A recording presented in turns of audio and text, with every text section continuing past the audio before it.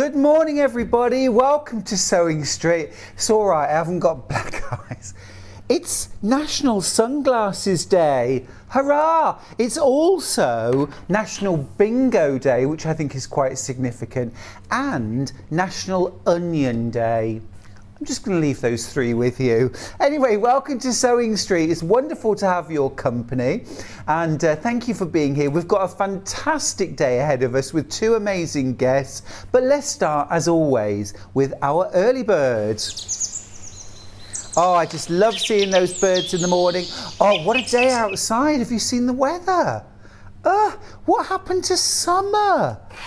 Dear, oh dear. Now then, our early bird today is a really useful bit of kit for bag makers, toy makers, doll makers, dressmakers in particular. Also really good for patchwork, for certain applications for patchwork. It's a pair of easy grip pliers, sewing pliers from Hemline. Now what you've got here, if you've never used these before, I tell you what, I saw these first being used by Anne Rowley, who won the first season of the Great British Sewing Bee, and we were doing the Christmas special and she was making a teddy bear, and she got a pair of, well, like surgical forceps out and started turning the bear inside out. They have little grips. All inside here is like little serrations. Can you see those? Like little grips. And so, if you need to turn something awkward, so for example, if you were doing something, Anne was making a gorgeous teddy bear out of mohair, specially brought in from Germany, and you just reach into whatever you're doing with your grips, with your pliers, and then you grip a bit of the fabric, and the grip is amazing, and then you can just pull everything through. It is such an easy job, and that's a tube, and I know we use all sorts of things for turning tubes, but when you think about little Tilda doll arms or legs that are super skinny and long, easy peasy, little ears, if you're making a teddy bear and just pulling the nose out into shape, things like that, so useful. If you're doing something like patchwork cushions and you want to pull the corners out really well, again, brilliant, because it's a round end, it's not pointed, so if you try and use a chopstick or a knitting needle, that's the thing, isn't it? You normally reach for a knitting needle, you end up pushing it through because you're pushing rather than pulling. You can actually grab the end and pull it out into shape, and the grip is absolutely amazing. Now it's our early bird, our normal price is $4.99, but we're going to take it down, $3.99. Brilliant, lovely, thank you for that. So $3.99. Now these are the pink, so at the moment details on screen are for the pink easy grip sewing pliers. Gorgeous. Now we've got a second early bird. Guess what? We've got them in blue. Beautiful. We've got them in blue, so these are a lovely cobalty blue, and just trying to get Facebook Live on as well at the moment. Oh, we're having problems. Okay. Oh, it was working and now it's not. But we've got the easy grip pliers in blue. And again, what they have here, like here, don't get them home and think, mine don't work, I can't get them open. There's actually like a little catch here. So can you see here? So when they push together, this is gripped. So for example, if you need to, once you've clamped something, okay, so if you've clamped it, and then you don't want to have to squeeze to grip them, all you've got to do is actually connect them up. And now that is connected, that is gripping, and I'm not having to squeeze anything. So brilliant if you've got any sort of manual dexterity issues where if you were having to constantly squeeze like that, that would be uncomfortable or very difficult for you. You wouldn't need to do that with these pliers. You can just, almost like scissors,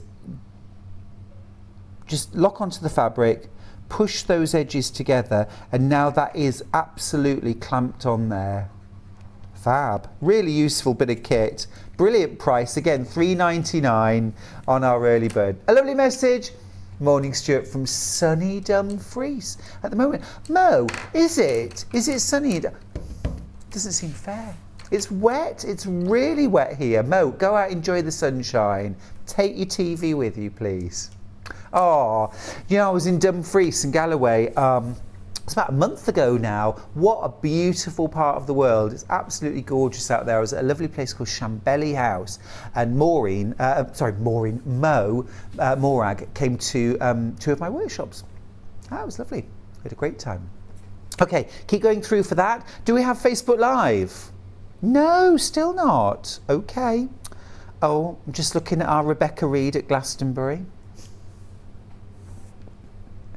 I should be seeing Rebecca tomorrow, actually. Rebecca's one of our guests. Anyway, that's our early bird today. So you just need to make the choice between the pink or the blue. 2 different codes, remember, but both great value, $3.99.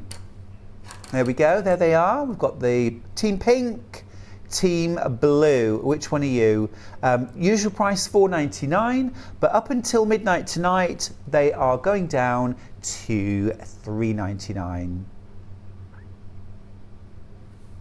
Ooh, gorgeous. And there's that little grip there. Sunny in central Bedfordshire. Oh, is it just us in Redditch that it's raining for? Come on, I feel I need a bit of solidarity. If it's raining where you are, get in touch. It's National Sunglasses Day, of course, and I would like to think that it would be gorgeous and sunny, but of course, Britain's not like that, is it? Anyway, I got a little bit of bronze out of a can last night. Don't know if you can see. I'm doing my little, trying to look natural. Oh, morning, lovely Stuart. Gorgeous and sunny in Suffolk. Jane, I'm really happy for you. Good. That's great. No, I am happy for you. Good morning, lovely Stuart. Sunny here in Essex too for now, although storms forecast for this afternoon. From Teresa. Well, I hope it stays beautiful and sunny. I really do, because I'm nice like that. I wouldn't dream of saying, well, I hope the storms move across the country. But they do tend to blow over, don't they? Fingers crossed, fingers crossed. I'd like it to warm up here a little bit for this afternoon. Yes, we shall see. It can rain this morning while we're here doing Sewing Street, because we like being inside doing our sewing. Anyway, listen, why don't we do the menu and we'll see what's coming up today. Now, first off, at 8 a.m, we've got fabulous fabrics. These are knockouts, Jason Yenter, brand new fabrics. I am so excited. You are going to love these. At 9 a.m, we've got Stack and Whack with Sarah Brangwyn. Absolutely gorgeous, beautiful quilt that she's made. Really fab, so much detail in that. Can't wait to show you that close up. Now then, at 10 a.m, quilting tools and rulers, and then at 11, Sarah is back with a Seminole cushion. Really cute, love that. Easy technique. Now then, at 12 o'clock, we head on over to Yarn Lane, and Sam Sabido is here with Adventures in Crafting, and it's the Walking on Sunshine tea. So hopefully by then, here in Redditch, we'll have some sunshine. Whatever, I will have my sunglasses on because it's National Sunglasses Day, National Bingo Day, and National Onion Day. So I'll probably, well, this evening, actually, I'm going out with our Pauline Wheeler from Hobby Maker, and we're going for a curry. So I'll probably end up having some onion barges just to celebrate National Onion Day, obviously. Okay, well listen, don't forget to get in touch with us at the studio. You can get in touch via our email. You can message us at studio@sewingstreet.com. That's how you can send in things like photographs, pictures. Send us the pic of your garden. Is it raining? Is it sunny? What are you working on right now? What's your current crafting obsession? What are you enjoying? How are your pets? How are the family? We always like to know how everyone's doing. And if you've got any questions at all for me, Sarah, or Sam, get them in. Or anybody else. Becky's here on the studio floor, our multi-skilled operator. Hey, and where's Becky? There she is. Hiya. And then we've got Charlie and Nikki in the studio. There they are. Hello. There's Charlie in front, Nikki at the back. Oh, they're the ones keeping me in check today, apparently. Right then, shall we get started with this fabulous fabric? Oh, let's look at the website. Go on then. Here is the website. So if you go on www.sewingstreet.com, you can then click on Watch Live. And once you do that, you'll see our early bird, those easy grip pink or blue sewing pliers.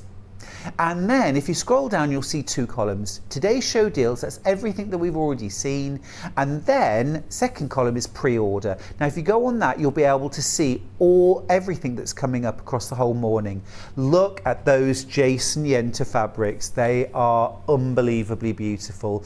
We're going to go through all of those. We've got there's an amazing border print in two fabrics, two colours. Amazing coordinates. We've got two beautiful quilt kits and a new book from Jason Yenter as well. Then moving down into Sarah's first hour, we've got stack and whack, instructions, kits. We've also got the necessary tools, rotary cutter, ruler, that kind of thing. Backing fabrics and waddings as well. And then moving on into our tools hour, we've got some great rulers and templates from Creative Grids and also Fiskars. Then moving down into Sarah's second hour, it's the Seminole cushion. We've got some lovely printed panels for that. And then Sam Sabido with her fabulous crochet. It is such a cute top, brilliant for the summer. I know you're going to love that. So that's how today is looking. All right then, we should get started. Come on. Come on. Oh, so excited to show you all of this loveliness. Right, so to start off with, we're going to go to book first or the kits? Well, let's start off with the kits.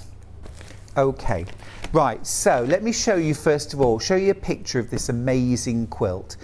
This is brand new from Jason Yenter. It's called the Halcyon Kaleidoscope Quilt. Now this is the version in cream. I mean, it is spectacular and it uses a kaleidoscope technique. Incredibly beautiful, and the most amazing border print, which is used throughout to create the blocks and the borders. Absolutely lovely. So that's one of the options. And then the other option that we've got is in the, wow, look at that, the dramatic black. Anyway, look, let's get started. I'm going to grab the cream kit first of all and show you what you get for this. Now then, the quilt itself, I'm just going to grab the instructions out because I want to go through everything with you. It is absolutely incredible. Now the quilt itself is 64 inches by 86.5. So a fantastic, this would be like a double bed topper. It's absolutely fab, isn't it? It uses a kaleidoscope quilt technique. Would you believe there are just 2 fabrics in this quilt?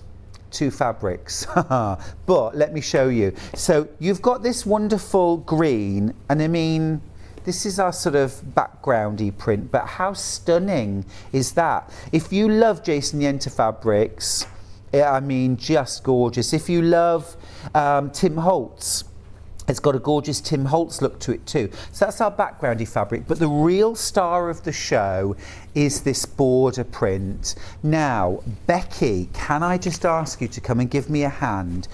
You get so much fabric. Nikki, can you just tell me how much fabric you're getting with this, please? If you can just grab one end of that. I just want to show you. This is just incredible. Can you see? So you get this incredible border fabric. You're getting 11 meters of fabric in total. There's Becky the other side, hiding. She's hiding. I could be cruel and pull it, couldn't I, and whip it out the way, but I wouldn't do that. You get this incredible border print, which is just the most gorgeous flowers, border, like, you know, stuff you would get in a beautiful English cottage border, really, with beautiful ferns in the background. The actual creamy background is almost like a lace design. It's so beautiful. I'm going to grab this back. Thanks, Becky. You get so much fabric. I just love it. So I'm going to pop it down there so you can get a really good view of the fabric. And the look of it is kind of got that batik-y look. It's a digital print, but it's all those kind of mottled and multi-tonal colours that you get in there. Beautiful, rich, purpley reds, violets, sparkling whites. I mean, the detail is incredible in this sort of dandelion clock down here. It's a little work of art in itself. Absolutely gorgeous. And then you get this wonderful border edge along it, which is going to bring so much sort of definition and shape to your quilt. It is rich, it is sumptuous, it's an absolute knockout. So you get, oh, hang on. Let me just fold this up. Now, in terms of level, I'm just going to pop that to one side. There's so much of it, it's incredible. Now let me just show you the actual instructions, because essentially what you're doing is creating a kaleidoscope which uses this template. So my top tip would be grab yourself some mylar or template plastic. You only need one sheet. We've got it on the website, and you'll make a template out of that, and then you're going to fussy cut from your border. It's really easy to do, and with a border print it's so obvious. You've got all of these strips and you're simply going to cut out strips. It's really using a stack and whack technique, to be honest, and you'll see Sarah demonstrate that later. You're going to cut out 8 strips of fabric, all identical, but it's so easy because the fabric's printed in those strips. Layer them up one on top of the other. And then once you've done that, you're then going to lay that template on top and cut around it, and just keep cutting around those templates all along the stacked border. Once you've done that, it's a simple matter of sewing them together, easy piecing, and then adding some little triangles at the corner to create your blocks. It's a very straightforward quilt to make, not absolute beginner level, but confident beginner and up, absolutely, absolutely. And look at the incredible effects that you get from this quilt kit. It launched last weekend, but I've never seen this. I think this is absolutely incredible. Absolutely incredible. Yeah, beautiful. So that's our option in cream. Now, we've got lots of these in baskets. I urge you to check them out because we've literally got, we've less than 20. We've got less than 20, and they are going to go today. Now remember, you've got split pays here, 3 split pays of £61.66. So literally £61.66 is all you need to pay. You'll get this home, and you can get straight on with making your quilt. Now let's go to the black version. This is my, well, I love them both, but I think this might be my favourite. How many have we got of this one? Okay, little bit more stock of this, thank goodness, because I think this is, oh, wow, wow. Look at that. So that's your border print. That is so dramatic, isn't it? The way the colours fly off the fabric against the background, but it's not a solid black background by any means. They're almost like mandalas in the background, swirling mandalas, and then you've got these incredibly vibrant pops of colour in the ferns and the flowers, and they're almost sort of silhouetted but in colour. And I love this sort of pearl grey mottled border edge as well. So that's your main print that you're going to create your kaleidoscopes from, and also the border. And then you've got your sort of cornerstones. So if I pull the pattern in for a second and just show you, so you've got these cornerstones in between your blocks. I mean, they're actually made up of triangles, but they look like cornerstones. And that is in this amazing, look at that sort of prismatic effect. Absolutely glowing and beautiful. It's an incredible kit, incredible design, great fun to make. And the most beautiful quilt. Lots of you with this in your baskets. Remember to check out. Now I'm going to move on because we've got so many beautiful fabrics to go through by the ½ metre. I know you're going to love these. Now we're going to start off with those border prints. You can get them by the ½ metre. Now I'm just going to check on stock. The cream one, IM UQ21. What have we got of stock? Okay, cool, we're all right for that. So I'm just going to open this out and show you. So what you've got across the width of the fabric is you've got 4 repeats of the border print, okay? And it's done so that, you know, even with your 1/4 inch seam allowance, when you're cutting these strips out, if you use them for borders, you're not sort of damaging the next strip. So you have properly got 4 widths. Now, if you were buying this, thinking this would make the most incredible border for a quilt, you would need to make sure that you had got the longest side in terms of length. So if you're making, say, a 90 by 108 quilt top and you want to use this as a border, you'll need that 108th so you can do your side borders. So I would say go 3.5 meters, so 7 units. If you're thinking, I absolutely love it, but I haven't got a plan for it at the moment, this is the kind of thing, like, even if you don't get any of the other Jason Yenter fabrics, you could mix this with your Tim Holtz, you could mix it with batiks, you could mix this with solids, semi-solids, tone-on-tones, hand dyes. This would be the most incredible border print to have in your stash as an inspiration for something later on. But of course it works incredibly with the Halcyon range, which I'm going to show you. Absolutely wonderful. You could really use that for so many different applications, different rooms. Just love it. So that's in the cream. We've also got it in the black. This is definitely my favourite. Oh, look. Ah, dressmaking as well. I could imagine using, you know, this border print or something like this, piecing that into the bottom maybe of a skirt, like a tiered skirt, something like that. Or using it in cushions. You could create individual blocks. So if you cut out a block, centre, yeah, monochrome with a pop of colour, that's what it's all about. Beautiful. So again, 4 repeats of the pattern.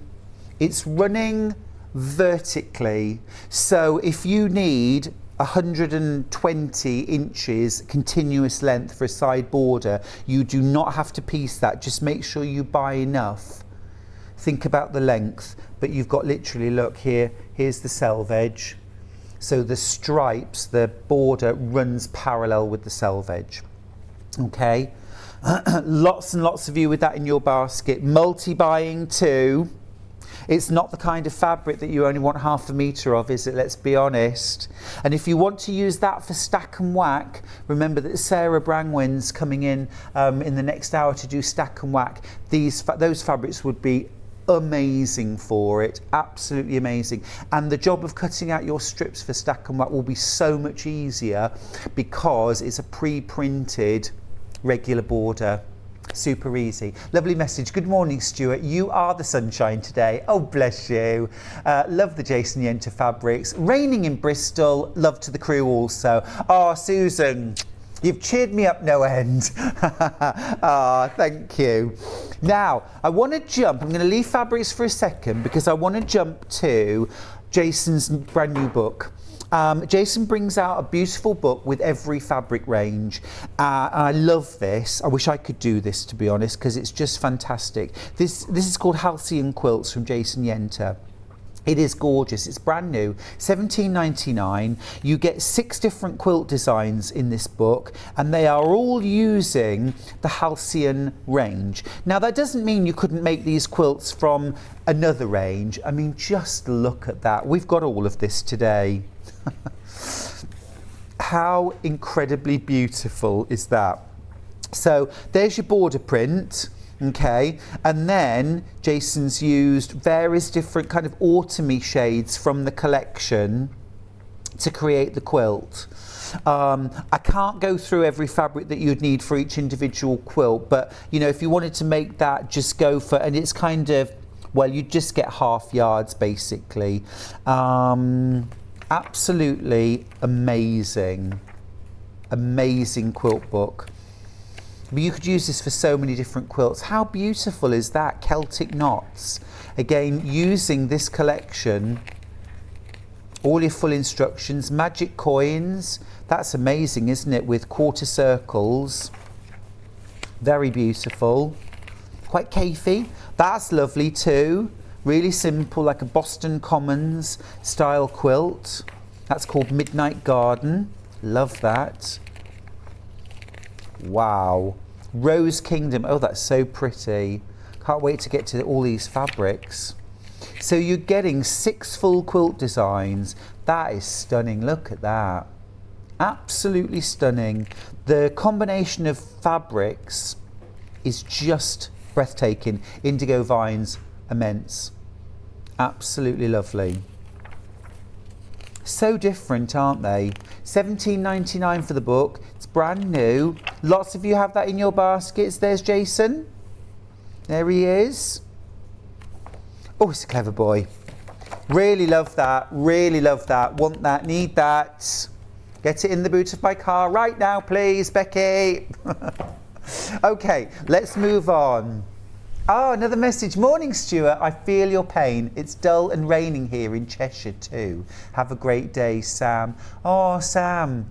We can be the sunshine. We can be the sunshine. Gosh, with these fabrics from Jason Yenter, we don't need the sunshine outside. If you can't get out in your garden, enjoy this garden. It's amazing. Now, next up, I'm going to leave the Halcyon main collection for a second. And this is also Jason Yenter.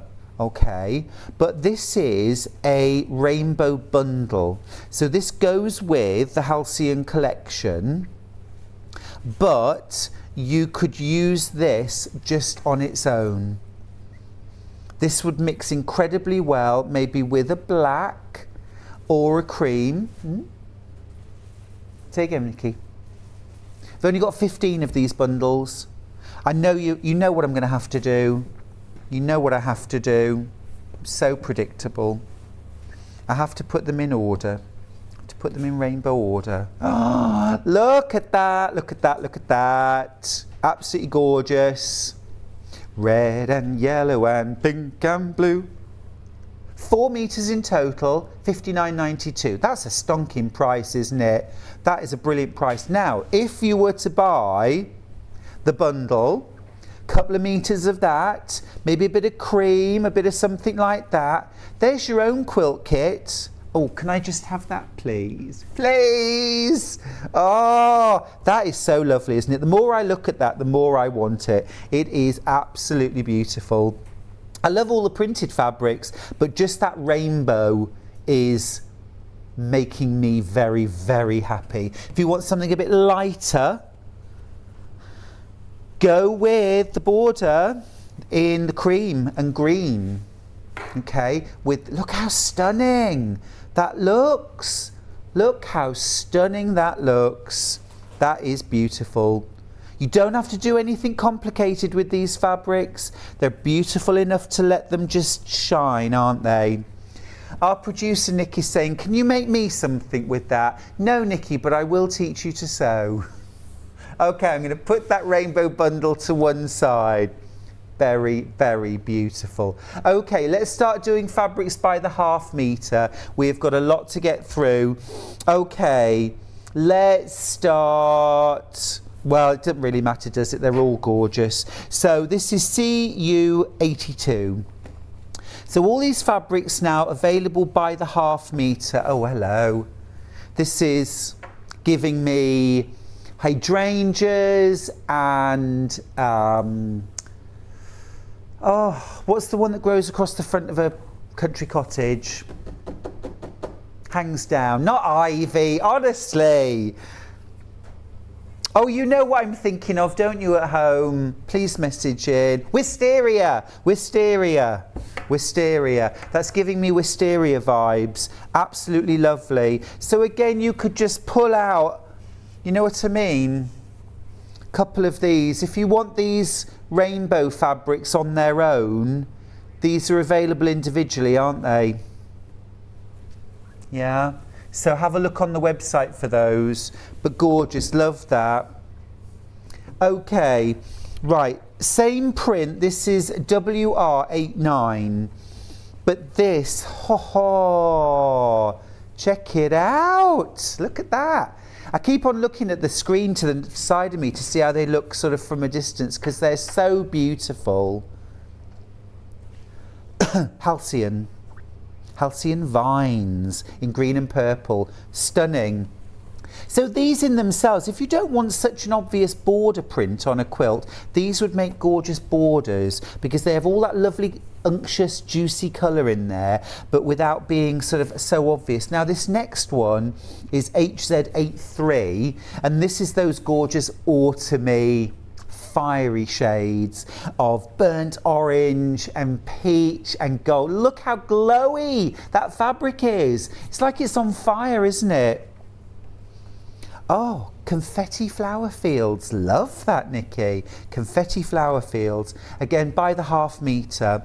These are the kind of fabrics that you need a metre of, I'm thinking. These are too lovely. Now then, TU70.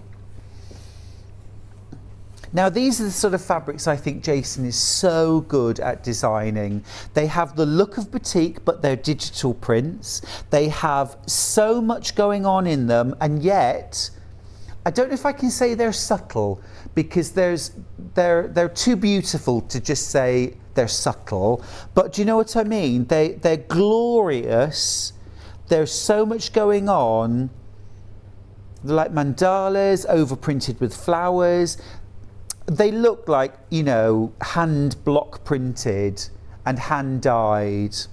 Oh, lovely. Stuart, you're looking fresh, sunny and slim. From Maureen, thank you. Oh, thank you. And thank you everyone for your encouragement. You know, losing weight it's not easy, it's not fun saying no to lovely cake and all that, but I really appreciate all your help and support, and I do feel so much better for it. I feel like I've actually, what I've lost is 10 years. That's what I feel like I've lost. So thank you.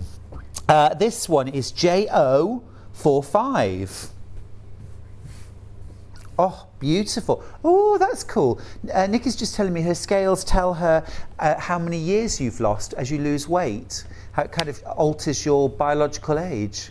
God, I wish that was true. That could really motivate me. Now, I'm just showing you this one for a second. I'm going to linger because this one is one of the quite significant fabrics in, find the pattern, Rose Kingdom. So you remember this one here? Well, this is the border print, and if I just flick forward to the block, hello, lovely. See, now that's a fabric that I could have walked past in a quilt shop, but now I want all of it. It's kind of vintage tea dress. Can you imagine a tea dress made in this? 2.5, 3 meters of that for a tea dress would be glorious. Absolute. If you've got a summer wedding, oh, beautiful. Right, this next one, same design, DF64. Another message. Morning, Stuart and team. How do you choose with Jason Yentis Fabrics? He's my favourite designer. Help. Well, I don't know if I can help you there, Lynn. I don't know if I can help you there, because I'm in the same boat. I'm just looking at all of these thinking, I just want them all. Is that too much to ask? Is it too much to ask? I don't ask for a lot in life. I just want all of these. I suppose what you could do is you could pick your favourite colour. So if you love your blues, go for a ½ metre of each of the blues. There's about 4 or 5. That's a nice little bundle. You could mix that with some lovely cream or tan, or, you know, and create something really beautiful. If you love your autumny shades, you could mix those perhaps. Or go for like your rainbow bundle, where you've got, you know, I mean, not even semi-solids. There's so much going on. Look at that bit of loveliness. That's just one of them, you know. Or get yourself a ½ metre of the of a border print and pop it in your stash, and then mix it with something else. This is DF64, and that is absolutely glorious, and again fabulous for quilt making. Borders, blocks, cushions, quilted cushions, but also incredible for dressmaking. Little message too. Morning, Stuart. Raining in Leicester, but you always brighten my day. Oh, bless you, Jeanette. Thank you. You know, in the summer when the weather is really beautiful and I want to do some sewing, I often feel guilty. But if it's raining, I feel like, well, it's fine then. I can just knit and sew and do what I like. So there are benefits. LH96, yeah. Wow, this is cool. Now, I always say, with when I'm putting together fabrics for a quilt, I want large scale, medium scale, small scale, something with a dot element and something with a line element or a stripe. This would be my something with a line element. This is a different kind of stripe. Do you see it? You can see that vertical. Now, if you were to cut something like sashing strips out of this that were then going around a block, okay, so let me just, and then suddenly that stripe element pops. Or if you were using this for a binding, how cool would that look? Brilliant. Also, I haven't even mentioned bag making, but all of these fabrics are just perfect for that. I think, for some reason, I think this would mix really well with cork for a really lovely summer bag. Handbag, beach bag. I'd have cork along the bottom and a band across the top. Yeah. Is our Becky going on holiday? Where are you going? Where? Marbella. Oh, hello. I wondered why you were talking about bikini shopping this morning. Hey, does Marbella know you're going? Somebody call Marbella. We love our Becky. She's absolutely gorgeous. Right, next one. LX90. Now then, my lovely friend Val. She's a purple girl. She's a purple girl. Val would be going absolutely wild for this. Isn't that beautiful? And again, it's what we love about batiks, but in beautiful, soft, high thread count, beautiful quilters cotton, digital print, so there's so much detail. Sharon's message to say, morning Stuart, it's a glorious sunny day in Surrey, but you and the beautiful fabrics are even brighter. Ah, thank you, darling, thank you. Ah, do you know, I love a bit of sunshine. I love getting outside in the garden, a bit of outdoor crafting, eating outdoors. That'll come as no surprise to anybody, but I love it. Breakfast in the garden, lunch in the garden. All right, autumn girls and boys out there, KY36, this one's for you. Look at that. Now, you know when you go for a walk in the woods in the autumn and you see that big pile of leaves, or if you've, you know, raked up all the leaves in the garden, you think, oh, I just want to dive into it. Yeah? That's what that fabric is, isn't it? That's it turned into fabric. Again, it's got that glow. It's got that sunlight in there, hasn't it? That just brings the whole thing to life. Are you loving the Jason Yenter? It will mix with so many different other kinds of fabric. Now then, 2 more prints in that range. This one's GU84. Just when I think I've seen my favourite, I find another one. Now I'm thinking, Becky, a sarong, yeah? A little kimono, short kimono top for just popping on poolside. Are you with me? Nice. Nice with a little bit of tan. Lovely. Yeah. Little shorts and top. That would be cute. Yeah, like a little shorty jumpsuit. Elasticated waist. Shorts, yeah, little tie around there. Oh, lovely. Gorgeous. That is pretty, isn't it? Beautiful colours. A shirt would be really nice in that as well. Don't you think? Director Charlie wants a shirt in that. Director Charlie knows how to sew. Hey. You know what it's like here. Stretch or starve. You have to make your own. Right, this next one is JE67. This is fresh.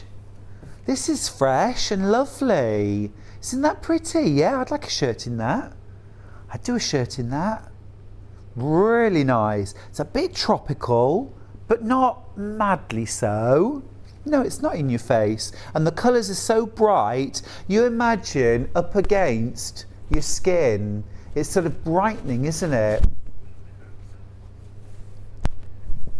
Don't get it on the fabric.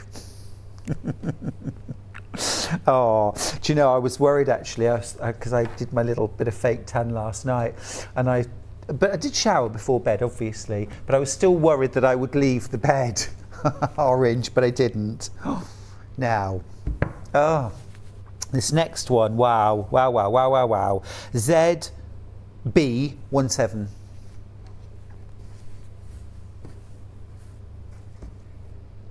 All I can say is, you're welcome. You're welcome. How glorious is that? To me, it almost looks like velvet. It almost looks like printed velvet. It is so rich. There is so much multi-tonal colour in there. Don't forget, if you want a bit of inspiration for how you might use these fabrics, there is a fabulous book that we're launching today, also from Jason Yenter, called Halcyon Quilts. How are we doing stock-wise with the book, please? This is Jason's new book, Halcyon Quilts. It's been designed to use this range of fabrics, but of course if you've got batiks, solids, Kaif, Anna Maria Horner, well, there are so many different prints actually that you could use. This quilt would look amazing done in French General. Reds and creams, real traditional fabric. It doesn't need to have this border print. You could put something different around the outside. You've got 6 different beautiful designs. I mean, something like Celtic knots. I'm thinking something like Lady's Legacy from Moda would look amazing done in that. All sorts that you could do. Don't feel restricted by the Halcyon range. Oh, as if. Beautiful. Magic coins. Now that instantly says to me, gosh, I could get the K facet fabrics out and make that as an alternative. Loads of different ideas. Now I've got more fabrics to go through, so we'll leave that for now. Okay, VX87. Now this is a really special fabric. There's a couple of these fabrics because essentially it's purples and blues, but if you look really carefully, there's this little bit of, oops, sorry, wrong way, like gold. It's not metallic gold, but it's done so cleverly that it looks, you know, like on Gustav Klimt paintings. This is what it reminds me of, those little touches of fire in his paintings, and you've got that on this fabric. It's absolutely gorgeous. Another message from Jojo. Morning, Stuart, from an overcast Isle of Man. We had a wintry day yesterday. What is that all about, eh? Love, love, love these fabrics. I want to dress in each of them. Jojo, I think that is an absolutely fabulous idea. 2.5 meters of everything for Jojo. BZ89. Thank you for that lovely message, Jojo. You know, I looked out the window this morning before we came on air and I said, what happened to summer? What happened to summer? Now that is glowy, isn't it? Yeah, we've had 2 days of summer. That's your lot. Autumn, here we come. Amazing. Amazing. Rain till the weekend, and then the weekend's going to be gorgeous, right? Okay. Okay. Taking my mum out. So it better be lovely. Oh, my mum's been recovering from a broken leg, so my mum won't care if we go to the tip or a cafe or anything. I know, we just want to spend some time together and get out of the house. Now then, check this out. YE81. All right, I found my favourite. Yeah. Look at that. Look at that. Mermaid scales. Yeah, they are like mermaid scales. Spirograph. I'm getting mermaid scales, I'm getting spirograph, I'm getting mandalas. Let me just hold it up against, look at that. That's a fat quarter. You're getting 1/2 meter or more, depending on what you... But that is glorious. Again, amazing for a border print. If you wanted to do something like, what about Irish chain? I mean, you don't get much more traditional than a single or double Irish chain, but imagine that that was your alternate blocks, and that your squares running through the middle, your chain, was light, bright fabrics in the chain against that dark, glowy background. That is amazing. I'm going to open that out again because it is just stunning. You know, I shouldn't say this really, but this is the moment where I think, I wish I wasn't on air right now. I wish I was near a phone so that I could order this. You're going to grab me a phone, Nikki?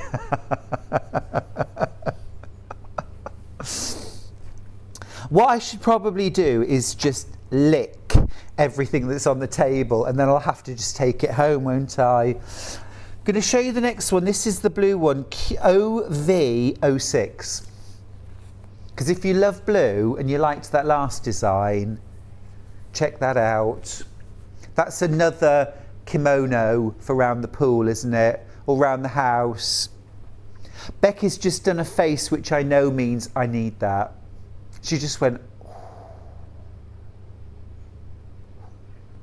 Or was it just that you'd rather be in a kimono on a poolside? Was it that? Yeah, it was that.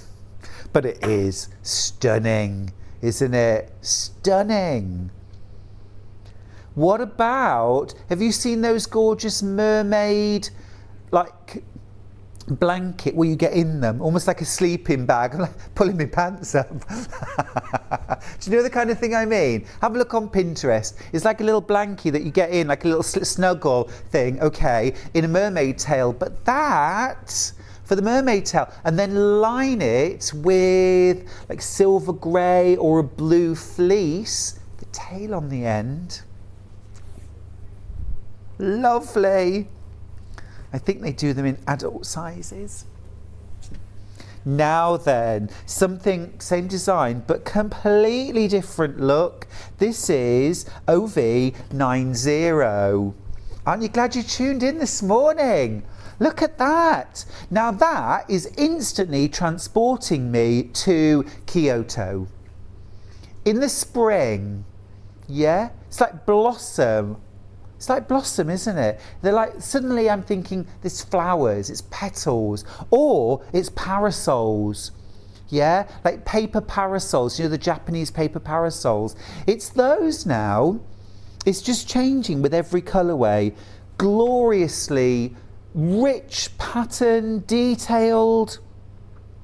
So, I mean, the detail is incredible. Just check this out here. The detail on this print, how tiny it goes, but how crisp and sharp every single speck of that fabric is. Yummy. Yummy, yummy, yummy. What have we got? About 10 minutes. Jason, Jason, Jason, why are you doing this to me? OW54. Oh my goodness. Oh my goodness. Now, Nikki, this is Nikki's favourite, our producer. Is it wrong that I want everything? You know what? If it's wrong, I don't want to be right. Oh, wow. Beautiful for bag making. Can you imagine your supermarket tote bag, simple tote bag, made in that? Stunning, easy, beautiful. Right, prismatic, bottom of the swimming pool, QE20.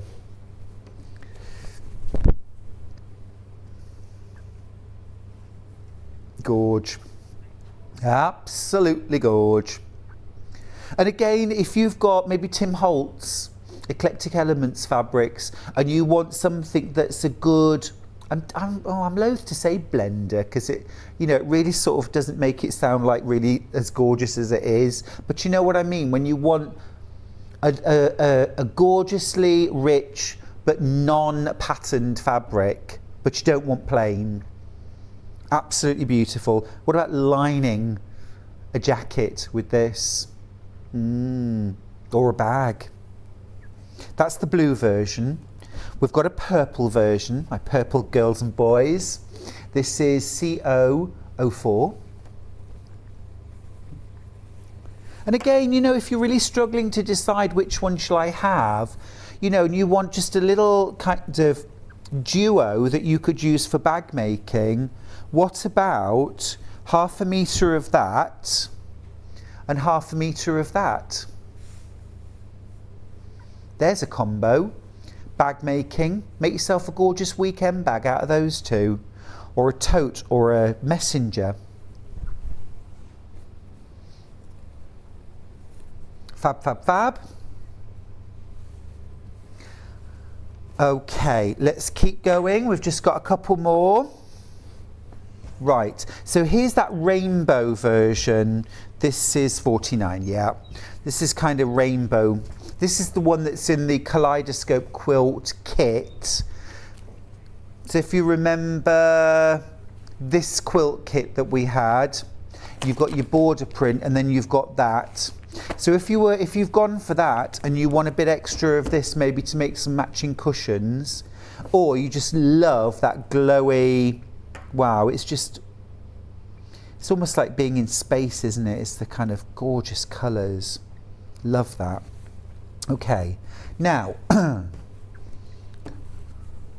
subtle, this next one, LA06. So this is that sort of mandala, paper parasols. This is lovely. That is lovely. Can you see that? Beautiful. So if you're using these fabrics and yeah, you love the colour, but you want something just to create a bit of real high contrast, this is perfect. Absolutely perfect. It's neutral, but it's anything but a background, is it? You know, there's so much there.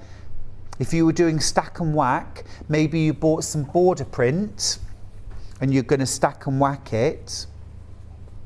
Yeah, this would be absolutely perfect to use as your background fabric. Really make your stack and whack pop. Great foil for that. Lush. We've also got a couple of other neutrals that go with. So another cream one. This is ER08. So this is just that really subtle, like a sort of leaf print. But again, it's got that mottled, almost sort of distressed background. It's not distressing me. There's almost a hint of very, very soft pink in there as well. So it's really soft and gentle.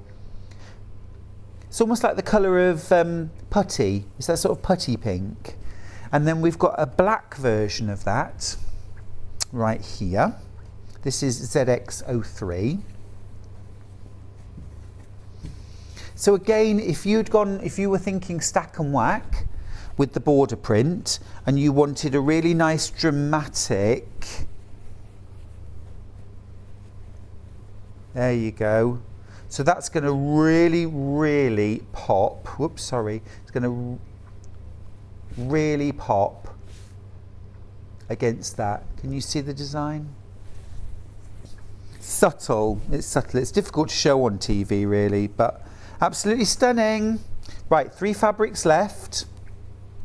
Oh, lovely. Right, and here they are.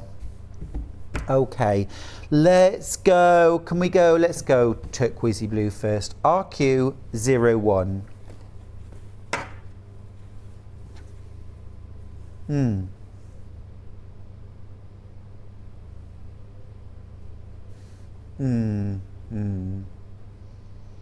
Fab.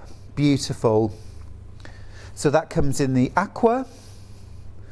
Again, if you want a little flange border, little piping, binding, perfect for that. JD64, these are the purples, but also mixed with a sort of healthy bit of red and orange in there as well, really to make it glow. Delish. And then we'll come back to the rainbow bundle, shall we, at the end. EV35. This again is sort of purples and pinks. Whew, that is lovely. Lovely, lovely. All of these £7.99 per half metre. Now, let me just grab down the rainbow bundle again. If you've gone for any of those fabrics and you want some coordinates, all of these rainbow colours are available by the half metre. But we've less than 10 of the bundle. So if you want the whole bundle, I would grab those nice and quick. Oh, sorry guys, I'm just gonna grab the quilt kit. Oh, you've got the other one over there. Sorry. It's all right, don't worry about it. There we go, right. Yeah, absolutely beautiful. The kaleidoscope purple looks so gorgeous. I could just frame it and hang it on the wall. Are the colours really as stunning as they look, Susan?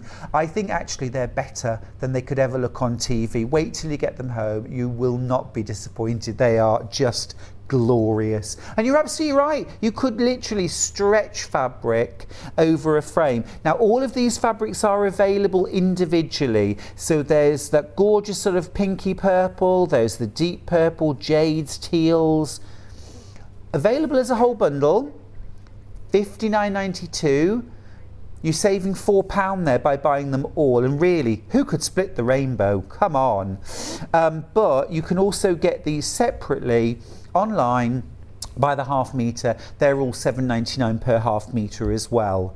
Oh, but I've got to just finish and grab in the kaleidoscope quilt just to finish off with. If you've just joined us, where have you been? We've been looking at the Halcyon collection by Jason Yenter. It's brand new. It's just stunning. You can make the kaleidoscope quilt using one border print for the border and all of the blocks, and then one coordinate. It's hard to believe that you can make such an incredible quilt out of 2 fabrics, but there it is. There's the other fabric. You get 11 meters of fabric in total, plus the full quilt pattern as well. It's absolutely amazing. Just trying to get you the graphics up.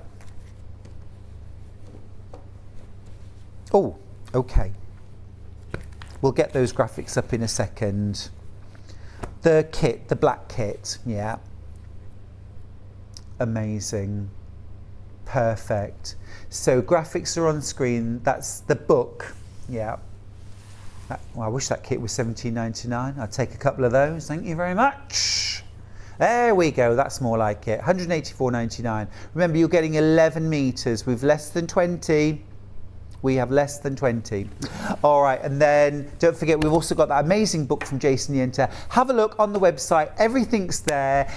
Wow, my head is spinning with all this beautiful colour. We're going to take a little break. When we get back, we'll meet Sarah Brangwyn and wonderful Stack and Wax. So I'll see you in a couple of minutes.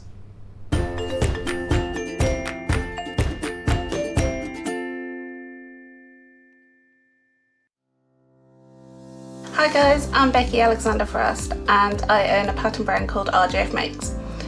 RJF Makes is my initials, which is Rebecca Jane Alexander Frost, and most of you might know me as Baffer in the studio when John and Vic say our Baffer when I message in. Favourite thing to make? I think people know me by now. I like to make bags, as you can see I've got a few bags behind me. Most of my patterns are bags, however there is a few craft style patterns available as well. Claim to fame, I used to previously be on another sewing channel with John and Vix and the team. Basically I used to work alongside some famous pattern designers testing for them. What got me into sewing was my mom. When I was 5, I was standing next to her while she was sewing some bridesmaids dresses for me and my sister, and basically I asked if I could learn to sew. She said I was a bit immature, still immature by the way. She said I'm a bit young to learn, her words, and basically she said maybe when you're a bit older. So when I turned 8, I basically learned to hand sew, and by the age of 11 I had my first sewing machine. I'm now in my late 30s but still act that 8-year-old. My favourite tools or top tips. So I have 2 best friends. One's called the Bulky Sea Maid, which is this, and one is called Quilt Estate. This will help anybody, the Bulky Sea Maid will help anybody if you're got something bulky going underneath your presser foot. This will stop any stitches from jumping and basically missing a stitch. Now this is my best friend when I come to put in zips, and you'll see me use this a lot, I mean a lot. Thank you ever so much, and I'll see you all soon. Bye.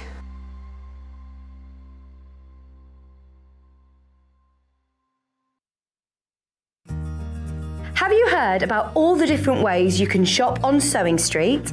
You can shop on our website sewingstreet.com, and you can also order by phone by calling our friendly UK customer service team.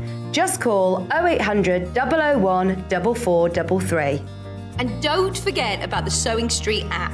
Here you can shop all of the Sewing Street products as well as watch the live shows from anywhere. You can download the app onto your smartphone or your tablet by simply searching Sewing Street in your app store. And one final thing, no matter how many times you check out on Sewing Street in one day, you will only pay 1 postage and packaging. Happy shopping!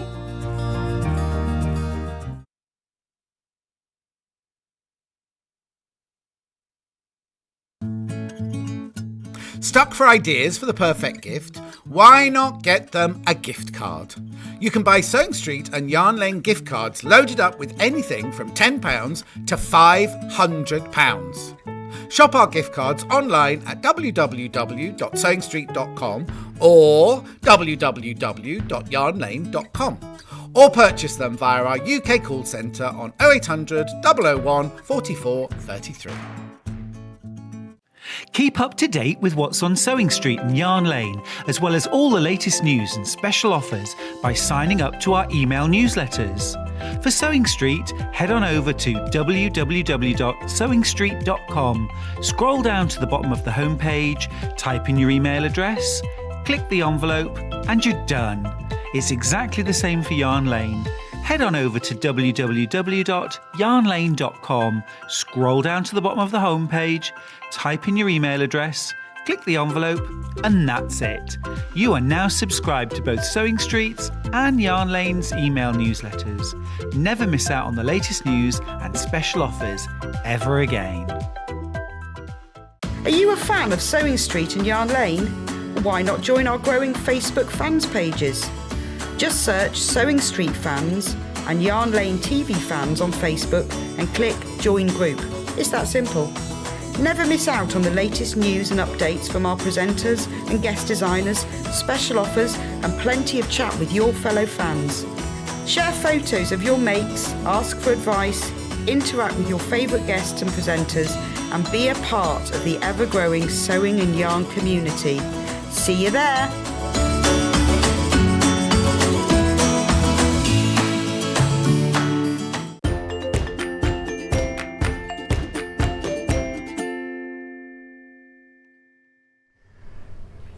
You know, I don't know if it's just me being sentimental, but I'm just... Stop it! I wouldn't break my heart, I couldn't if I tried. Yes, I know, Elton John. I don't know if I'm just being sentimental, but I just seem to be seeing everything through rose-coloured spectacles right now. It's National Sunglasses Day, all right. If anybody needs me for the musical, I am available. Just saying. All right, good. It's also National Onion Day, but nobody's brought me anything made of onions, so what can you do, eh? Now, welcome back. Welcome to Sewing Street. If you've just joined us, welcome. It's great to have your company. I hope wherever you are in the country, you've got rain. No, I don't hope you've got rain. I hope you've got beautiful people around you, beautiful surroundings. Stay with me for the morning. It was great to have your company. Now, in this hour, we've got the fabulous Sarah Brangwyn. Hey, there you are. Morning. Hey, Sarah, how you doing? Very well, thank you. What is this rain, though? Oh, I don't know. We've had 2 days of summer. It's now officially winter, isn't it? It's not good. Not good. It'll come back. But we're doing one of my favourite quilting techniques this morning, which is stack and whack. Love it. Stack and whack. And we have got some fantastic bundles with instructions and fabric. Perfect for stack and whack. If you've never done stack and whack before, it's basically layering up identical cuts of fabric to create stacks and then cut through them to create block sets, 6 or 8 pieces of fabric that then you sew together to create an amazing kaleidoscope effect. It's a brilliant technique, and we have got fabrics and patterns to create your very own stack and whack. And Sarah is going to be giving us a full demo of how to do stack and whack. So stay tuned and enjoy. Now let's start off by going through the different bundles that we've got. Now, where should we start? Let's start with the one that Sarah has made her finished quilt with. This is called the Moda range. This is called I want to say, is it Ladies by the Bay? The range. Anyway, it's a gorgeous new Moda range of fabric, and it's a beautiful paisley, absolutely stunning, loads of swirly movement,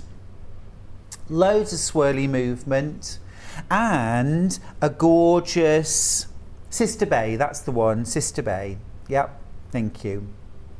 There it is, and the cream. Now there are 4 of these bundles left, and more than that in baskets. So that one's already been very popular on pre-order. Gorgeous, very, very soft, subtle, beautiful effect in the stack and whack. You're getting your fabric.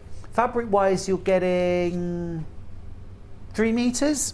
So you get 2.5 meters of that, 1/2 meter of that, and then you're also getting your full instructions for how to do stack and whack, all fully explained. All right, so that's our first set, $53.99. Brilliant price. Really good price. When I've done stack and whack in the past, I'll be honest with you, I've always ended up spending a fortune buying the fabric because you need lots of it. We've got some great deals. Now this next one, this is beautiful. Now this one is boho blue, yeah? So this one, look at this. This is only 8 of these left. Wow, look at that. That is stunning. Now the whole point of Stack and Whack is you need lots going on, lots of design, and also very little in the way of background. Yeah. If you've got big open background spaces, then you can end up with some blocks that don't really have much going on in them. None of the designs that we've picked are gonna be a problem. They're all gonna work really well. That is gorgeous. Sense of scale, there's my hand, okay? Beautiful. So that's your main print. And then you've got your coordinate that's going to create the background. And that's really cool too. Check that out. You know me, anything with words on, I'm there. Sweet smiles are forever. Ours for the taking. The more we explore, the more gifts we find. Precious, beautiful life. May something. May morning shower, pure love on you. May, oh, I see. May the morning shower, pure love, may morning shower love on you. Pure love on you. Okay. Got there in the end. I got there in the end. Oh dear, that was mangled, wasn't it? Painful. So what can you do, eh? I was reading upside down on a screen. So you get your 3 meters of fabric and your pattern included. Good, moving on. Now this one might be my favourite, actually. This is kind of a monochrome. Yeah, that's the one. Moda Paisley Rose. Oh, that is nice. Yeah. Look at that. Now this, you've got a blue version, haven't you? I have. Which is a similar kind of fabric. The effect is amazing. So often Stack and Whack is done with very jazzy, very colourful fabrics, but this would look amazing. Beautiful. Again, brilliant value, $53.99. Steady on. And then you've also got your lovely background fabric, which again, it's not plain. It's got a gorgeous little print, like a little shirting. Yeah. Isn't that pretty? Love that kit. I'd have that. I'd do that. Want that. Stack that, whack that. You get your instructions as well, of course, with all of these. Now then, next up, a little bit of Lewis and Irene. This has got unicorns on it. So here's our fabric. Now this is from a range called Enchanted. Encanto. Look at that. Gorgeous. That's going to look amazing as Stack and Whack, isn't it? Yeah, it is. Really look. And look, you've got that bit of gold metallic print in there as well. $49.99. Bargain. Gorgeous, like that. And then your background fabric, look, that's got feathers. Pretty. Gorgeous colours. Pretty. Now, if you're thinking, I've never done Stack and Whack, I wouldn't know where to start, don't worry. Sarah Brangwyn is here. You're going to show us how to do it, aren't you? I'm going to show you all you need to know. All you need to know, everything. Right, we've got 3 more bundles. I'm going to get through these as quickly as I can. This next one is Beautiful Roses. This is Moda Paisley Rose. We did the wrong graphics, didn't we, earlier on?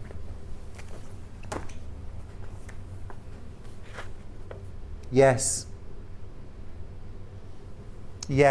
Okay. Sorry, listen, if you ordered the previous one, you might need to call the call centre. Apologies for that from the gallery. So this is your Paisley Rose. Stunning. Absolutely stunning. I want that as a tattoo. I don't really, I'm joking. That is really gorgeous though. Amazing. And then your background fabric. Look at that. Very 50s. Isn't it? Yeah. Very 50s, mid-century mod. Love that. I am loving this morning Stack and Whack with a flanged border. It's like another language to me. Fab to see Sarah back too. She is lovely. From Collector in Merseyside. Thank you, Kate. Oh, it is though, isn't it? It is. Funnily enough, We were talking this morning about jargon, and you know, if you're in, you know what these things mean, and if you're not, stick around. We'll keep you right, don't worry. Now then, I'm just going to go back to this one because we gave you the wrong graphics earlier on.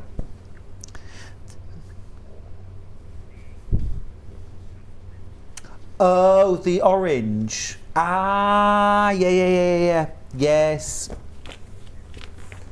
Let me just grab that one. We think this is the one that we gave you the wrong details for. Let me just have a quick look. Yes, strawberries and rhubarb, you're right. So this one is, we're going to give you the right graphics now. It's called strawberries and rhubarb. There are no rhubarb. There are no rhubarb. There is no rhubarb. There are no strawberries. Did you know that rhubarb's a vegetable, Sarah? No, I didn't. Get you? I only found out the other day. It's blown my tiny mind. Vegetable crumble with custard. Yeah. I mean, who'd go for that really in the real world? I've made a beautiful, beautiful vegetable crumble. Actually, I do like a vegetable crumble. Do you? I do. We're all back on track now. Yeah. Now this next one is La Vie Bohème. La Vie Bohème. This is French General. Do love French General. Yeah, that's going to make good stack of work. Gorgeous, isn't it? Gorgeous, gorgeous, gorgeous. That's your main fabric. And then there's your background. Love the pearl and the blue. Beautiful fabric. That's from Moda. I'm loving this morning. We've done that one. Try this instead. Morning stew. Just getting over a very bad cold. Oh, Alison. Hugs.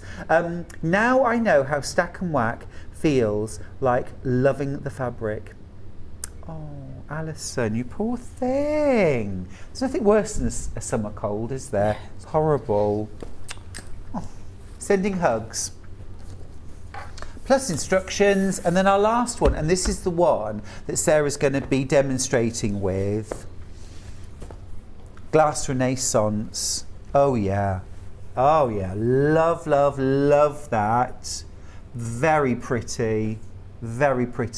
Floor Jacobean, bit crewel work. Yeah. Isn't it? Bit paisley, stunning fabric. And then I love the coordinate that goes with it. Look, it's a little pin dot. Stunning. All right, they're all my favourites. Okay, that's quite enough of me. Now, remember, you're getting instructions plus your fabric in your kit, but you can also get the instructions on their own. If you want instructions on their own, details are on screen. $9.99. There it is. Made and making. Learn it, make it, love it.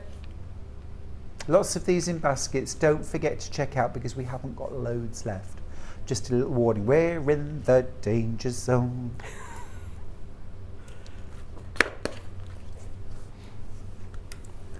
Living in the danger zone.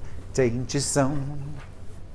Right, Sarah, where are your sunglasses? Oh, no one sent me the memo. Oh no, were you expecting a memo? I was. I thought there'd be we a don't memo. really do those here, sorry. Anyway, it's lovely to have you here. Thank you. The last time you and I chatted, you were here doing a screen test, weren't Yeah, you? it was the Search for a Star Search day. for a sewing star. And we found many stars. You did. A galaxy. Galaxy. Yeah. It's wonderful to have you here. Thank you very much. It's nice to You've be back. done some shows before, though, haven't you? Just that one. So not your so this is your first. First proper. Oh, I say. Well, drum rolls, please. Well, welcome on National Onion Day. Thank you. It's great to have you here. No tears, though. So Stack and Whack. Tell me more. Well, I love it because you get this beautiful kaleidoscope effect, and it doesn't matter how many times you make it from the same fabric because you can cut it ever so slightly differently and you'll end up with a whole different set of kaleidoscopes. So it's a really fun one. It's really playful. those fabric ranges are just delightful. You can have so much fun with it. Really, the big prints get broken down, so you can get really jazzy, and then you can still create really what I call sort of sophisticated look with it as well when you get a gentler pattern on it. So it uses those fabrics we're often drawn to, the large scale prints, like those gorgeous Jason Yenter print, but that we might look and think, oh, I love it, but I don't know what I do with it. Exactly. And now we've got a gorgeous pattern, haven't we? Exactly that. So where do we start? Right, so when you get your fabric, you're going to need to work out the pattern repeat on your fabric. That's the very first thing you have to do. But just looking at this fabric here, I just wanted to share a top tip with people. Because when you buy your fabric, it's going to have the selvage on the edge of the fabric just up here. And I don't know if you know, but this is basically a colour chart for your fabric. So if you've ever got to go out and match something to your fabric, if you can just snip off that little bit of the selvage and pop that in your purse, brilliant. You've got all the colours in your. There's our palette. Yeah, exactly. So a lot of people don't realise that, but I just thought I'd share that. Awesome. Yes. So very first thing you're going to do when you get your fabric is just check that you have got a nice straight edge on your fabric, because we want a nice straight edge so that we can start to measure our pattern repeat. So I've already squared this one off for us, and I'm now going to really critically look at the edge of the fabric that I've got, because it doesn't matter with stack and whack where you start on the pattern. All you want to do is make sure you get a full pattern repeat. Yeah, it's not fussy cutting as such, is it? No, it's not fussy cutting at all. It's sort of serendipity. Yes, exactly. So if I look down this side down here, there's a couple of things that I can use as references straight away. So there's this flower and stem area here, and then there's also this part leaf here with just a little bit of extra pink leaf showing just there. I'm going to use this one because it's the strongest, the boldest, and I'm just going to keep going with my finger all the way across the pattern until I see it again. So it's here, just there. So I'm just going to pop a pin in there, and you're just going to look to see where exactly on the leaf it is. So I can just see the stem on the left, so I'm just going to pop a pin there because that's just where the stem is. And then I'm going to look further down for another pattern marker, and actually if I come down here, I've got a pattern marker here, repeat marker. So I've got this stem here with, it's got some yellow dots on it, mustard yellow dots on it. So again, just carry my finger across, and there I can find the stem. If I look for that pink flower, I'm there, and then I've got 1, 2, 3, 4. I'm on the 5th dot. So 1, 2, 3, 4, 5th dot. And then I can just pop a pin. So you're just looking for a few reference points then on your fabric? Yeah, exactly that. And this is the most important thing to do before you do any cutting, because it's going to tell you what the pattern repeat on your fabric is. And from that, you can then work out how you're going to best use your fabric. So in the blocks that we're making, we're going to be looking to cut 6-inch triangles, okay, to make our hexagon. So we would want something that is divisible or is bigger than 6. So if you had a 3-inch pattern, for example, you would just cut 2 repeats for every strip. Got you. Okay, but if you had a 6-inch pattern repeat, you'd only need 1 strip for each repeat. And then on this, it looks like I've got a bigger repeat. So I'm just going to get my ruler. And I have got, if I take it that end, you can see it a little bit easier. I've got just under a 12-inch repeat. So what that means is I'm going to still cut the 6 repeats that I need, but I'm going to have some spare here. So that's my 6 inches, and then I've got some spare here, approximately another 6 inches. So that will be the border strips for the quilt on this fabric. Ah, okay. So we don't need to worry that's not leftover fabric or waste fabric. There's no waste. If you had 6-inch repeats, you would just cut your 6-inch repeats, and then you'd have loads of fabric left over to cut your border from. Oh, perfect. But with this size repeat, you're going to cut your repeats, and then you're going to have your border strips cut at the same time. Oh, that's really clever. Yeah. That's really clever. So you just have to play around with it. If I had only an 11-inch repeat, then I'd just squeeze my border down a little bit. You can be really flexible. Fair enough.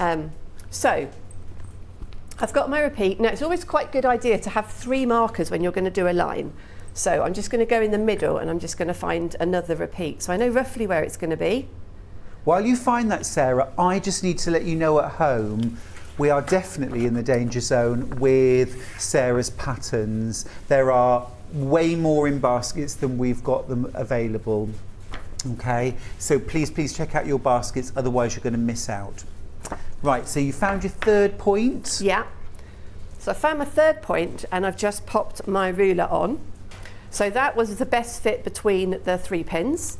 And then you can just do a double check at this stage if you've got a spare ruler. It doesn't have to be a patchwork ruler. And you can just check that you're the same distance across from there and there. Perfect. That ruler that Sarah's using, by the way, is the 6.5 by 24.5 inch Creative Grids ruler. Brilliant. We all love our 6 by 24, but just having that extra ½ inch all round makes all the difference. It's £28.99. Yeah, you just have to remember when you're cutting which side you've got next to your edge. Definitely. But once you get into it, they're brill, aren't they? They are. Absolutely love them. Right, so that can be my first cut. And it's the first one that's the trickiest one. Okay. So take all your time over that and then the others will fall into place nicely. Yep. So got my ruler on. Remove the pins. I've taken the pins out of the way, Great. scattered them. Let's just move those somewhere a little bit more organised. Oh, I cut into a pin the other day. Ruined my rotary blade. Yeah. Now, you are doing lots of cutting here. So if you need a new rotary cutter or a new rotary cutting blade, grab yourself a new cutter or a new blade right now. We've got a cutter on screen. It's the Millwood 45mm rotary cutter. We've only got 6 of them in stock though. I notice you're using a 60mm. Yeah. Yeah, I love my 60mm. We've got that coming up later actually, Fiskars 60mm. Very nice price too, just saying. Okay, so what I should have said was I took great care to press my fabric so that it was completely on the straight. If you know that cutting is your weakest point maybe, what you can do, and there's instructions in the pattern, is actually tear the fabric in half down its length. But all that means is you're going to have to put more joins in your borders if you're cutting with this particular fabric. Got you. Big repeat. Okay. Okay, so I've just cut off 1 repeat. So this is the really easy bit now.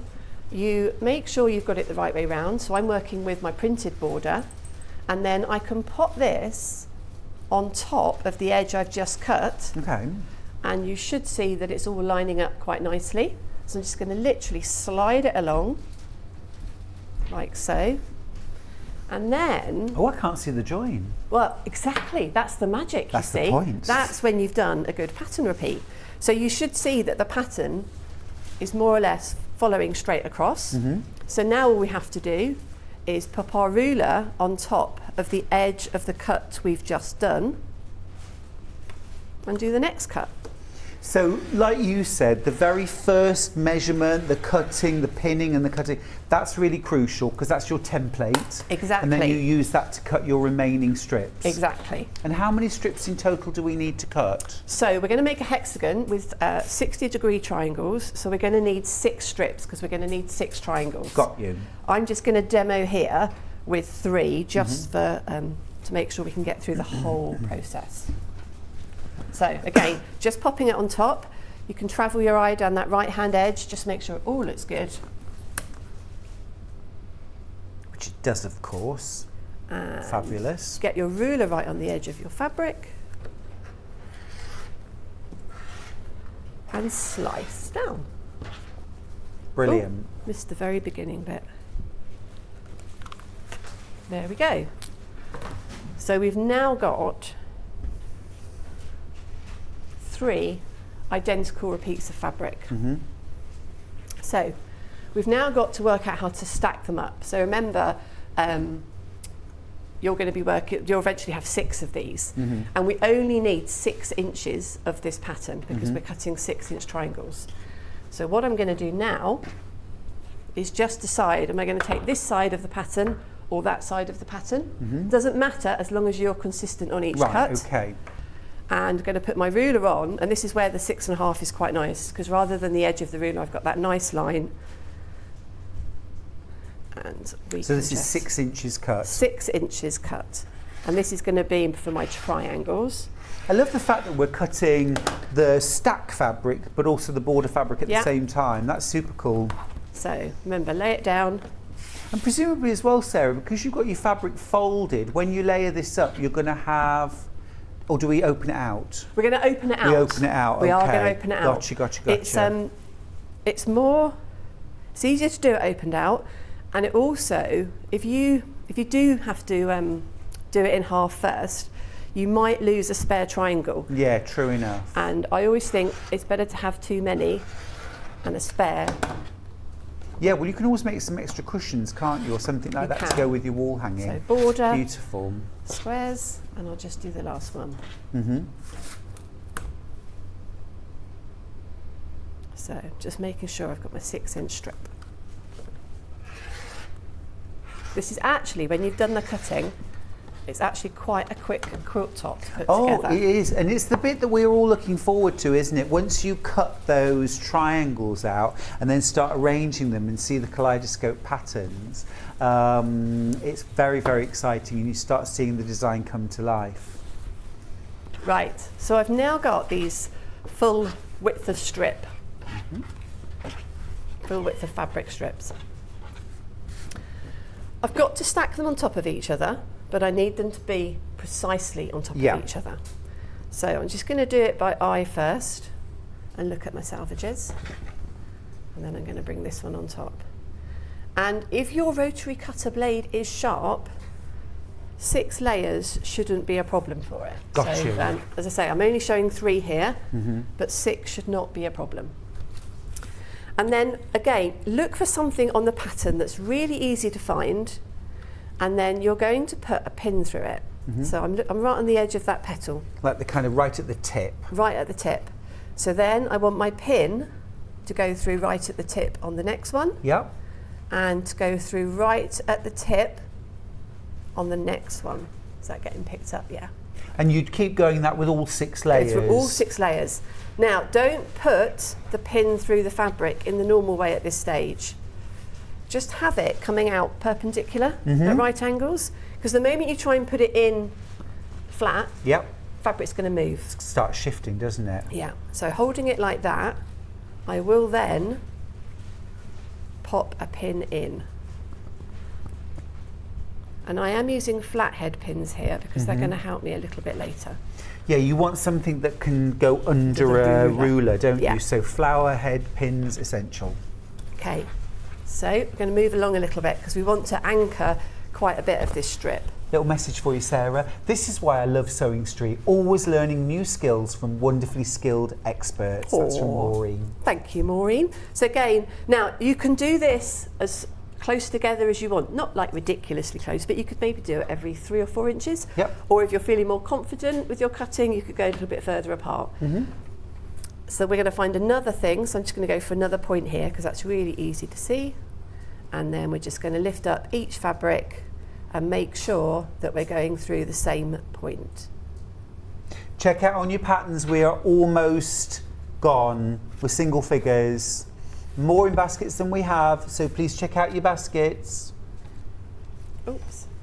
And then I remember when I did my stack and whack, really enjoying this bit actually, because it's quite magical. You stick the pin through, it's like finding the little spot and everything's all beautifully stacked together. You start to see how it's coming together, don't you? I just really love the process of it. Yeah, it is fab. Quite therapeutic. And then I'll just do one more point for everybody. So I'm just going to come down through the point of that petal, the point of that petal, and the point of that petal. Flatten it all out. Oh, it's moved. Do that again. That's live telly for you, isn't it? It really is.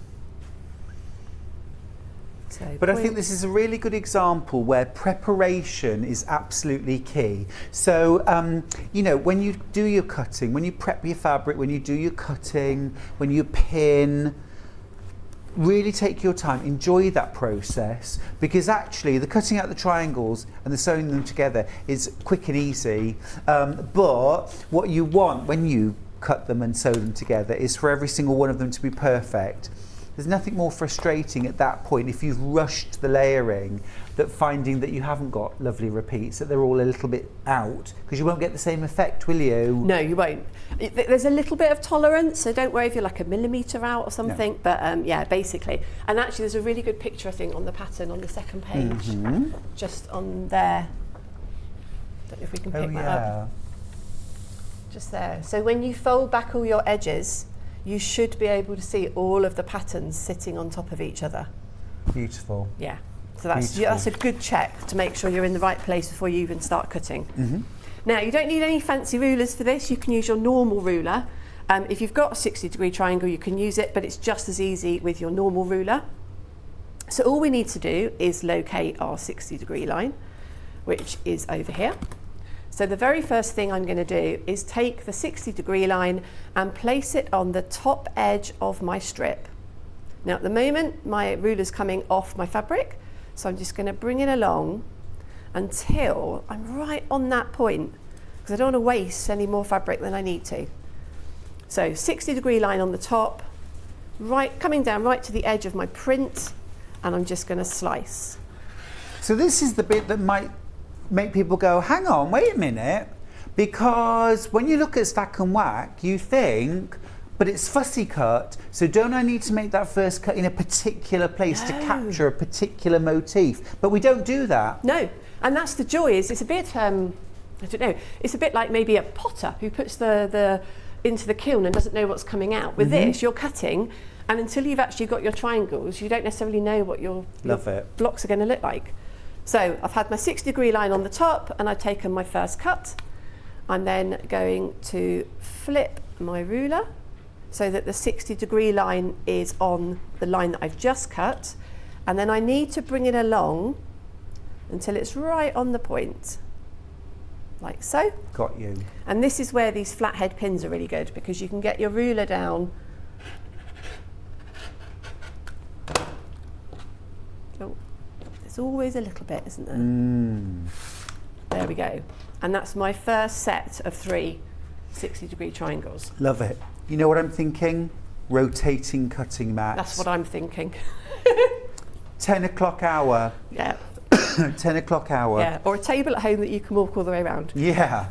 And so then we're going back to cutting the next one. So now my 60-degree ruler is on the top of the strip. Same principle, we're going to slide along until we hit that point, like so. Just keep an eye out, folks, when you're doing this, for where your pins are sitting. Absolutely. Just so that you don't hit a pin. So that's my second set, and then I am just going to twist it this time to make it a little bit easier. So my pin's just here. Lost my 60-degree line. There it is. Nope. Where is this? There. So it is there. Twist it round, Sarah. And then... Sarah, it doesn't matter how long I quilt, I still turn my ruler about 20 times when I'm cutting on the bias, and I still never get it right. So every time you cut, 60-degree line on either the top edge or the cut edge, and then you're going to end up with your little stacks of triangles. You'll have 6, won't you, when you've done the full... You'll have 6, so you're going to have a stack of 6 triangles, and you'll have 9 sets of 6, okay, when we're finished. From one stack? Yeah, so we only have to do that stack once? The whole strip, yeah. Yeah? Yeah. But we've got all of the blocks? Yeah. That's awesome. And we've also, on this particular print, cut those at the same time. Because, I mean, yeah, it's a bit of time spent stacking, but then it is cut, cut, cut, cut, and you've cut out the whole thing. Yeah. Love it. Yeah. Can we see how these look now? Yeah, so what's really important is that you might want to reference, just by trimming off a teeny tiny bit, one particular edge so that you can see where the centre was. But if I lay these out... But presumably, because it's an equilateral triangle, it doesn't matter so long as we are oh, hello. Hello. Hello. Look at that. Straighten it up. So that's the start of your kaleidoscope. Oh, that's so clever. I love that. So we'd end up with 6 going around. So we end up with like a wreath of flowers. Yeah, or, don't like that, pop the green bits into the middle. Wow. Oh, no, I like that because this flower joins this flower and creates a whole new one. And you've got this really funky shape going on around here. Can we do it one more time? Yeah. Will it be this one? It'll be that way, won't it? Yeah. Ooh, look at that too. That is absolutely stunning. I love it. That's the hardest bit, isn't it? Deciding which way round. And when you've looked at your triangles, and worked out which way round you want them, that can be a really good time to just trim off the top bit of the point that you're going to put together, just so you know how you're piecing them together. Great. Or take a pic. Take a pic. I take a lot of pictures while I'm working. Shall I just do another layout on this one here? Yes, please. Because obviously every cut is slightly different. Actually, I'm going to do that one. That one looks like it might be really fun. So on this one, we've got this stem coming right in the middle, which was just a fortuitous thing. See, look how that's going to make up. Beautiful. Patterns now on their own have sold out. If you want to get the instructions, the only way now to get them is with one of our fabric bundles. Remember, there are 7 different bundles to choose from. All of them are going to look amazing. I'm just going to grab the bundle that Sarah is actually working with. This one is the Renaissance Glass Renaissance, thank you. So this has got you 2.5 meters of that beautiful pink paisley fabric. Details are on screen. It's $53.99. You get 2.5 meters of that, and then, am I right, or is it 1.5 meters of that and 1 meter of that? I think it's 1.5 meters, isn't it, of that?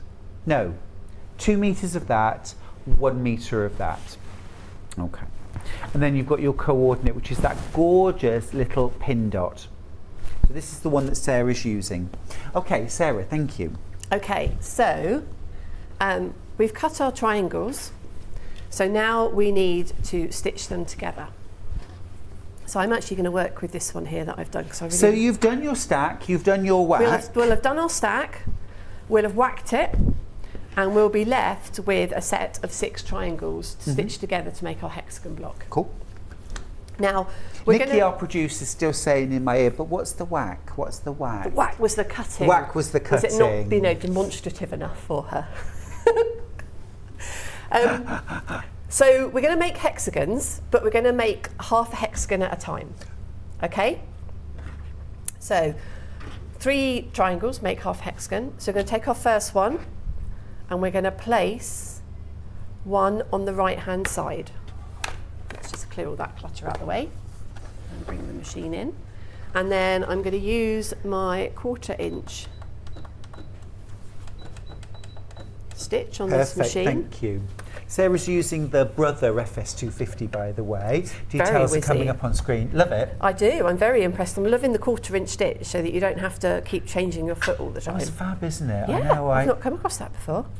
I've got a 1/4 inch foot, but I never use it now. I just move the needle. You don't need to, do you? Yeah. Right, Graphics are on screen. Just finding my foot pedal. Right, so I'm just going to do my normal 1/4 inch seam.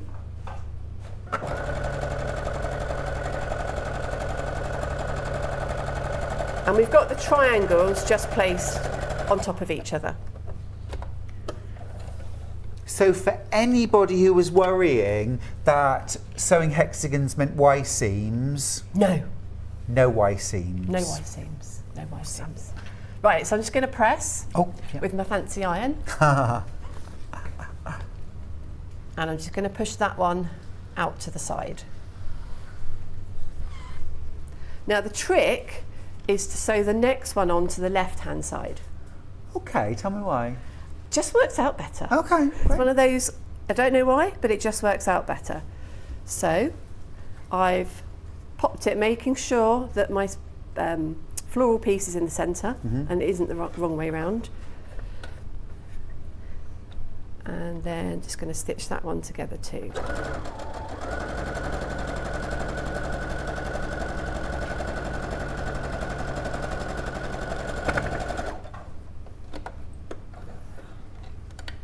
And then that one is going to get pressed out.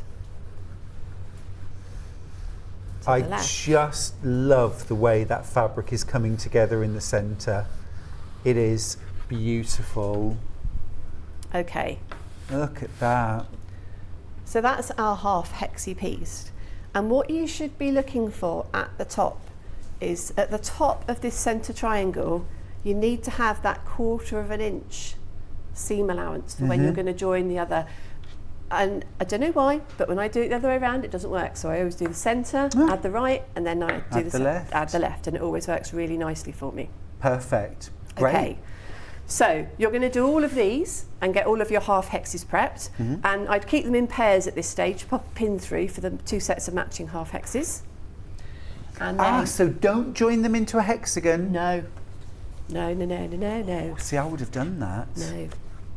And then I'm just going to cut. So for the background fabric, we're going to cut ourselves a generous triangle, okay? Just to allow for any hiccups in lining anything up. Okay. So rather than have a 6-inch strip of fabric, we're going to work with a 7-inch strip. A 7-inch strip. So no template required for this? No. Ooh, clever. Yeah. Here's my rotary cutter. Rotary cutter, you got it. We have a question. Right, so Stuart, silly question. Don't worry, it's not a silly question. But when using the 1/4 inch stitch, do you go off the edge of the J foot? Yeah, so when you use your 1/4 inch foot, you use your utility foot, your J foot. If you forget, don't worry, because your machine will always tell you, your Brother FS250 will always tell you in the display box, the stitch that you have picked and the foot that you need to use. So you put your J foot on, and then you're going to line your fabrics up with the right hand side of the J foot. But still, you know, whether you use a 1/4 inch foot or the J foot, whatever you use, you still need, when you sew your first couple of seams, measure them and make, because, you know, is your fabric tucked under? Is it sticking out? Is it right on the edge? You really need it right on the edge. That will give you a 1/4 inch seam, but we're all different, and where we're sitting and how we line up our fabric is different. So if you find you need to, you can always use the stitch width adjustment to move the needle a fraction over to the right or over to the left. Don't try and change where you put your fabric.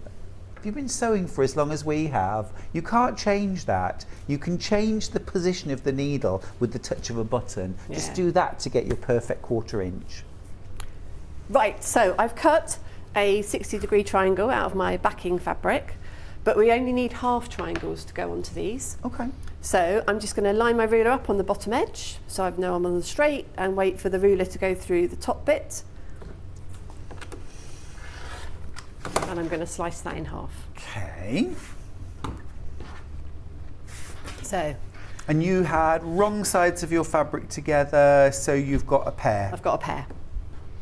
So this is my hexagon, and if you just lay it out logically, you need a bit to go there and a bit to go there, because what we're aiming for is to make a block that looks like that. Gotcha. Okay? Gotcha.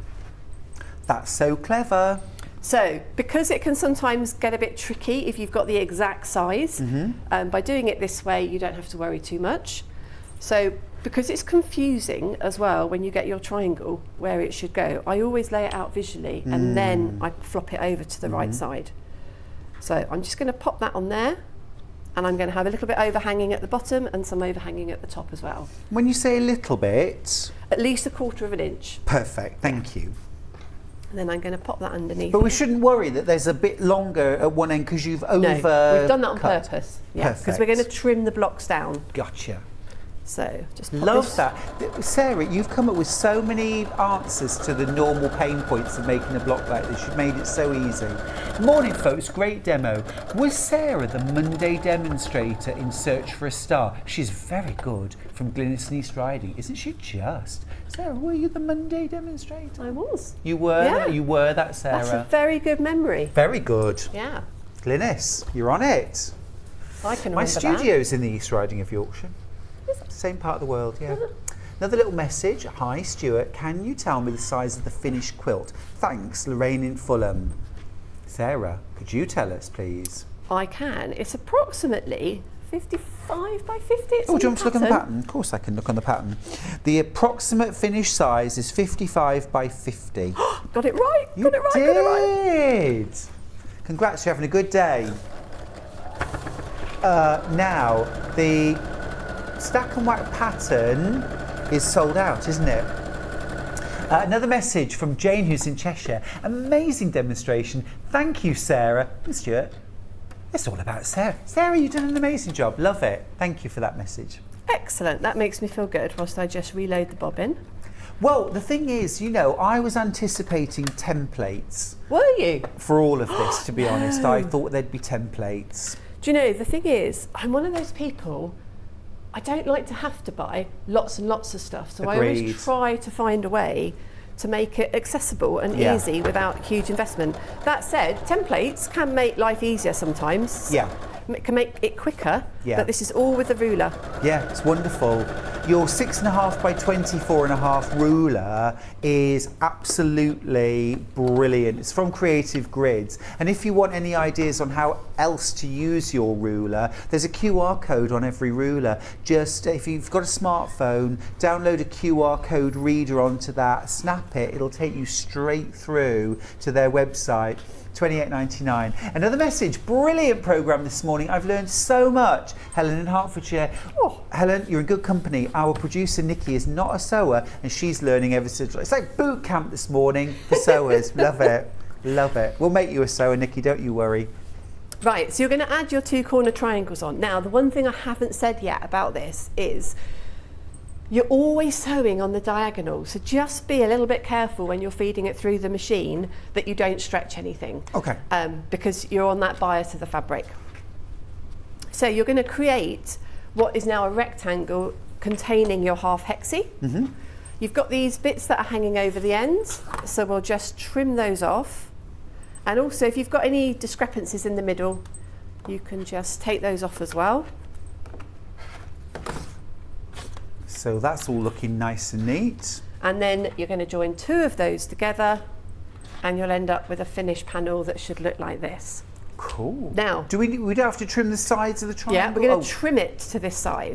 So okay. what you need to be really aware of is you're looking to fit to an 11 by 13 size, okay? Right. So 11 inches tall by 13 wide. So it's not a square block? No. It's a rectangle? Yeah. Gotcha. But you want to make sure when you trim on your backgrounds here, so that when you join everything together, you don't lose your points of your hexagon. You want to make sure that you've got your quarter inch either side. Got you. Okay. And you'll also notice, it's less easy to see on this pattern, but you'll also notice I have got it at the tops here. Mm-hmm. So when I'm joining these blocks to all the sashing strips to go around it, I'm not going to lose the points of my hexagon. Perfect, perfect. What an easy way to get everything together. Yeah. I love that. So clever. Thanks, Sarah. That's fine. Brilliant, brilliant. Another lovely message for you. Morning again. Sarah is brilliant. Learning so much. I voted for her. Still very sunny in Suffolk. Oh, thank you, Jane. We're happy for you. Have you got your sunglasses on? It's National Sunglasses Day. In the rain. Good, good, good. Oh no, that was a fantastic demo. Thank you so much. Thank you You've very got much. a couple of other quilts down there, haven't you? I Just have. Show us those quickly before Okay, around so it, just to show you how you can use the technique. this is a much larger scale print.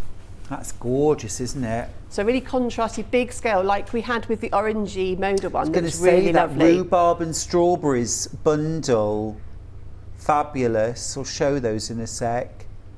Yeah, gosh, that's awesome. Get some great effects. And you'll notice I never worry about which direction my borders are going and the background Yeah, fabric. same here. Looks fab. So Great. that's one. Yep. And then this is another colourful, bold one. Oh yeah, that's beautiful too. Absolutely gorgeous. So we don't have these fabrics, but it just gives you an idea of how it can all come together. Those really vibrant ones that you had, that like that 50s one, would look Yes. really great. It's like got a big pink rose in it. Absolutely beautiful, Sarah. Thank you so much for those lovely demos and those great inspirations. Well, I'm really coming appreciate back. that. Yes, you are indeed. I'll see you at 11. Yes. Thank you so much. Thank you so much. Right, quick roundup then of our fabric bundles that we've got available. Remember, the pattern on its own has now sold out. Well done if you managed to get yours.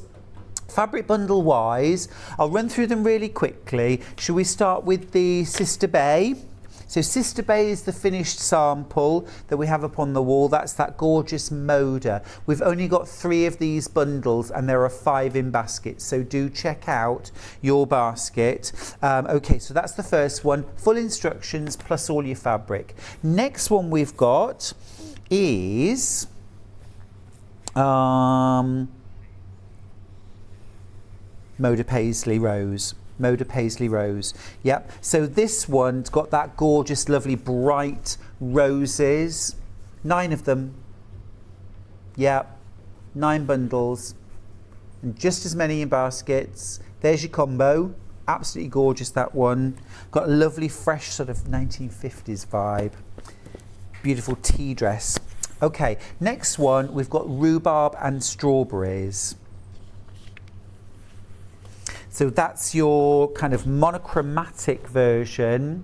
Only 5 of these left. This is going to give you a very similar look to the blue and white stack and whack quilt that we just held up actually. There's your coordinate. Lovely little shirting in that same soft peachy orange. Beautiful that. Really love that one. Okay, 4 more bundles to go. We've got the one that Sarah was using actually. This one is the Glass Renaissance. So that's really lovely. Soft pinks and soft greens, a little bit of golden yellow in there. 3 of those left, 2 in baskets, so check out your baskets. Little pin dot for your background. Very, very limited stock on all of these kits actually. Next up we've got La Vie Bohème. La Vie Bohème. The Beautiful Life. I think it means that, no, the Bohemian Life. The Bohemian Life. There we go. From French General. More of these in baskets than we've got. There's your stack and whack fabric. There is your background. That's going to look gorgeous. You know, it's not a Christmas range, Sarah, but I keep thinking Christmassy with that. Keep thinking Christmassy. Would look lovely. Then we've got Lewis and Irene, Enchanted. Gorgeous this. Got unicorns on it. Pretty colourway as well. It's lovely bronzes and golds. And then your coordinate has the little feathers on. Stunning. Love that. Great price as well, $49.99. Lewis and Irene fabrics are such good value, aren't they? Another lovely message. So happy to see you brought Sarah to the show to share her wonderful talent and skills. Loving the lesson today. Every day is a school day. That's a lovely message from Lynn, who's in West Midlands. And then last bundle that we've got is Rose. What's that one called? Boho Blooms, thank you. Boho Blooms. Again, that's glorious, isn't it? Yeah, that's my favourite. Really lovely. And then your coordinate is with words. Okay. Yeah, all spoken for in baskets. Do check out your baskets. Remember, it's the only way you can get those instructions. Now, of course, you will need some quilt batting to layer up. We've got quilt batting on the show. This is our wadding, yeah, our quilt wadding. We've got that on the show. We've got, that's backing. It's only one. This is there isn't a sticker on this, I'm afraid. Oh, sorry, okay, right, yes, yeah. So this is the by the half metre.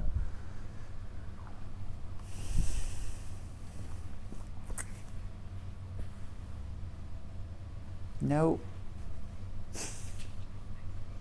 that's the one. Cotton mix 80-20 by the half metre. Now, would we need 1.5 meters of this? Yes. Yeah, because we're going to need a piece that's about 58. Yeah. Yeah. Go for 3 units. 3 units of your 80-20 light and soft blend batting. $6.99 per half metre. Grab yourself 1.5 meters. We've also got some backing bundles. If you want to have a look on the website for any of those, we've got backing bundles. We've also got the rotary cutter. We've got a cutting mat. If you think you need something new, I would say with all the cutting that you need, and you want nice, precise cutting, you want either a brand new blade, so you could get yourself a brand new blade, or grab yourself a new rotary cutter. We've got all the tools coming up in the next hour anyway. It's time for us to go for a little break. When we come back, I'll be spending an hour with you going through tools, and then we'll see Sarah at 11. Don't go anywhere, I'll see you after this.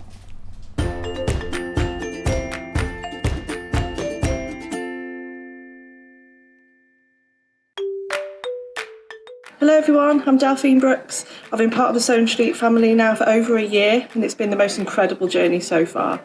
Some of you may already know that I like all things sewing, anything from quilting to toy making, needle felting, and of course applique, which is my favourite. The best thing about being part of the show is being able to share with you my imagination and bringing you new ideas and new designs and patterns, and seeing how you interpret those designs and make your own work, and then sharing your images of those is the most rewarding part for me. I'm currently working on lots of new ideas and exciting projects that I cannot wait to bring to the show and share with you all. But in the meantime, take care everyone and happy sewing. Are you a fan of Sewing Street and Yarn Lane? Why not join our growing Facebook fans pages? Just search Sewing Street Fans and Yarn Lane TV Fans on Facebook and click Join Group. It's that simple. Never miss out on the latest news and updates from our presenters and guest designers, special offers and plenty of chat with your fellow fans. Share photos of your makes, ask for advice, interact with your favourite guests and presenters, and be a part of the ever-growing sewing and yarn community. See you there!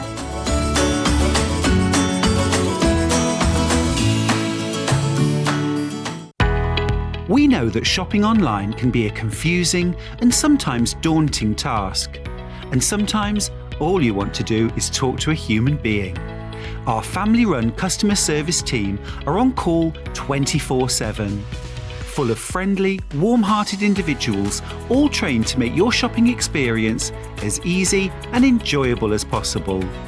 Not only will they take your order, they'll also help and guide you on your shopping journey, so you never miss out.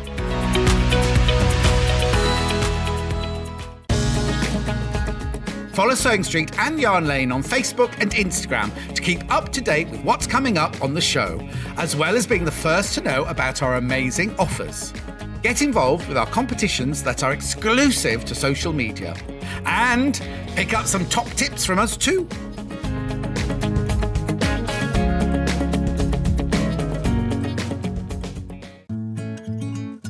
Stuck for ideas for the perfect gift? Why not get them a gift card?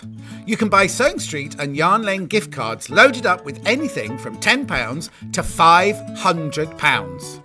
Shop our gift cards online at www.sewingstreet.com or www.yarnlane.com, or purchase them via our UK call centre on 0800 001 44 33. If you're a Sewing Street or Yarn Lane customer, no matter how many times you check out in one day, you will only pay one postage and packaging. So don't wait to add the item you want to your basket and check out. You will only pay one P&P even if you check out multiple times in one day. Missed the live show? Don't worry, we recorded it for you. Never miss out on your favourite presenters, guests and makes ever again. Head on over to our YouTube pages to watch back the day's live show and enjoy your favourite demos over and over again.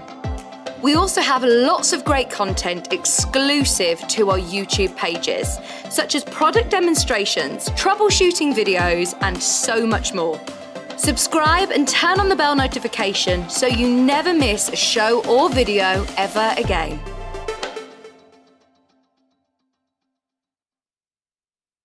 Keep up to date with what's on Sewing Street and Yarn Lane, as well as all the latest news and special offers by signing up to our email newsletters. For Sewing Street, head on over to www.sewingstreet.com, scroll down to the bottom of the homepage, type in your email address, click the envelope, and you're done. It's exactly the same for Yarn Lane. Head on over to www.yarnlane.com, scroll down to the bottom of the homepage, type in your email address, click the envelope, and that's it. You are now subscribed to both Sewing Street's and Yarn Lane's email newsletters. Never miss out on the latest news and special offers ever again. Have you heard about all the different ways you can shop on Sewing Street? You can shop on our website sewingstreet.com, and you can also order by phone by calling our friendly UK customer service team. Just call 0800 001 4433. And don't forget about the Sewing Street app. Here you can shop all of the Sewing Street products as well as watch the live shows from anywhere. You can download the app onto your smartphone or your tablet by simply searching Sewing Street in your app store. And one final thing, no matter how many times you check out on Sewing Street in one day, you will only pay one postage and packaging. Happy shopping!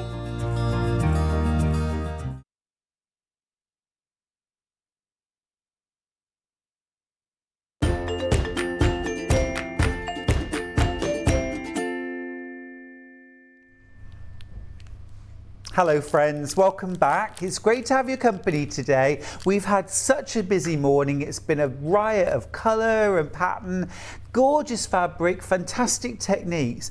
But you know what? It all rests on foundations based on good skills and good tools. Good tools are where it's all at. Now in this hour we've got some fantastic tools, some that are great for everybody, some a little bit more specialised. But stick around, they've got some good interesting things for you. Now we're going to start off with a little starter set, might we call, or a good workshop set. So you know me, I've said this many times, I can't just have one set of tools. I need multiple rotary cutters, multiple rulers, multiple mats. Now what we've got here is from Threaders by Crafter's Companion, and we've got a 3-piece bundle. Now this is an amazing price. Original price was $34.99. You're getting it for half price. It's $17.50. I wanted those blue arrows. I wanted to see that price crash, but hey, it's already crashed. £17.50, and you're getting a 45mm rotary cutter, a 6x12 acrylic ruler, and a cutting mat, a self-healing cutting mat. That is amazing value. Now, if you're brand new to quilting, I'm thinking Nikki, producer Nikki. I'm thinking Charlie, I'm thinking Becky. I'm thinking me, because even though I'm not a beginner, I love an extra rotary cutter, mat and ruler for workshops, for keeping in the back of the car, for when I'm doing my workshops and classes, for popping in a bag, you know, so you've got like a always ready to go and sew bag.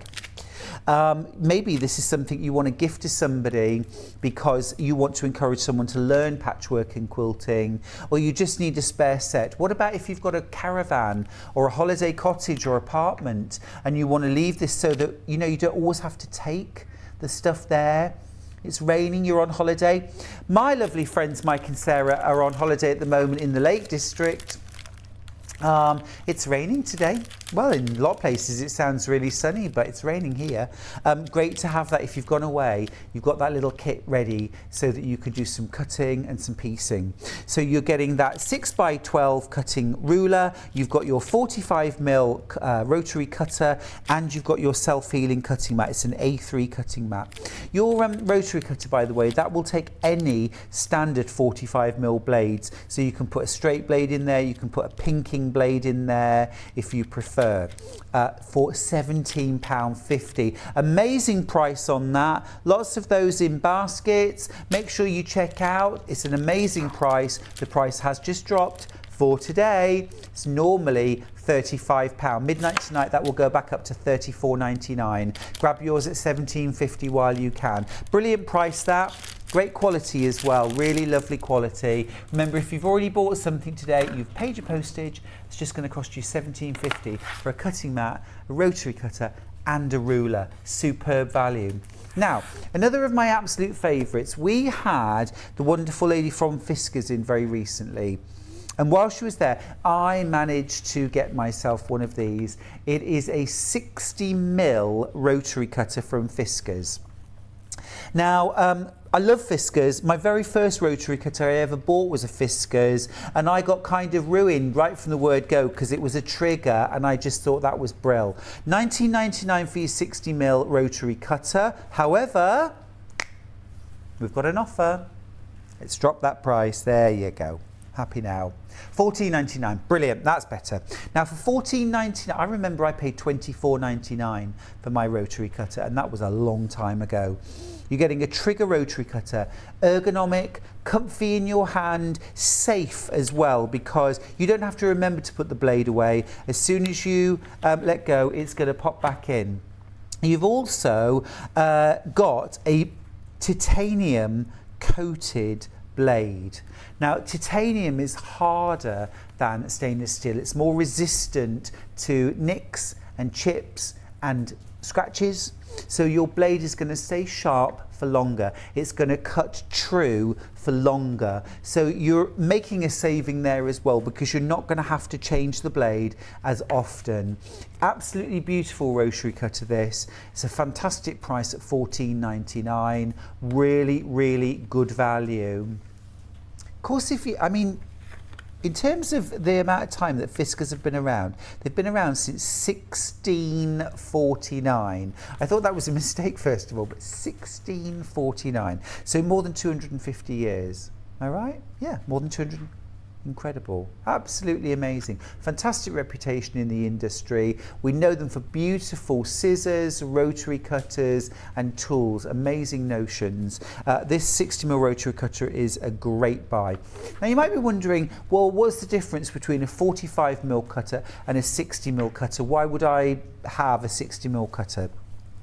I use mine for a lot of general cutting, but where I find it's an absolute boon is when I'm doing lots of cutting, especially strips, so 2.5-inch strips, border strips, cutting out my backing, simply because bigger wheels get you there faster. So a bigger blade is going to do that cut with less effort, less time. You don't have to push it any faster, but it's just going to travel across your board quicker, so your cutting will be faster. This would be brilliant for the stack and whack projects that we've had on in the last hour with Sarah. If you bought the Kaleidoscope quilt kit from Jason Yenter in the first hour, if you weren't here for the first hour, quickly jump on the website and have a look at those Kaleidoscope quilts. They are amazing.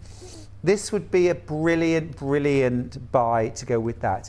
Julie's asked, hi Stuart, just missed the beginning of this product presentation. Is it okay for left-handers? Julie, absolutely Julie. Easy peasy to swap it from, all you do is swap the blade from one side round to the other, and it's perfect for left-handers. Absolutely brill. With single figures. Grab it while you can. Grab it while you can. Really good value that. $14.99, should be $19.99. You're saving a $5 today.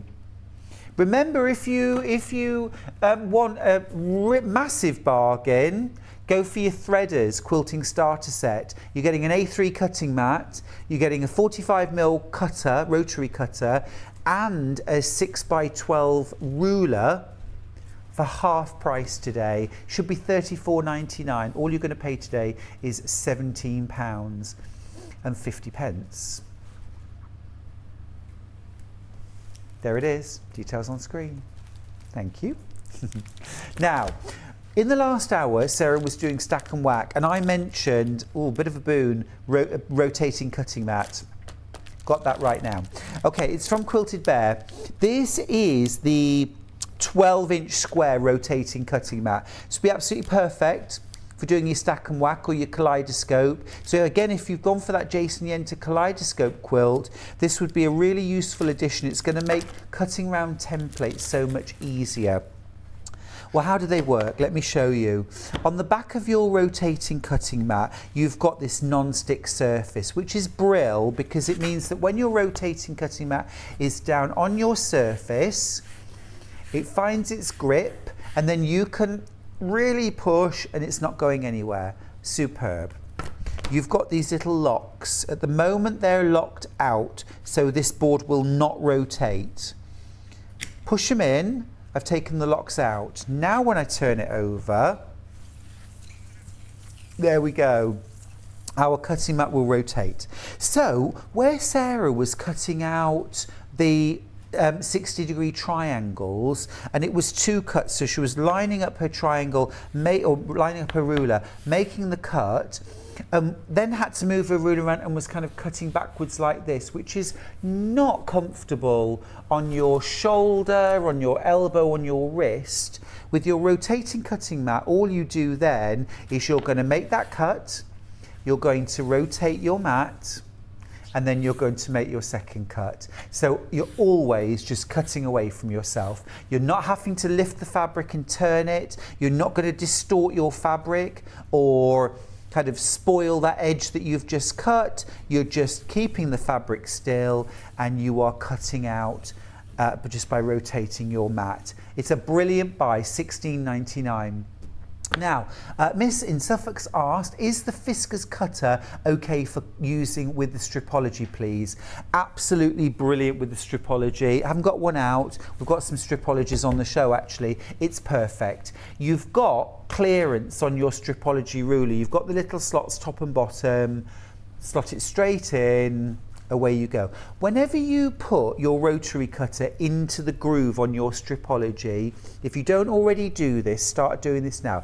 Rather than trying to put your blade straight down into the groove, tilt it on the side and kind of line it up and slot it in like that. That way you'll never chip or damage your stripology ruler. Just line it up and slot it in. Okay, but Fiskars, perfect with this stripology.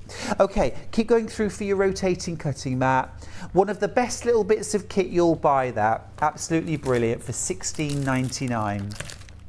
Now, I'm super keen on changing your blade in your rotary cutter. This is the Fiskars blade changing tool and 5 blades. It's so important that you change your rotary cutting blade regularly. This is a brilliant tool. What you've got in here is, you can't see them, but you've got 5 blades. You've got 5 titanium coated, so longer lasting, stronger, harder 45mm blades. They will fit any 45mm rotary cutter.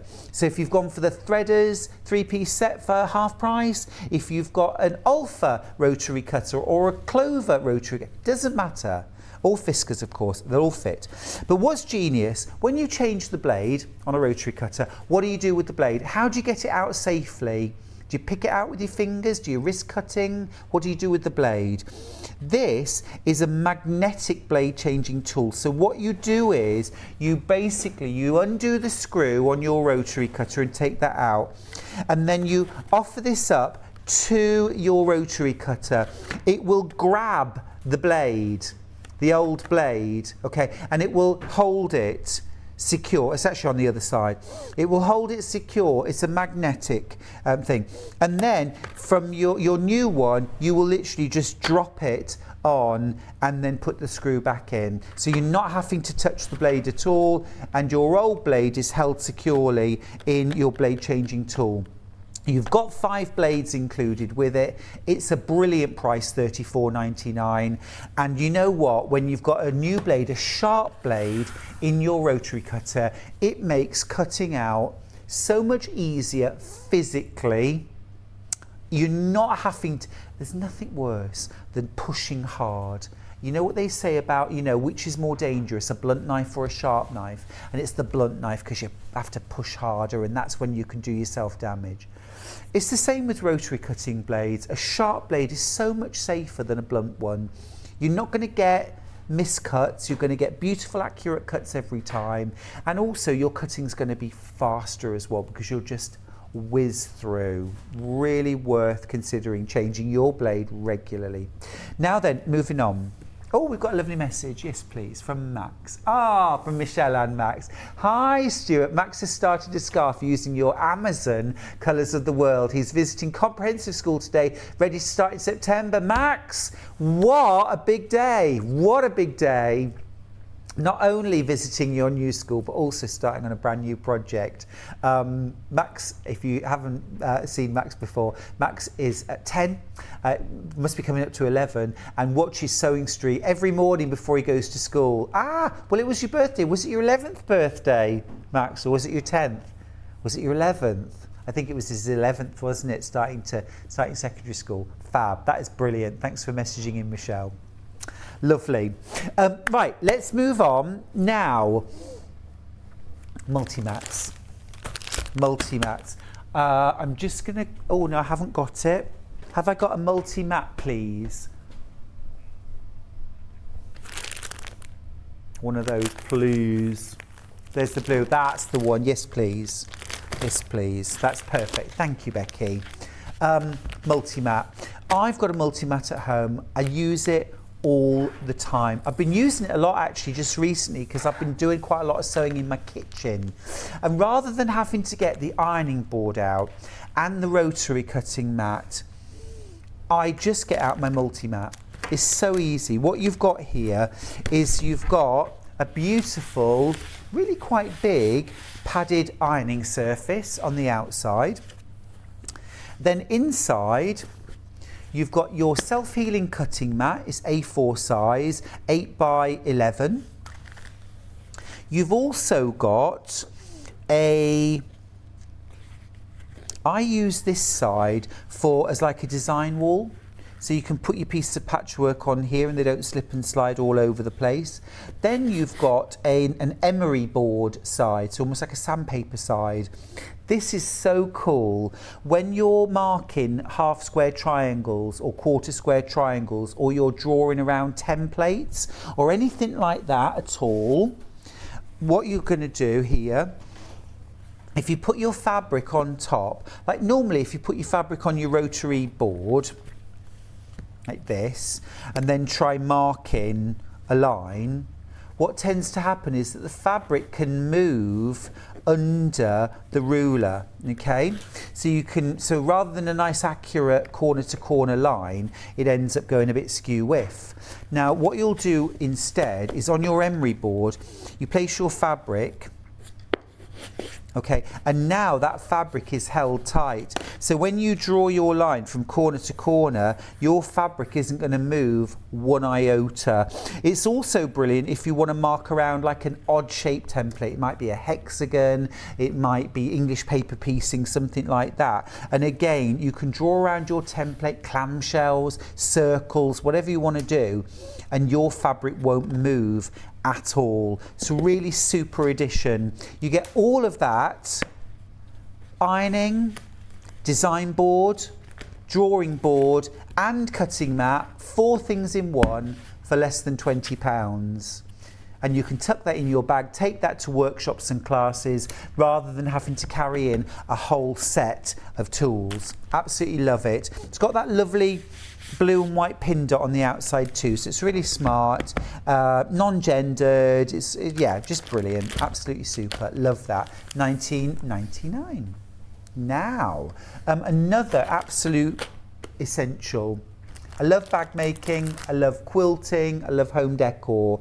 One of the things I use so much are Clover Wonder Clips. Now, Clover, for me, are one of those Rolls-Royce brands. There are a few of them about, and just everything Clover make is beautiful quality, beautifully designed, beautifully engineered, innovative. Clover came up with Wonder Clips. They were the originators. A little, almost like a little small bulldog clip. This is perfect when you're bag making to hold lots of thick layers together. If you're using Bose Linar form, if you're using lots of heavy layers of wool or pleather or PU, you can't pin that because you're going to end up leaving holes. So whatever you're doing, if you're making a PU skirt or a jacket, you would use the Wonder Clips to hold your layers together for stitching. You've also, something a lot of people don't realise is on the flat side, the clear side of your Wonder Clips, you've actually got markings.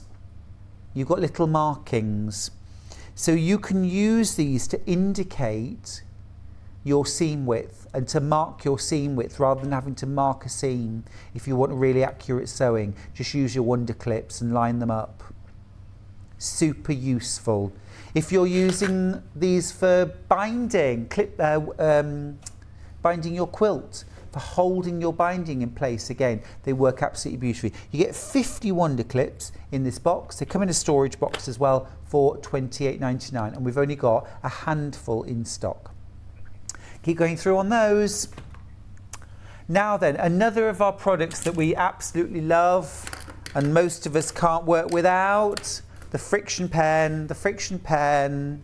Love these. I'm just wandering off because I'm just going to grab a little ironing board and I'm going to grab my iron. It's not just any iron, of course. It's the Eliso. Love, love, love the Eliso. And I'm just going to grab a little bit of fabric. Oh, Becky, would you be a darling? Have we got a bit of just cream fabric or just a bit of light oh, I've got a bit here. I've got a bit here. Sorry, I've got a bit here. Right, I'm back. Okay, if you've never used friction pens before, or if you have and you love them, well, you know why you need them.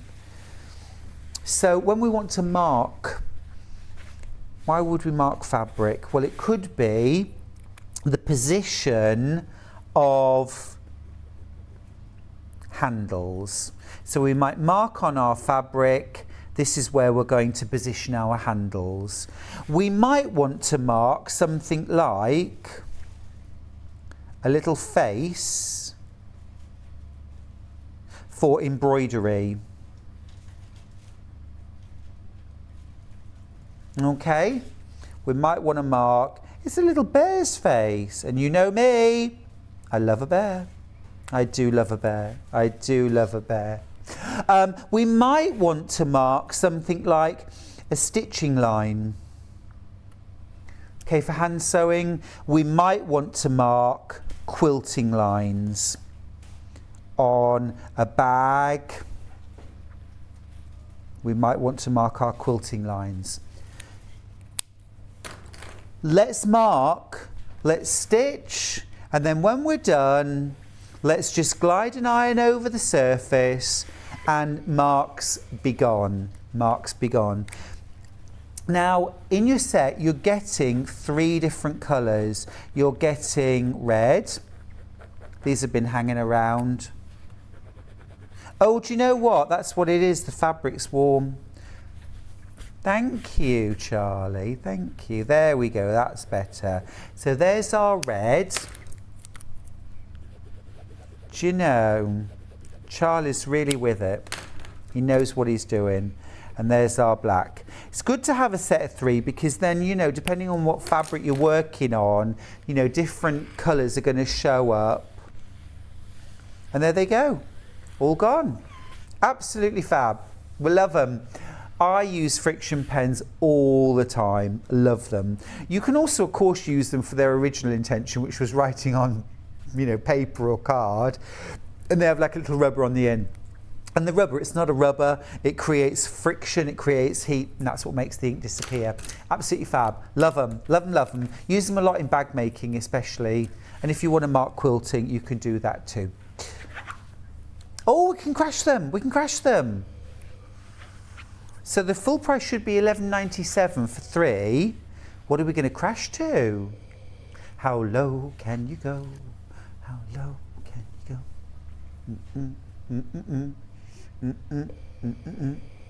Oh, $8.97. Thank you. Good. Can I stop doing this now? All right. $8.97. Lovely. That's great. So we're getting one of them for free, right? Basically. Awesome. Love that. Right, let me pop my iron away. Oh! Now, next up, square rulers. Square rulers. Now, of course, my 6x24 or my 6.5x24.5 ruler is my mainstay, without a doubt. But if I was to recommend one ruler that I think every quilter, every bag maker could do with, it's a large square. And I would be inclined to say the biggest one that you can afford, because you can cut anything from a 1/2 inch square to a 20.5 inch square using this ruler. This is RP30.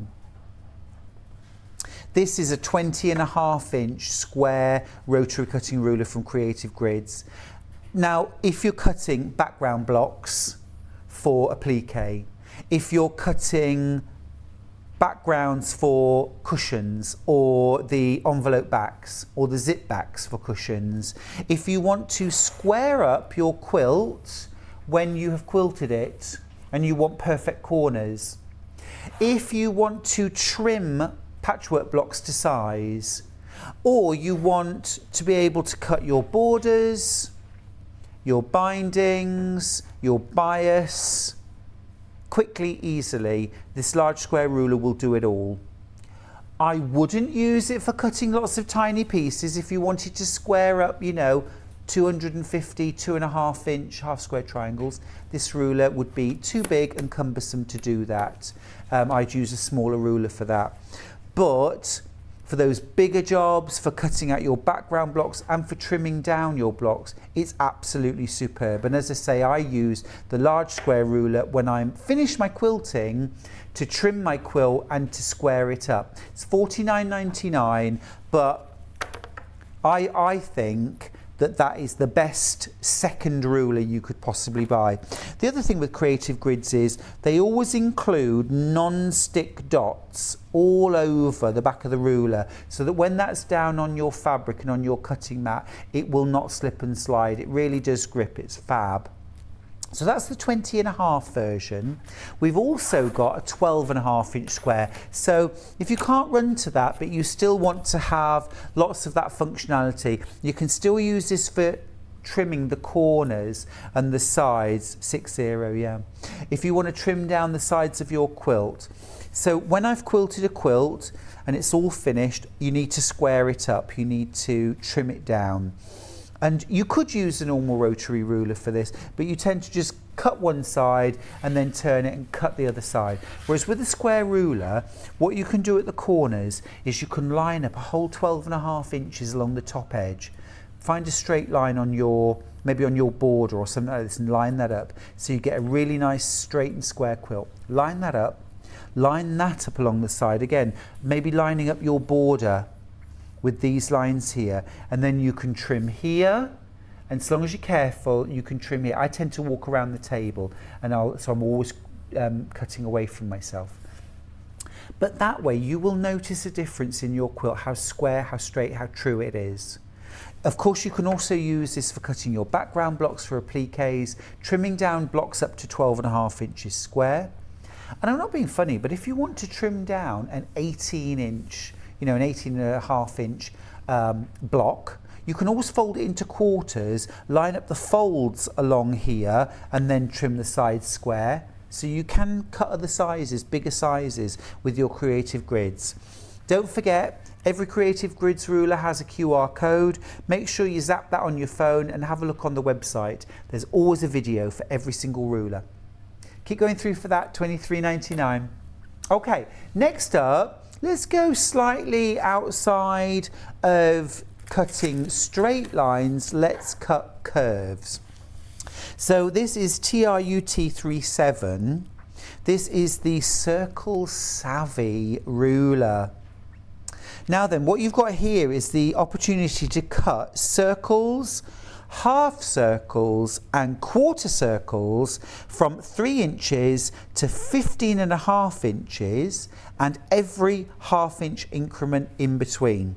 That is a lot of different circles, half circles, quarter circles. Amazing. So for example, if you wanted to do things like my lollipop flowers quilt and you want to cut out the circles, rotary cut them, easy peasy. If you want to do polka dots, if you want to do faux drunkard's path, if you want to do my half circles quilt from Simple Shape Stunning Quilts, you can do it quickly and easily using your non-slip Circle Savvy ruler. Fab, love that. $41.99.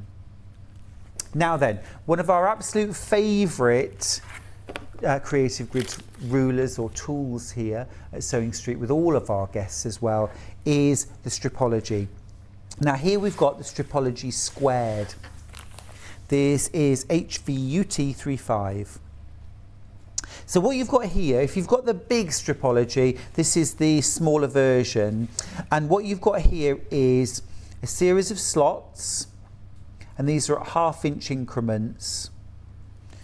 You've got your measurements as well, and basically fabric onto your cutting board, Stripology on top, and then you've got little grooves down the bottom and the top. So what you're going to do with your rotary cutter is I'm just thinking if we've got an open rotary cutter. Oh, I've got one here. There we go, we've got one here. Okay. So this one isn't out of the packet, so I can't show you exactly, but what you're going to do is, rather than straight down like this, see if you put it straight down like this, there's a danger that you're going to knock or chip the edges with your blade. So you're much better, so at a slight angle and then rock it in, slot it in. So it slots in down here in that little wider sort of teardrop shaped slot, and then there are channels here, okay, that you're going to run that ruler down the channels. It holds the blade still, so you can't wobble and miscut, straight through. Now, if you've got lots of strips to cut or lots of squares to cut or rectangles, with a normal rotary ruler, you're going to clean up one side, turn the whole board around and then start cutting, and you're going to cut your strip, then move the strip away, then you've got to reposition your ruler, cut your strip, move it away. With your Stripology, you're going to clean up, and then you're going to cut strip, strip, strip, strip. You do not have to keep moving anything over. Lift your Stripology, move everything across, line it back up, maybe do a clean-up cut again, and then cut your strips. It's so much faster, it's so much easier. The same is true if you need to cut squares or rectangles. Once you've cut your strips, turn your board around to the side, lay your Stripology back on top, measure your increments, and then cut. Your Stripology will hold everything still and straight so that you can cut through easily. And if you need to cut multiples, you can cut at regular intervals and cut your squares or your rectangles. The other thing that you've got on your Stripology squared, can you see these black lines that create 3 inch, 4 inch, 5 inch, right up to 12 inch? So you can put your background fabric under here, and you can cut and then turn your board and then recut to cut out your background squares. You've also got your 1/2 increments in white lines on here, so if you want a 12.5 inch square, you can use them for that. You can also use those lines to trim down things like 1/2 square and 1/4 square triangles, and also trim down finished blocks. So it really is an absolute boon. Now, one more thing just to point out on your Stripology ruler, along the bottom, the label's in the way really, but can you see these stars, little black stars? And then if I just shift it down this end, and you can see there's little squares. So across your ruler, the stars mark the 1.5 inch cuts. So if you want 1.5 inch strips, cut at the stars. And if you want 2.5 inch cuts, cut at the squares. So rather than having to constantly read the numbers, you can just cut all the stars or all of the squares. They really have thought of everything, haven't they? Good old Creative Grids. There's a reason why all our guests and all our presenters all love Stripology. It is so easy to use. You'll love it. Now then, a few more templates. Now this one is very pertinent because earlier on in the last hour we had Sarah who was demonstrating cutting hexagons. Well, she was cutting 60-degree triangles. And this is the Creative Grids 60-degree triangle. Now this will create up to an 8-inch finish. So Sarah was working with a 6-inch strip. So if I just, labels in the way, but basically about there's your 6-inch. So you would just line that up especially using your rotating cutting mat. You could lay that on your strip and you can cut and you can cut, and that would be perfect. And then you haven't got to find the 60-degree line on your ruler. And you can use that to create things like half hexagons, full rectangle, half hexagons, full hexagons, equilateral triangles. So the quilt that's hanging behind me, quick and easy using that ruler. A little message across the bottom. Morning all, loving this morning. Thank you. And now the sun has come out. Hurrah, Christine. Hooray. Oh, and you're in the West Midlands, so we should have sunshine here in Redditch too. Fingers and toes, fingers and toes. Okay, so that's the 60-degree non-slip ruler. Now then, let me see what we've got next. Log cabin. Log cabin. This is the log cabin trim tool, XJ27. Now, is that today or yesterday? Yesterday was National Log Cabin Day. So we are a day late, but never mind. Now then, using your Creative Grids log cabin trim tool, you can create regular log cabin blocks. You can create courthouse steps, log cabin blocks. And you can also cut quarter log cabin. Half log cabin. So half log cabin, full log cabin and courthouse steps. And it's a trimming tool. You get full instructions, but also you've got that QR code. So if you want to see a full demonstration, you can just click on that and you can watch the full demo. You can also watch the full demo without owning the ruler. If you'd like to see what it's all about, just go to Creative Grids on YouTube and you'll be able to find the log cabin trim tool video. Non-stick spots on the back so that it's not going to jiggle about while you're cutting, $22.99. Now, staying in the same vein of log cabins, we've got the curvy log cabin trim tool. Now, if I just show you up in this top corner how the curvy log cabin looks.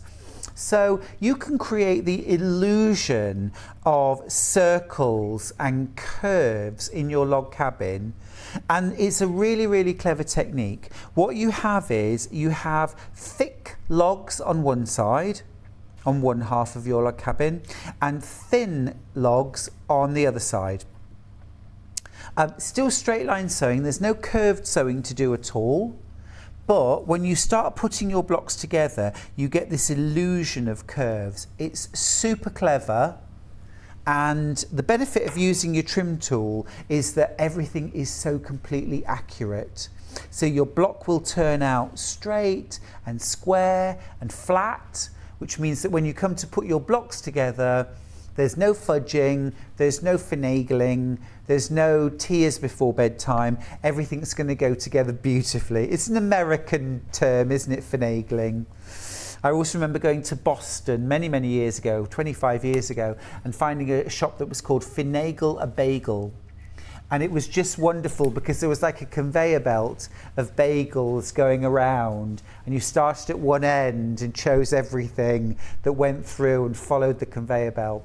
And they finagled your bagel. Absolutely beautiful. Now, I missed this square trimming ruler earlier on.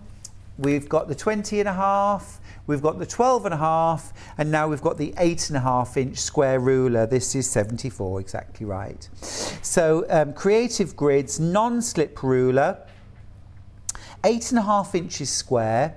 This would be my absolute go-to for trimming down half square triangles, quarter square triangles, and smaller units. It's nice and easy. It's a small ruler, easy in your hand. Absolutely works brilliantly with the rotating cutting mat as well, actually. Very good partnership, these two. Non-slip dots in the back. You've got your diagonal line. Now, if you're trimming quarter square or half square triangles down to size, what you must make sure is that that line goes through the piecing line in your half square triangle. Line that up and then you can trim off the 2 edges, rotate your cutting mat or turn your fabric around, and then reposition and trim those 2 edges. Really super useful ruler this. $16.99. It's a really, really good price. Super price that. Okay. Just a few more tools. We're nearly through all the tools. My goodness. We never get through all the tools. Okay, now Hemline Gold. Now this launched during our birthday week in March, and Charlie's just said in my ear exactly what I said, which was, ooh, that is lovely. It is so smart, isn't it? It's a black and gold cutting mat, self-healing. On one side you've got your inch marks, and then on the other you've got your centimetres. So however you like to measure or line up, you've got both. You don't really need to use the lines on the mat anyway, but they are good for lining fabric up. So for example, if I'm cutting a larger piece of fabric and it won't all fit under my ruler, or if you're cutting a really long piece of fabric or something like that, what I will do is line up my fabric, and I'll line up the fold, and I line that up very carefully with a line on the mat. What I'll do then is I'll bring the other edge down, and I will also line that up with a line on the mat. And once I've got both of those lined up, I can then put my cutting ruler on top and cut. It's a great, I mean, obviously with a small piece of fabric like this, it's not quite so obvious why I'm doing that. But what it means then is that when I open this out, my fabric will be straight strips or squares rather than being wonky. Yeah, okay. The cutting mat here that I've got is 17 inches by 23 inches. So fab size. This is going to work with your 6 by 24 ruler. It's an A2. It's an A2 ruler, cutting mat rather. And it's so smart. Really gorgeous. Now we don't have very many of these in stock, so if you're going to go for this, do check out your basket nice and quick, won't you? It's not yours till you check it out, of course. Okay.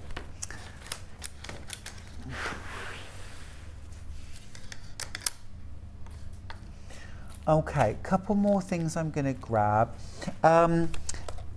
Rotary blades. I mentioned earlier on about changing your rotary blade regularly. This is so easy, rotary blade. Now what you've got in here is you've got 3 45mm rotary blades for $8.99. It's fantastic value. They're all straight edge, so perfect for all your regular cutting. We've got less than 10 of these left for $8.99. Every single one of us should be changing our blade regularly. And when I say regularly, I mean, you know when your blade needs changing, don't you? Because you start getting missed cuts, you start getting threads that you're having to go back in. If you ever have to keep sawing back and forth, don't do that. Just change your blade. It's a small thing, but it will make your rotary cutting faster, safer, more accurate. Need I say more? Okay. Crazy at 8. Non-slip Crazy at 8. Let me grab this out. Now, this is a set of templates. If you've got... I'm going to open this one up so you can see. If you've got lots of layer cakes, if you've got lots of scraps, and you want to use them, this is a great template set. It's called the Crazy at 8.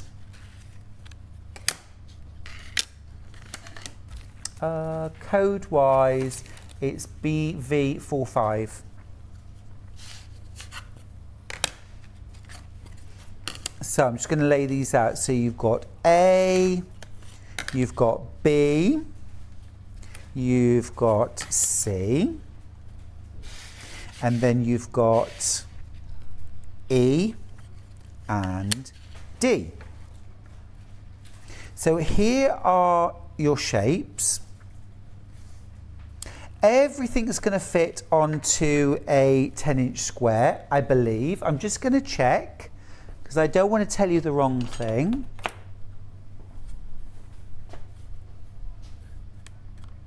Oh yes, perfect. So all of that is going to fit onto a 10-inch square. So if you've got layer cakes, if you've got stackers, 10-inch charms, anything like that, it's going to work perfectly. If you've got scraps, fat quarters, perfectly.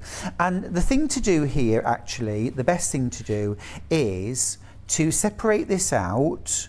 And what you want to do is, I like to make a cut straight across, and then you can cut these two pieces from the lower part of your 10-inch square, and then you can cut these three pieces from the upper part.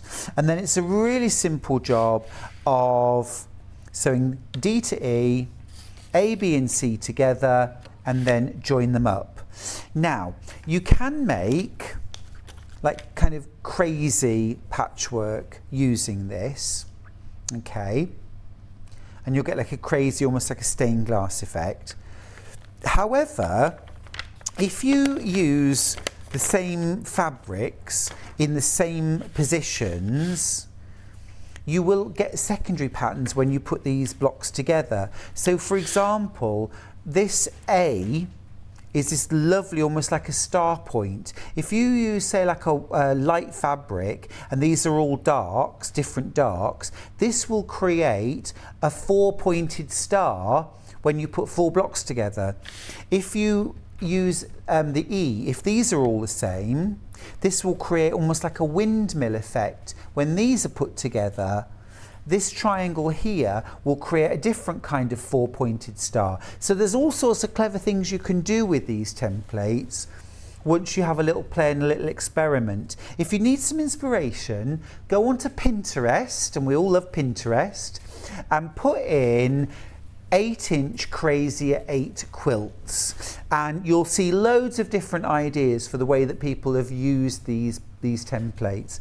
Absolutely superb. Really good if you've got scraps or 10-inch stackers that you're not sure what to do with. And who hasn't got scraps? You don't have to cut them all out of the same fabric either. You could just cut those out of all your odds and ends, sew them together and create a gorgeous crazy quilt. Right, that's our Crazier 8. Just got a few minutes left on the show. We're going to go to our half square triangle marking tools from Creative Grids. Now only one of them has got a code on it. So let's do RVUT52.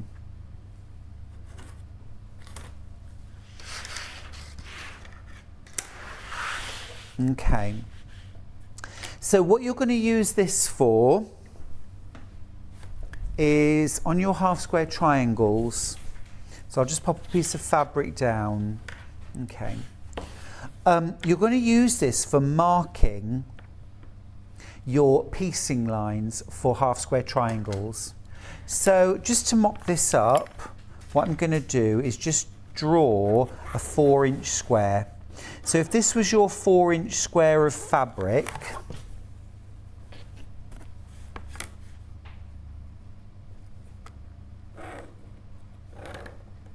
okay, that you're going to mark your, so you're going to make your half square triangles. What you're going to do here is you're going to lay your ruler on top, and what you want to make sure is that the corners of your square go right through the slots, so they're both visible through both parts of the slot. And when you've got those in place, and this is non-slip, you're then going to draw, use a friction pen, use a mechanical pencil. You're going to draw either side of the ruler and use that ruler as your guide. You don't need to try and push a pencil or anything else through the center slots. That's not what they're there for. This tool is for actually marking your sewing lines. Now, if you're not getting the accuracy in your quarter square and half square triangles that you want to improve, this is the tool to do it with, okay?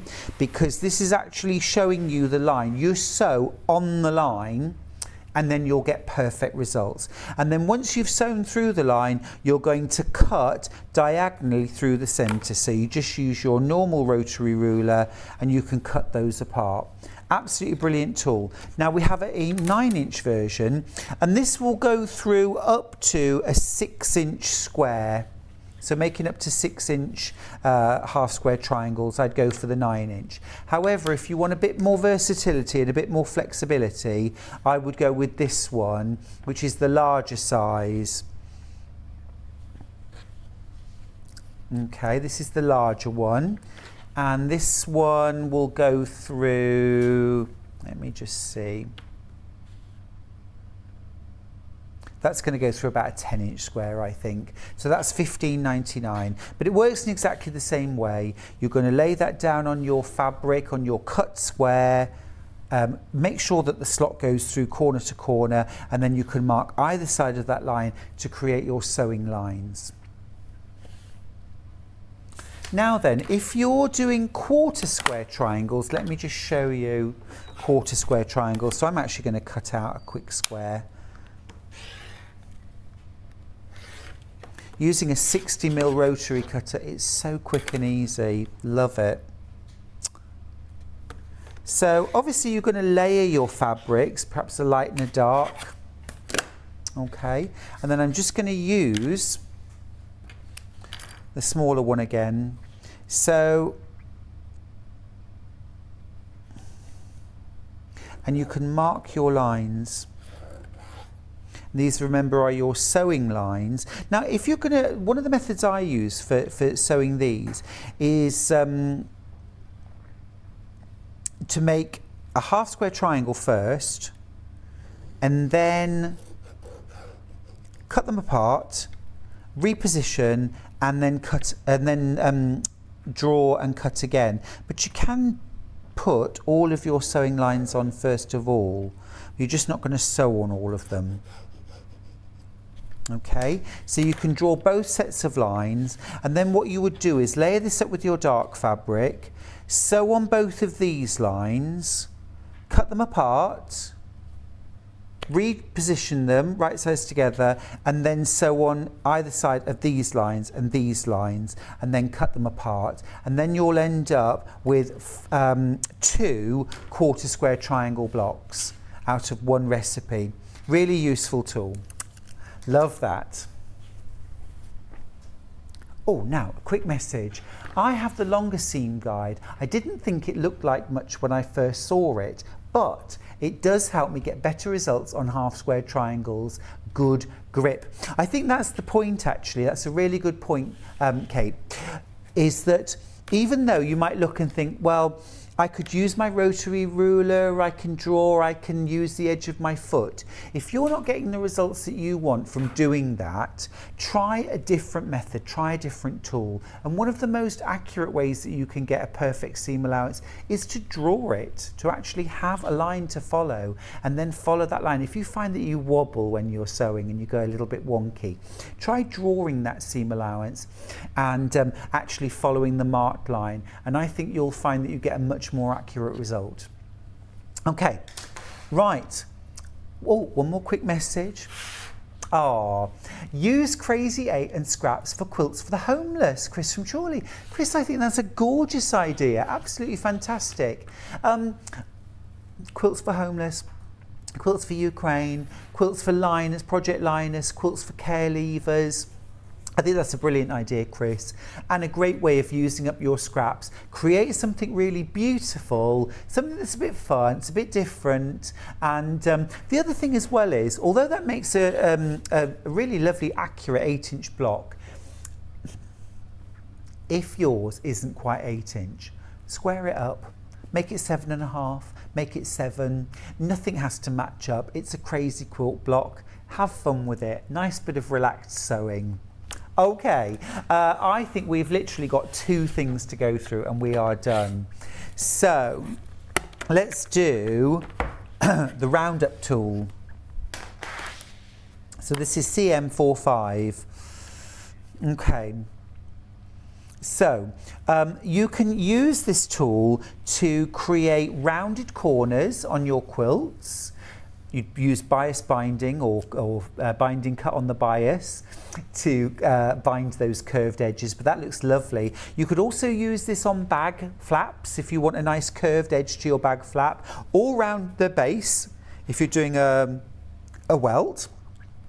You can also use this tool to cut petal shapes or orange peel shapes. You can also use this tool to cut quarter circles and also full circles as well. Really fun tool that. Again, click on the QR code for a full demo. And then last of all, we do love our Aurifil threads, and this is a set of Aurifil necessities. This is called House Collection. I'm just going to open the box so I can show you. He says, oh, there we go, there we go. Right. I'm going to have to open this properly. But I need to show you the lovely colours inside. There we go. Okay, so this is all of your essential piecing thread in one box. You've got a gorgeous warm cream, you've got white, you've got a lovely soft mid-toned grey, and you've got black. Now on each of these spools you've got, I want to say 2,000 metres, is that right? Is that right? 2,000 metres? Oh, 1,300 metres, thank you. 1,300 metres on each spool. Okay, so absolutely amazing value in total for $35.99. Over 5,000 metres of thread. Absolutely brilliant. Perfect for all your essential piecing, patchwork and quilting, bag making. Really good utility thread there, superb quality. Always use great quality thread for your piecing. Okay, well, that was our tool hour. We're going to go to a little break now, and then when we come back, Sarah's back, this time doing Seminole patchwork. Can't wait to see this. I'll see you in just a few minutes.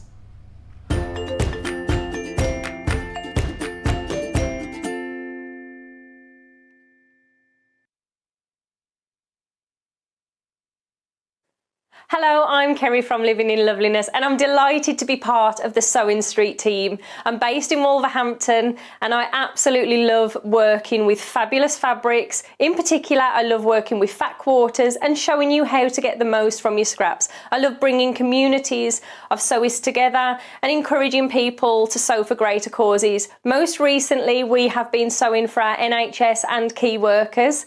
I look forward to bringing you hints, tips and techniques. I'll see you soon. Sewing Street have our very own app. You can now watch and shop from anywhere. Simply download the app from your app store onto your smartphone or tablet, then log in or create an account, and you're done.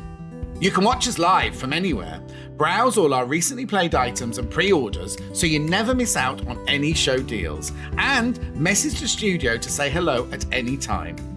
And remember, you can check out as many times as you want and only pay 1 P&P all day.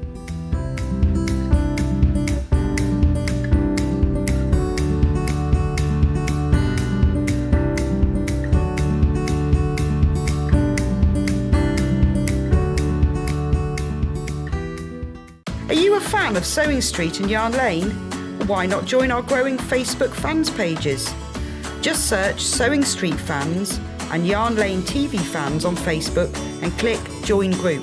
It's that simple. Never miss out on the latest news and updates from our presenters and guest designers, special offers and plenty of chat with your fellow fans. Share photos of your makes, ask for advice, interact with your favourite guests and presenters, and be a part of the ever-growing sewing and yarn community. See you there!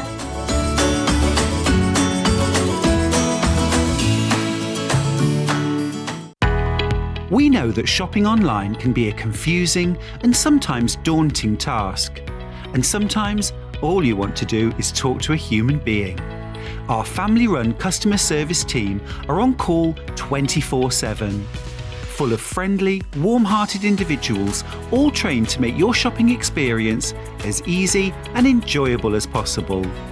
Not only will they take your order, they'll also help and guide you on your shopping journey, so you never miss out. Have you heard about all the different ways you can shop on Sewing Street? You can shop on our website sewingstreet.com, and you can also order by phone by calling our friendly UK customer service team. Just call 0800 001 4433. And don't forget about the Sewing Street app. Here you can shop all of the Sewing Street products as well as watch the live shows from anywhere. You can download the app onto your smartphone or your tablet by simply searching Sewing Street in your app store. And one final thing, no matter how many times you check out on Sewing Street in one day, you will only pay one postage and packaging. Happy shopping! Stuck for ideas for the perfect gift? Why not get them a gift card? You can buy Sewing Street and Yarn Lane gift cards loaded up with anything from £10 to £500. Shop our gift cards online at www.sewingstreet.com or www.yarnlane.com, or purchase them via our UK call centre on 0800 001 44 33. Missed the live show? Don't worry, we recorded it for you. Never miss out on your favourite presenters, guests and makes ever again. Head on over to our YouTube pages to watch back the day's live show and enjoy your favourite demos over and over again. We also have lots of great content exclusive to our YouTube pages, such as product demonstrations, troubleshooting videos, and so much more. Subscribe and turn on the bell notification so you never miss a show or video ever again.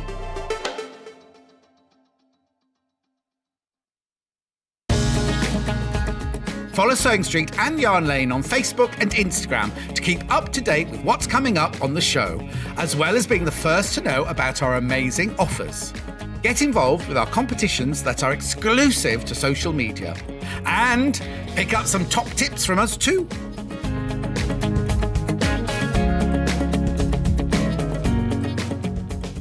If you're a Sewing Street or Yarn Lane customer, no matter how many times you check out in one day, you will only pay one postage and packaging. So don't wait to add the item you want to your basket and check out.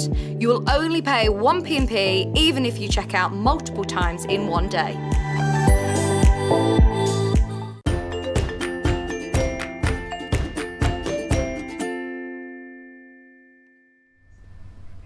Oh, welcome back. You're here with me, Stuart Hillard, and this is Sewing Street. We've got a great hour now featuring Seminole patchwork. I think that's how you pronounce it, isn't it? They are the Seminole Native Americans, but Seminole patchwork. Anyway, it's a fantastic technique. Great, if you've never heard of it before, stick around, you're going to learn something new today. Brilliant technique for creating a different kind of patchwork. We have got some amazing bundles of fabric to go with Sarah's patterns. Welcome back, Sarah. Thank you for having me. It's wonderful to have you here. It is. And Really it's sunny outside now. And it's sunny outside now, which is gorgeous. Yeah. But we're inside, we're sewing, and that's that. We've made up our minds. Love the colour range on this particular panel. Let me show you. What we've got is we have got 3 different options.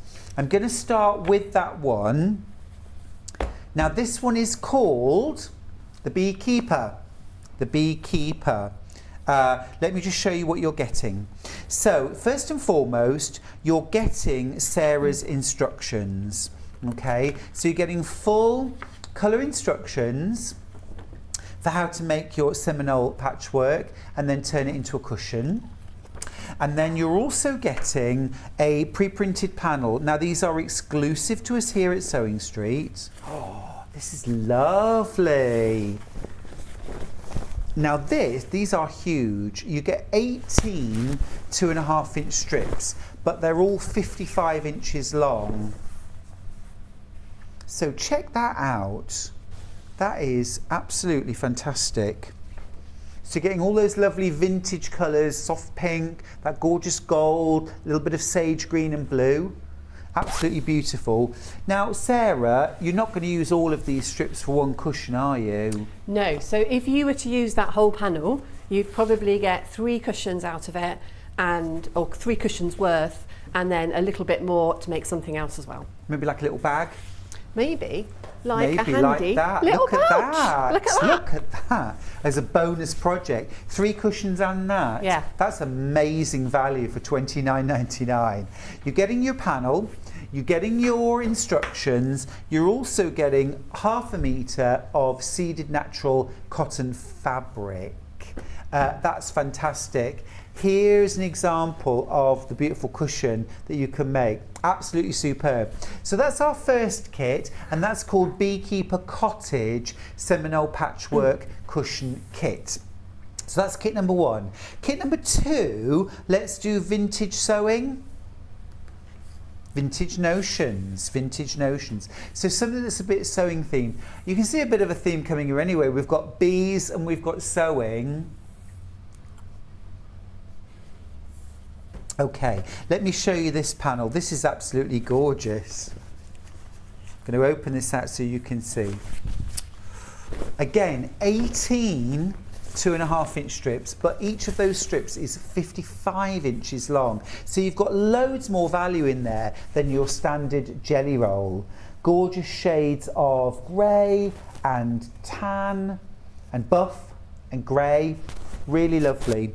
Great little sort of vintage sewing notions there. Dressmakers, mannequins, reels of thread, scissors, little sewing machines. Really lovely.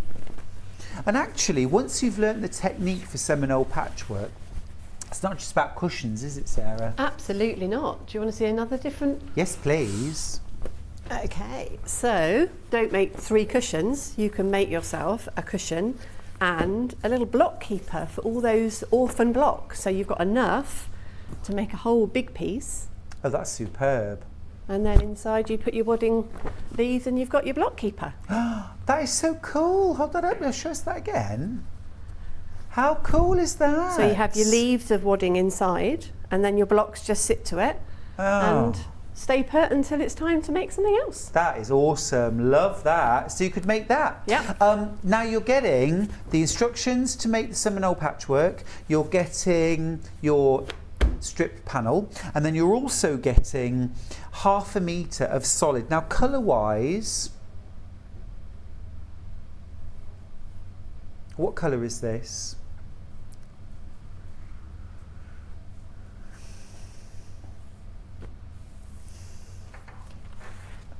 We don't know. We don't know. Oh, okay. Well, it's like a sort of lovely warm tan. So that's your 1/2 metre of that. And then we've got a third kit, and that is the gorgeous floral kit. Beige, the other one, it's beige. So in our final kit, this is your floral. This is floral.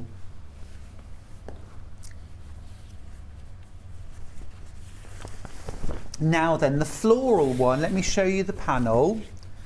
You're getting all these gorgeous mix of florals, absolutely beautiful, aren't they? 18 2.5-inch by 55-inch strips. Oh, some glorious ones in there. This is actually the one that Sarah's going to be demonstrating with. You get your pattern, and then you're also getting 1/2 metre.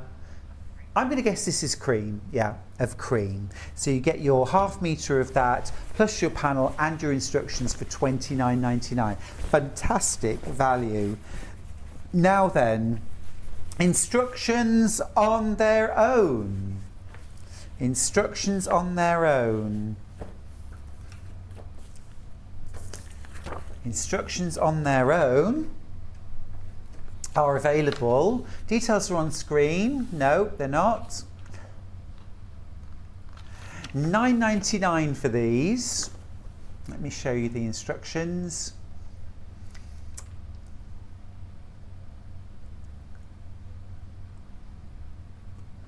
So you get full instructions there from Sarah. You've got full colour photographs, step-by-step instructions, tips, exactly how to get perfect results every single time. Those results, those details rather, should be coming up on screen any moment now. No, we haven't got the instructions details on screen. Sorry about that, everybody. No. All right, okay. I'm going to hand over to you now, Sarah, if you want to start. So where do we start with Seminole patchwork? What is it? How do we make it? Okay, so we're going to make it from a set of strips.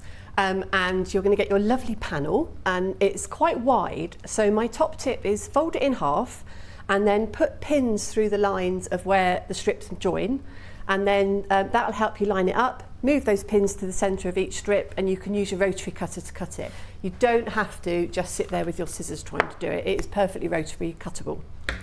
And then when you've done your strips, you need to think about how you want to lay them out to get a nice arrangement of the pattern and the colours through your Seminole. So on these strips that I've got in front of me, I've started to lay it out.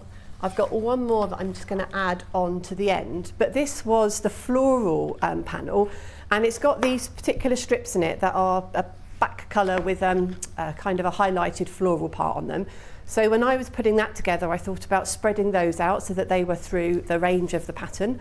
And also just think about your strong colours as well. So there's this black colour in there.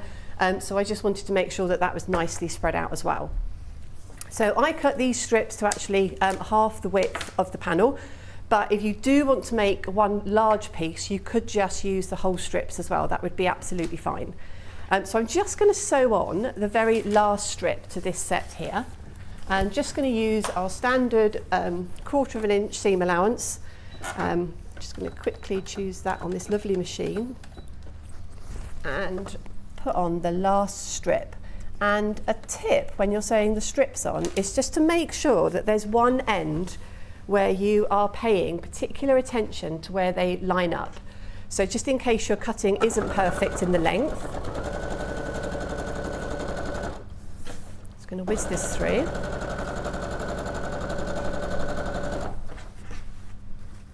Good job I did cut it in half, otherwise we might have been here the whole session just sewing this one long strip. Perfect. Now, if we can just come back for a sec, we have solved the mystery of the instructions. Okay, so this is something a little bit different. So if you want instructions on their own, what you actually get here is you get the instructions, but you also get an online Seminole workshop class for $29.99. Now, Sarah, tell us what you get for that. That sounds like a wonderful option. Well, you get me wherever you are in the house for the whole time, taking you through step by step exactly what we need to do. You can start, you can rewind, you can play again and again, but it will take you through every single step. So if you're really enjoying my demos and you like the way that I present it all, then you can take me home for the whole project. Ah, okay. So this is a pre-recorded, so you can rewind, keep watching, watch it 100 times or more. Absolutely, yeah. There's no restriction on the amount of times you can watch it. Absolutely fantastic. So you get the workshop and you get the instructions. So the panels aren't available with pattern? Oh, they are? Okay. Yeah. Got you. Okay, perfect. Right, I understand. So, obviously our 3 panels do come with written instructions, okay? Whether you go for Beekeeper's Cottage, Vintage Notions, or your floral, you get written instructions. But if you want an actual workshop or class, you get written instructions and access to that online class for $29.99. If you want to add the panel on its own, you can also buy the panels on their own. Now, should we just go through the details of those panels on their own? So if you want to do that, let's start off with Beekeeper. Here's the Beekeeper panel itself It's that gorgeous vintage mix, soft greens, blues, a little bit of honey colour there as well. Absolutely beautiful. You get the panel for $19.99. Now remember, there's no instructions with that and no online workshop, but if you want to go for that online workshop and pattern on its own and you want to add a panel, this is what you need to go for. Go for your panel at $19.99. Now our vintage sewing notions on their own, again, $19.99 for the panel. It's exclusive to us here at Sewing Street. You can't buy this anywhere else. And you could buy this panel and then you could go for the online workshop and instructions for $29.99 plus the panel of your choice. And then you can do that workshop with Sarah in the comfort of your own home. And remember, you can watch that video as many times as you like. Okay, last panel option is our floral. Is this just called floral? Floral Bounty. Lovely. Absolutely gorgeous. This is the one that Sarah's using. Just beautiful, isn't it? And a gorgeous mix of kind of Victorian florals. Very traditional. Yeah, beautiful, traditional. It's almost like the sort of floral decoupage, isn't it? Beautiful. All right, Sarah, back to you. Okay, so I just sewed that last strip on, so they're all joined together now. And while Stuart was running through those panels, all I've done on the back is I've just pressed all of the seams so they're sitting in opposite directions, because that's going to help us in a moment. So you'll see that that seam goes that way and this seam goes this way. And the easiest way, I won't actually do this because it will spoil the mat, but just literally run your iron down the centre of the panel and it will just push those two seams out. Great, so we don't want seams all going one way? Absolutely not, no, Great. Definitely not. Okay. So we've got our strips ready and put together, so we're now going to cut them up again because patchwork is all about cutting and sewing. Yes. So I'm going to work from the end where I tried to line them up as best I could, but even having tried, there's a little bit of difference. So the very first thing I'm going to do is square that off. So trusty patchwork ruler, out it comes. Get all your lines on your ruler going across the seam lines that you've created. Slide it to the end for as least waste as possible. And then we're going to cut. So in that online class, there's all these tips and tricks that I'm sharing with you now. Probably a few more that I remember as well. And it's like a good film, Stuart. Every time you watch it, you see a little bit different, you see? I like that. So I've trimmed my ends so they're nice and straight. And then we're going to cut our patchwork into 2.5-inch strips. Okay. So I'll just cut a couple off. So it's just the same principle, making sure that all the lines on your ruler are following the seams where they can. And just slide all the way down. So I'll cut a couple off. I'm just thinking, I know that Sarah's using a regular ruler and mat here, but I'm just thinking if you've got the Stripology squared from the last hour, this would be so easy. No moving the ruler, no having to measure again and again, just go for the squares. Stripology squared, we love it. Okay, so you're going to end up with a whole load of strips. So I'm not going to overcomplicate it here for the moment. I'm just going to have two in front of me. And we need to create the staggered look that we see in Seminole. So you take your first one and you're going to attach the second one by stepping it down. So I'll just twist it round a little bit. And then I'm just going to place my seam on top of the other seam. And this is why we wanted our seams pressed in different directions. Okay. I'm just going to pop a pin in it to hold it really close together, and then you'll see, we can get that on the camera, that those perfect. Seam allowances are what we call their nesting. So the seam allowance at the back is going to the right, and then the seam allowance on this side is coming to the left. So they're nesting together, which is just going to reduce bulk. Okay? Perfect. So we'll want to replicate that all the way down our strip. Now, I'm not a huge fan of pinning, so I'm not going to pin every single one. Controversial. Controversial, I knew it would be. Knew it would be. And I'm just going to stitch these together. Now, I find that if I do a seam at a time and hold the next seam in place, I get quite a good finish, but we'll see, won't we? I'll do it my way. and we'll see what happens. So I'm just going to hold those seams together as I get to them, but you could of course pin. I'll be honest, I'm a pinner, Sarah, but with something like that, I would just use the seams in opposition. That kind of locks them together, doesn't it? It does. That's it. Do you know what? That's a really good way of describing it. Yeah. It's like a they sit together really nicely. They do. Really nicely. So I'm just going to go down. And you can feel when you've got it wrong because you can feel the bulk because it's going through the machine.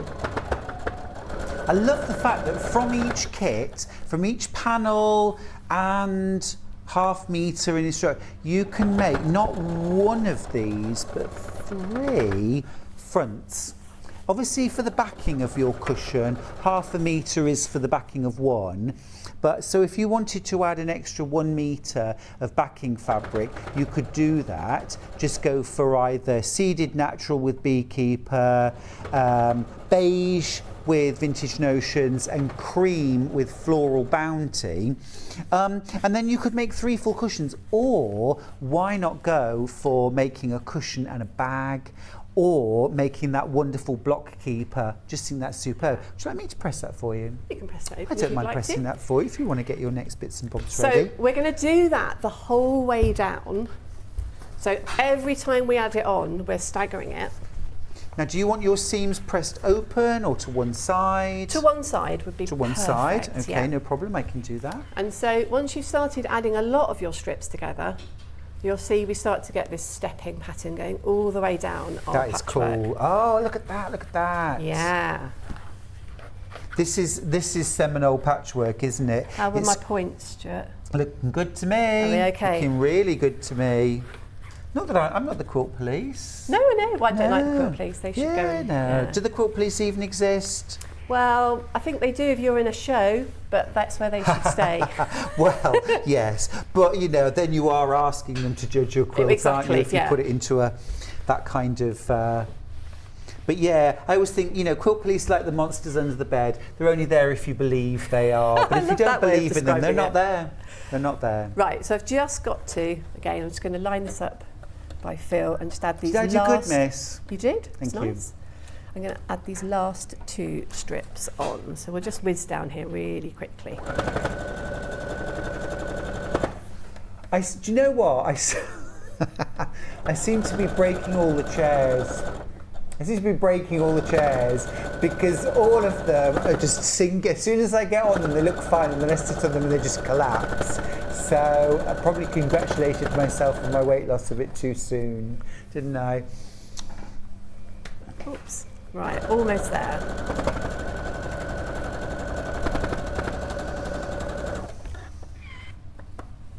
I'm loving the iron. Isn't it fabulous? Absolutely wonderful.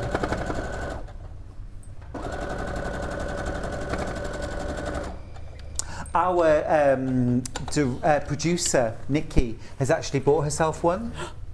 Yeah. Why wouldn't you? And she's not a sewer, okay?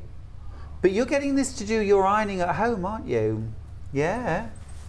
Do you want me to press that last bit for you? Yes. Yes, please. Will do. Just there. Thank you. So at this stage, the Seminole is looking like a piece of fabric that's not really necessarily the shape that we want it to be to make our cushion. Right, it's kind of got jaggedy edges. Jaggedy edges, and it's a bit long and thin, and we want to just sort of square it off a bit. So we're going to do another bit of cutting in just a moment. Oops. There we go. Fabulous. I need you to come home with me. But I am thinking, actually, about making a strippy quilt where you'd got long bands running down and then maybe like a little thin border and then perhaps a border print in between or something. Seminole borders are really nice. Yeah, really nice. Yeah. And it's a great technique, and it's one that we use again and again. Yeah. The original strip pieces, really. When we strip piece and then cut up, Seminole patchwork is the origins of that. Well, and it's just a lovely way. I quite like it when you have a project where you have a pattern, but you're really breaking it down. I know a lot of patchwork is cutting up, but on this, you really break down, so you lose the context of what the strip was in the first place, because you're only ever seeing a little bit of it. Right, so there's this cut that we have to do next. And what we're going to do is look at our patchwork, and we're going to look at the top left-hand corner. Okay. And we're going to get a ruler, and we're going to come down and go through that line there. Have you got one of those sets of, have you got the pattern, Stuart? Yeah, I certainly do. Because this is always the bit that foxes people. So there's a lovely clear picture of it in the pattern. And obviously if you buy the online course, I'll talk you through it anyway. But a lovely clear picture to show you exactly what we're doing. So I'm top left, and I'm going to go down, and I'm trying to go through literally the 45-degree line of all of those squares. Feels a bit crazy at this stage. Yeah, You're still cutting cut it through all my up. patchwork. So we've cut the strips, then we've joined the strips, then we've cut them, and then we're making a crazy bit of patchwork. And then what we're going to do is attach it down here. Oh, hello. So if I Look just at lay that in the same, on here, it feels a bit long and skinny. Yes. And then down here. And now you've kind of made it into a rectangle. Yeah. Oh, that is so clever. So it doesn't matter how long your strips were to start with, you're just making use and squaring off the end. Oh, just like, One up like just that. like that. Yeah. That is amazing. That is really cool. Okay. Mind So- blown. Mind blowing. So I've just got to stitch them together. And See, all when if I've done it before, I've just done long strips. Never done that. Have you not? No, that's so Oh. clever. That's what I love about patchwork. There's so many different ways of doing Yeah, things. there are. You can never stop learning. So I've offset those again, and I'm just going to whiz down with this last seam.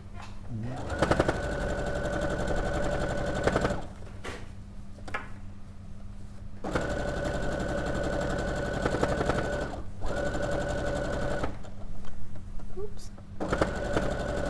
Now then, a message for you, Sarah, from Ms. who's in Suffolk. Excuse. Oh, sorry. So clever, Sarah. Fantastic demo, Jane in Suffolk.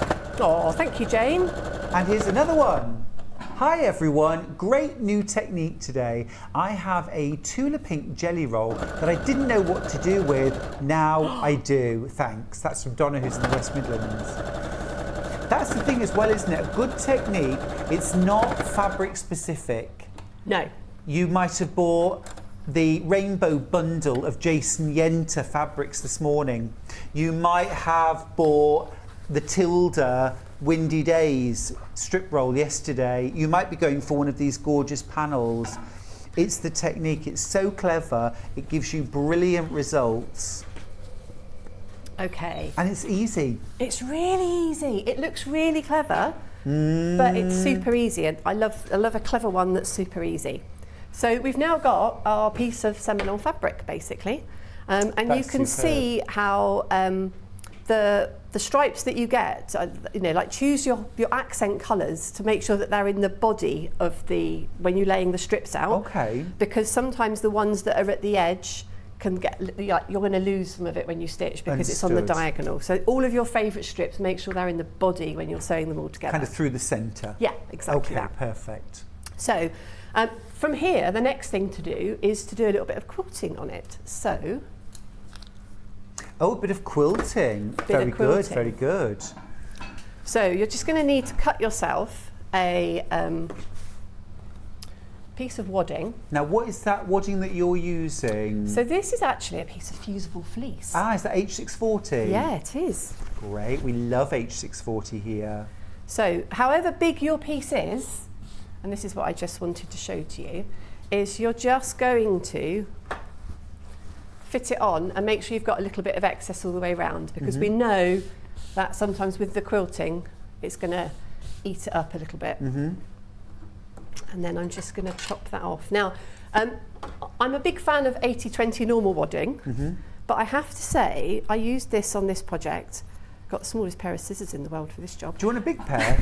There's a big pair down the bottom next to the overlocker. I'll blue just keep handles. going. You sure? Yeah, and if you find that things move around quite a bit when you quilt, the fusible fleece gives a lovely result and it stops everything moving around. Yeah.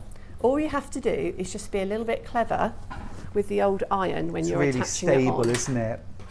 Yeah. So, careful not to get the iron anywhere near. I'm just going to give that a nice press on. So, if you haven't been used to using fusible fleece and you've got any scraps at home left over from bag making, I think it is quite a good wadding option, especially on sort of projects Really like good. this. Okay. Obviously, if you're just using normal wadding, you're going to need to use your normal spray basting technique or your normal pin technique, whatever technique you would normally use. And it might be, if you've used the whole strips, that at this stage, you might want to make it a little bit smaller so it's a little bit more manageable. When it comes to quilting this, I really like the old shadow quilting technique. No, tell me more. So I will tend to find, if I get my ruler out to kind of show and demonstrate, I'll find my seam line and then I will stitch with the edge of my foot on the seam line so I get a 1/4 inch shadow quilt. Lovely. And the lovely thing about this is you can do as little or as much as you like. Right. So you could go on the diagonals all in one direction and leave it at that. You could go both sides of the diagonal and leave it at that. Lovely. Or you could do both sides of that diagonal and both sides of that diagonal. That would be my favourite. Would it, doing both? Oh, I love double tram lines. Yeah, so if we have a quick look at the sample one. Absolutely love them, but that looks amazing too. Yeah, and on Pop that one, there. I've just done one line going that way and one line going that way. Very lovely. Very lovely. Yeah. Classic straight line quilting always looks smart, doesn't it? Always does. Just don't forget to increase your stitch length slightly because it looks really nice when it's got a slightly longer stitch length than your machine might be set up to. Now, good question, Sarah. Bev asks, what's the difference between Seminole and Bargello, please? Love the demo. Oh, well, Bargello is a similar technique because you're going to sew all of your strips together and then cut them up.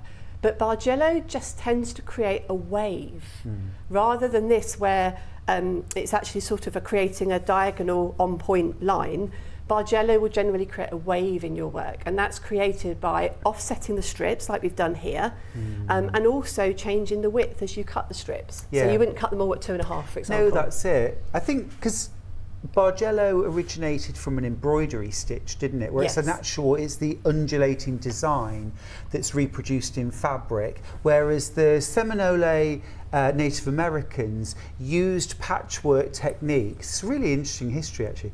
They used patchwork techniques to create decorative bands of fabric, which they would then use to decorate clothing and things around their homes. And that was then used as a technique that was then adopted by quilters. So there are loads of different Seminole patchwork patterns, aren't there? This is loads. one of many. Yeah, and some would be quite sophisticated in the pattern that you would get within Really the Seminole. awesome. Shadow quilting, which is my favourite, when you're just literally following the seam line and going 1/4 inch either side. But if you prefer, you could do your stitching right down the centre, draw yourself some lines in, or use a quilting bar on your machine. Yeah. So it's entirely up to you how you quilt it and how much quilting you do.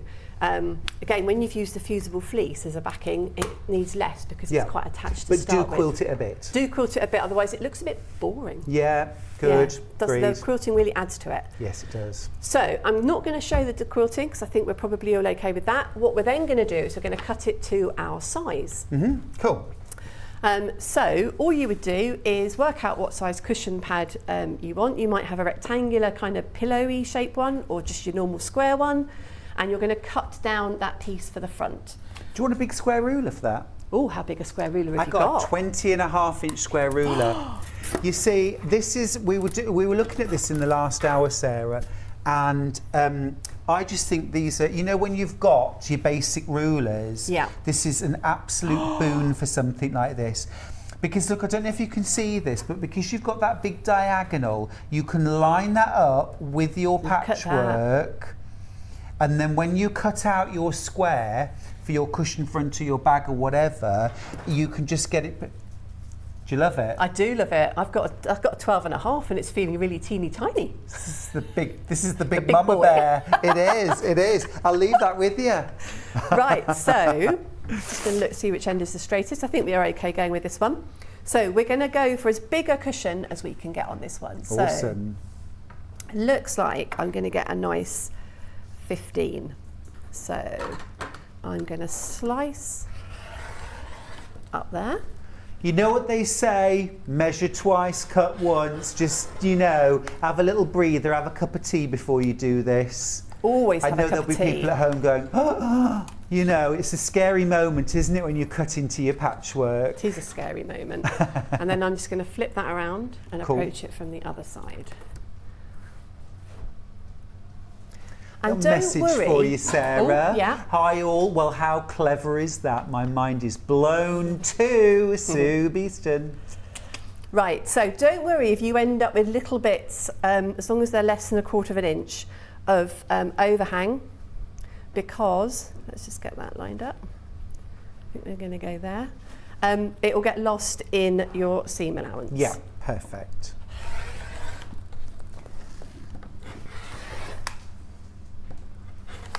Big square rule is where it's at, isn't it? Oh, I love it. How easy was that? So on the pattern, it suggests using 11 to 12 strips, but you could use a few more strips if you wanted to make a 50 centimetre cushion cover or something like that. So that's just going to one side for the moment. It's not quilted, but that doesn't matter in purpose of the demo. And then I want to show you the back of this. Oh, brilliant, yeah. The zip for the back It's a of this zip back, cushion isn't pad. it? It's a zip back, and I know a lot of people don't like zips, but they don't need to be fearful of them. And this is one of my favourite zip insertions for creating a really professional look on the back of your cushion. I'm just going to show you how the back of the cushion looks, because it is immaculate. Absolutely beautiful. And I'm thrilled that you're going to show this, because I love this look, but I can never remember how to do it. So the zip, look, is all tucked under there. So actually, it doesn't matter. It frees you up from having to match your zip. Absolutely. To your and fabric. do you know what? Sometimes I put a flash of neon in there when people least expect it. And then you just sit there when you've got company around and you just go, hey, Margaret.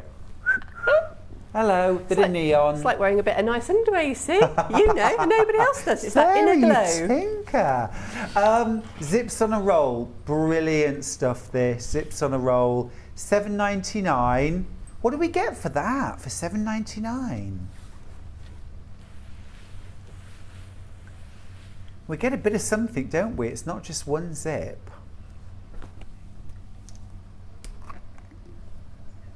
10 sliders and 5 meters of zip. Wow. $7.99. That's brilliant. That is brilliant, Yeah, isn't it is. it? That would be my top tip. Grab that while you can. It's going to fly out. It'll be gone in seconds. $7.99, zips on a rolling cream. It's going to fit perfectly whichever option you've gone for. But because this is a concealed zip, it doesn't really matter. You could use it on anything. $7.99, zips on a roll. Okay. Continuous zipper, in my mind, is the best zip to sort of get, because, Right, so we're going to cut 2 pieces for the back of our cushion, and the full sizes and everything that you'll need, and how to make sure it's going to fit your cushion. That's all described in the pattern handout. So, and what we're going to do is the larger piece, which is 2/3 of the height of our cushion, that's going to become the bottom at the back, and then the smaller piece is going to become the top at the back and sit down and hide it like that. Okay? So, very first thing we do is we press back this little fold, and then I always work with a zipper that is wider than my cushion, because it's just going to make your life easier. And we're talking pence, and if you've got continuous zipper, super easy. I always buy zips that are longer, and then I hack them down for my projects. I do the same. About 2 inches either end. Yeah, max. You don't even sometimes need that. No. And then I'm pinning this in place so that it is 1 millimetre or 2 below the teeth. Oh, this is a nice, easy zip. Really easy zip. See, anybody who thinks zips, no, don't want to do them, they're beyond me, I don't like them, try this zip, this is easy. You're not going to have to move the zip head. because it's off the end. Yep. And all you've got to worry about is keeping that fabric nice and flat. And notice that I did a lot of that whilst it was on the table because it seems to hold it together a little bit nicer. So I'm going to be putting that into the machine so that I'm stitching down.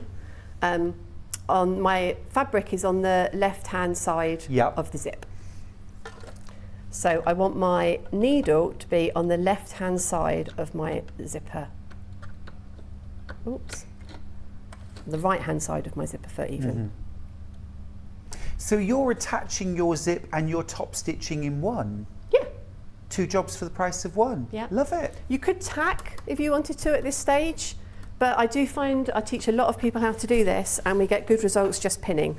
And also, Sarah, it's all concealed. This is all hidden under the top flap anyway. Yeah. So, I mean, if you're worried about wobbling, if you wobble, it doesn't matter. You won't see it.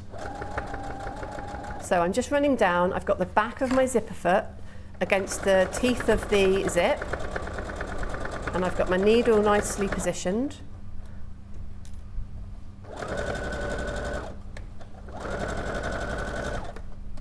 Taking the pins out as I go. And the nice crisp fabrics that we've got in the bundles, they just sit really nice and flat. Yeah. You want a nice crisp fabric when you're putting zips in, unless it's dressmaking.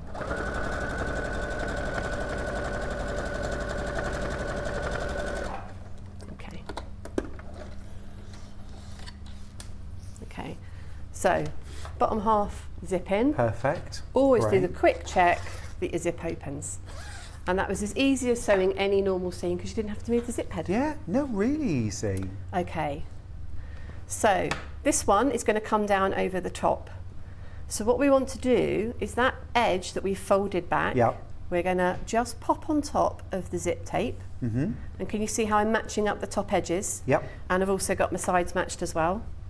And then I'm just going to gently flip that over. You could pin it once and then move the pins, but if you're careful and you do it on a nice table, hasn't moved. And then this time, I'm going to perpendicular pin. Okay. And it'll all become clear why in a minute. So I'm just going to get that first pin in. So I'm going to pin that end, and I'm going to pin this end first. Because if you've got those secured, it's a lot easier to pin in the middle. Right. I always pin the ends of something first. Music to my ears. Is that what you do too? Huge fan of that. Yeah, I know. Any patchwork, sewing on borders. Yeah. Match the bits that need to match and then pin in between. Yeah. So, got 4 pins anchoring that. I can turn it over and check where my zip is, and it is sitting on top. It's tricky for you to see that, but it is sitting on top of the edge of my fabric. Now, something else you were demoing a moment ago. Okay. One of my other favourite tools. Yeah. The good old friction pen. Yes. So this can be the scary bit. This is going to be seen, this line of stitching.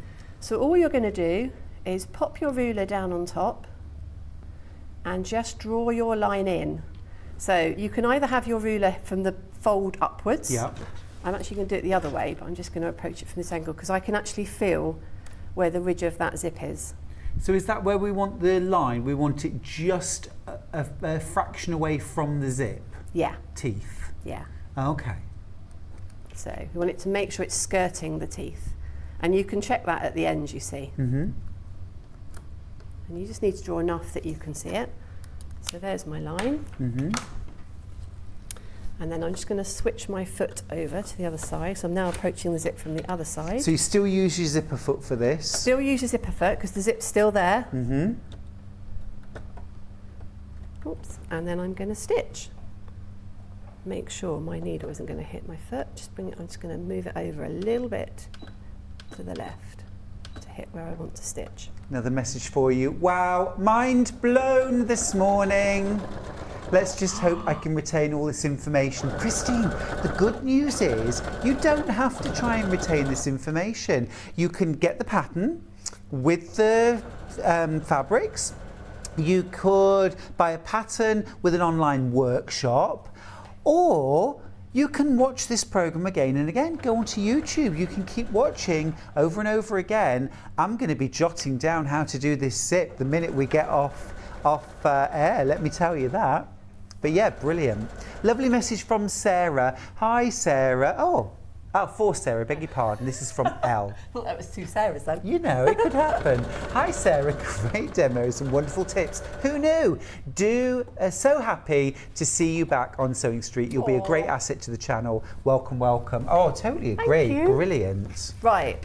So Stuart can probably see that line of stitching's bang on top. Mm-hmm. And look at my zip underneath. That is so clever. It's really clever. That is really clever. I love that. Do you want me to get rid of the marks for you? Yeah, go on then.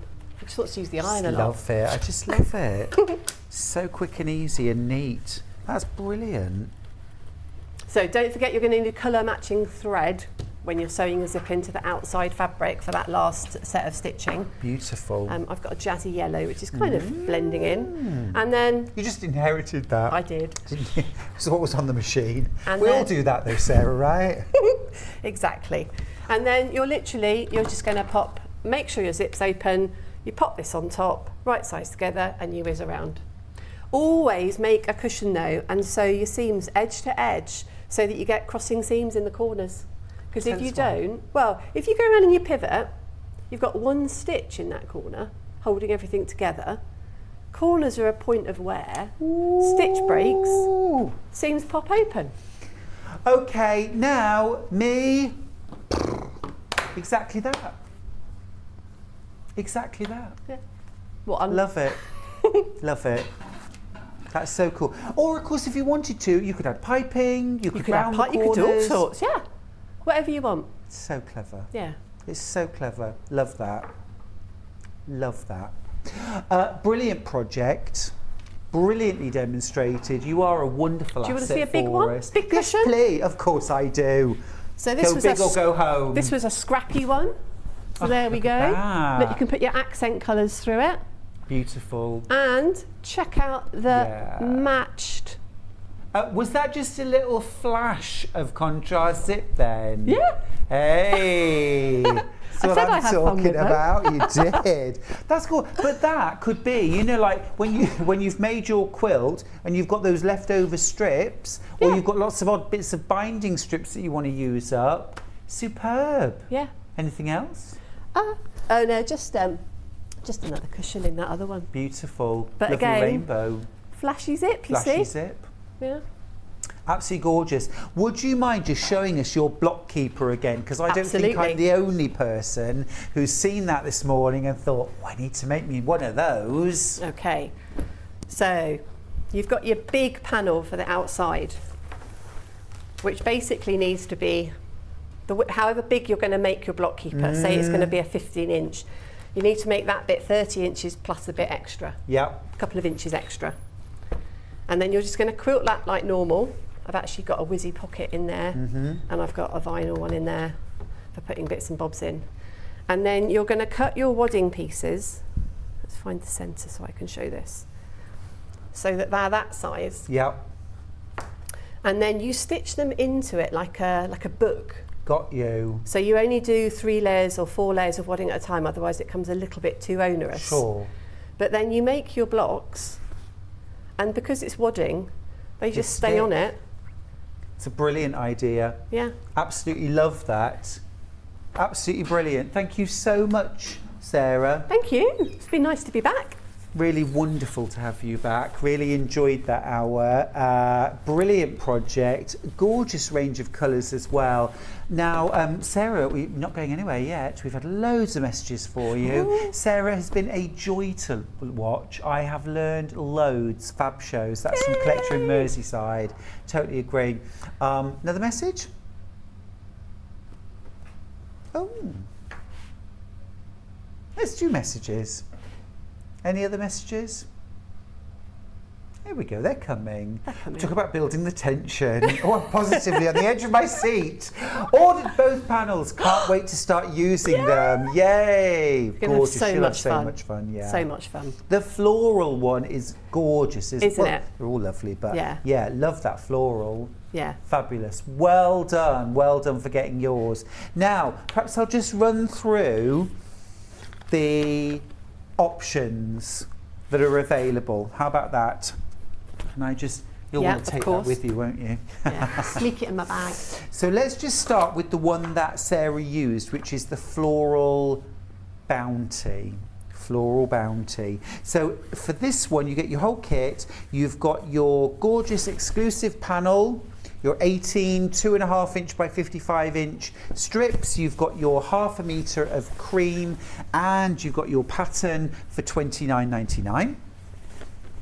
So you get a full written pattern. Remember, if you want an online workshop with Sarah on this technique, then go for the panel on its own and then the pattern and workshop on their own, and combine the two. Just go on the website, you'll find that. So that's Floral Bounty. We'll do Vintage Notions next. So again, you get your full pattern.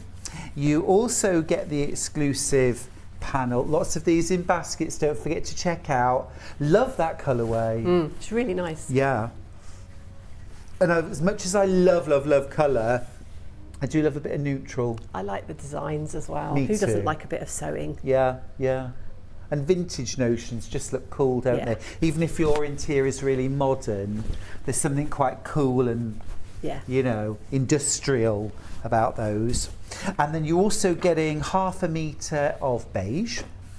And then the third option is the Beekeeper's Cottage. And that's what the original's made of. This is a gorgeous range of colours. Isn't it? Yeah. Absolutely stunning. It would make such a gorgeous shoulder bag as Yes. well. Yeah. Same technique, just use the fabric in a different way. Because I thought you absolutely hit the nail on the head, Sarah, when you talked about it as now you've created a piece of Seminole fabric. Yes. Do what you want with it. As soon as you think of it as a piece of fabric, yeah, you do what you like. Yeah. You do what you like. So you get that panel, you get the 1/2 metre of Seeded Natural, my new favourite. Nice colour. Background fabric that, and you get your pattern. Now, if you prefer to get your own panel and do the workshop, online workshop with Sarah, you can absolutely do that. Can we do the details for the online workshop, please? So here, will mine come in a red shiny envelope? Everyone's going to get a red shiny envelope. Oh, so I'm not special. Oops, sorry. No, that's lovely. I feel like I'm at the Oscars. And the winner for Best Seminole Patchwork goes to Sarah. You knew it. You get your online workshop. You get your written pattern as well. So you've got both support. Remember, you can watch that video as often as you like. Then you can also buy the 3 panels individually. If you want to buy the panel individually, just pop on the website. You'll find it there. You can order your panel, you can order your workshop, and then immediate access as soon as you get it through, yeah? As soon as they put in their code, yeah, they can watch it straight away. Does it ever run out? Do you like have it for a year or No. forever? Yeah. Forever. Love that. Now, you did see Sarah and I making very good use of the beautiful Aliso iron. It is our absolute favourite thing here at Sewing Street right now. We're absolutely loving it. Not just because it's cute and it's fun to use, although goodness knows anything that can make ironing, even ironing fabric, fun is good in my book. You've got, can you just really it's extra- huge. I think is it I want to say it's 20 feet. I want to say it's 20 feet. It's either 12 feet or 20 feet in length. But anyway, you have, look, full 360 motion. So, for example, like in my studio, Sarah, I have to plug in one side of my studio, but the space I've got for ironing is over the other side. Yep. So this is a boon. Absolutely. 3.7 metres of cord. That's great, huh? That's magic. Really good. 360 movement, so it doesn't matter which way you're going. It's not going to kind of yank you back. You've got those brilliant feet. You can turn them off. So if you're somebody that prefer... See, one of the things I like to do when I'm doing pressing is I do like to leave my iron on things for a moment or two, like if I'm doing interfacing. Controversial. So, but if you're doing interfacing where it needs 11 seconds, do I need to stand there with my hand on all the time? Now, if you've got the legs turned on, obviously it's going to lift up in a second or so. So I would switch that off for doing that. But when you're doing your patchwork and quilting, where we're going to do a bit of pressing, and then we want to get our next half square triangle ready, and then we want to press it, and get our next half square triangle ready, and then we want to press it. It's an absolute boom. Now, another thing you've got at the front on this, if you're using this, say, for dressmaking, for example, okay, where you might be doing pleats or collars, so we're pressing this, but then we actually want to press under a pocket or under a collar. You have an extra big gap underneath here for being able to do this, for being able to do your edges, which I think is really smart. You've also got full heat distribution across the whole of the sole plate, so you get even heat. I'm a big fan of starch and press applique, where I will use the tip of my iron or the top edge of my iron for turning the edge of applique. On a lot of irons, you don't have even enough distribution of heat to be able to do that really well. On your Eliso, you do. Also, the other thing that I hate about irons usually is all that spitting of water and the leaking of water. You know how it is? You're ironing, you've got something beautiful, and suddenly everything's covered in water and it's just yucky. Or even worse, covered in brown water. Have you had that? Yes. And why does it only ever leak when you're ironing white fabric? Can anyone explain that? Anyway, you're not going to get that with your Eliso iron. It's got technology in there that means that it's not going to splutter and spill and dribble water. It's also got anti sort of calcification build up inside. It's got technology inside, self-cleaning as well, so that your iron stays smart, clean, prevents those scorches, prevents the build up of limescale as well. Just superb. And it is super cute. Super cute. Okay, right then. Well, we've had a perfect hour. Thank you so much, Sarah. Thank you for having Do you know me when you're back? I think I'm back in September. September, that's not too long to wait. Yeah, it's a Monday again. And you have a holiday in between anyway. I do, Remind me where you're going. So a week today, I'll be flying to Italy and the Amalfi Coast. Oh, now just a suggestion. Get a pair of those. You do need to get yourself a beautiful pair of sunglasses, if nothing else, because it is National Sunglasses Day. It is also National Onion Day. So do please email in with your suggestions for either sunglasses or onions. You've got 1 hour left. Thank you, Sarah. Thank you. We're going to go to a break now, but when we come back, we'll be on Yarn Lane, and Sam Sabido will be here with gorgeous, gorgeous crochet projects. So don't go anywhere, stick around, and I'll see you in a few minutes.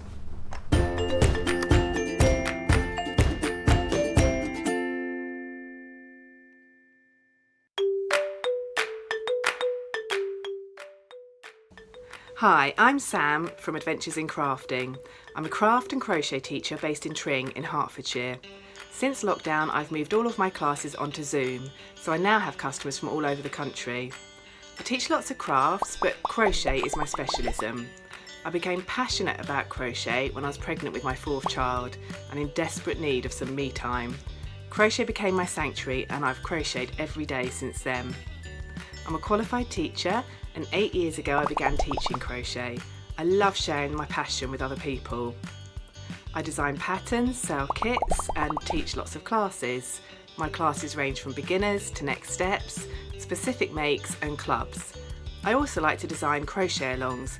My most recent one was my Autumn Granny Square crochet along, which resulted in me designing this allotment jumper, which I love to wear when I'm out gardening and looking after my chickens.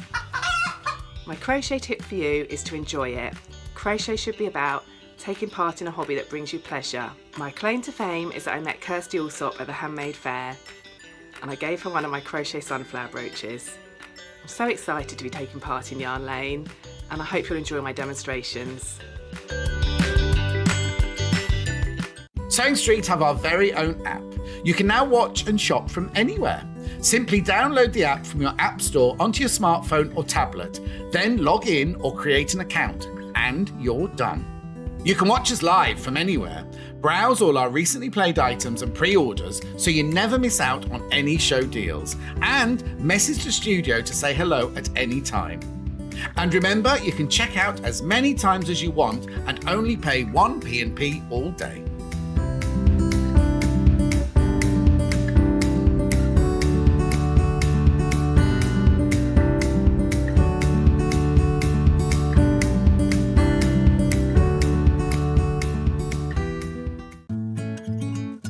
Stuck for ideas for the perfect gift? Why not get them a gift card?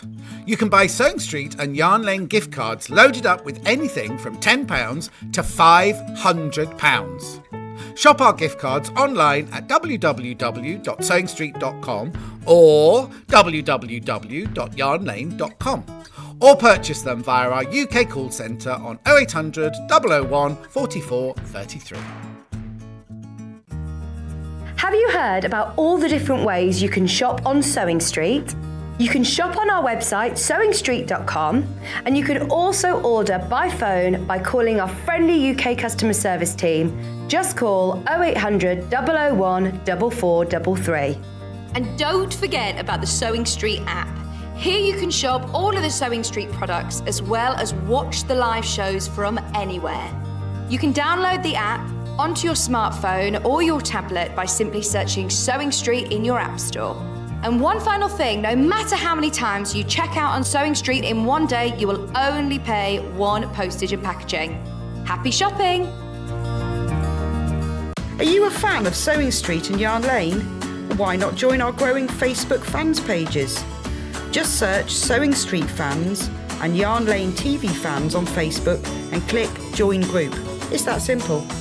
Never miss out on the latest news and updates from our presenters and guest designers, special offers and plenty of chat with your fellow fans.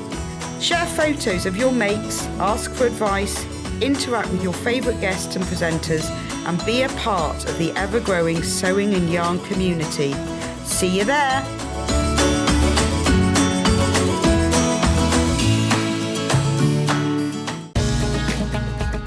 Follow Sewing Street and Yarn Lane on Facebook and Instagram to keep up to date with what's coming up on the show, as well as being the first to know about our amazing offers. Get involved with our competitions that are exclusive to social media, and pick up some top tips from us too.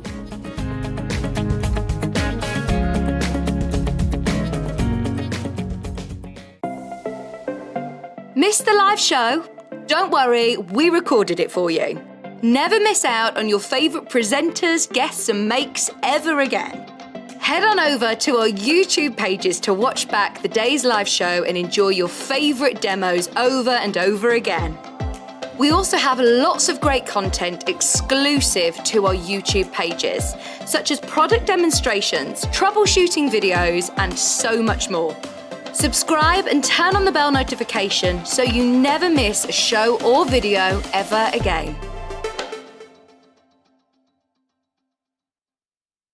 If you're a Sewing Street or Yarn Lane customer, no matter how many times you check out in one day, you will only pay 1 postage and packaging. So don't wait to add the item you want to your basket and check out. You will only pay 1 P&P even if you check out multiple times in one day. We know that shopping online can be a confusing and sometimes daunting task. And sometimes all you want to do is talk to a human being. Our family-run customer service team are on call 24/7. Full of friendly, warm-hearted individuals, all trained to make your shopping experience as easy and enjoyable as possible. Not only will they take your order, they'll also help and guide you on your shopping journey, so you never miss out.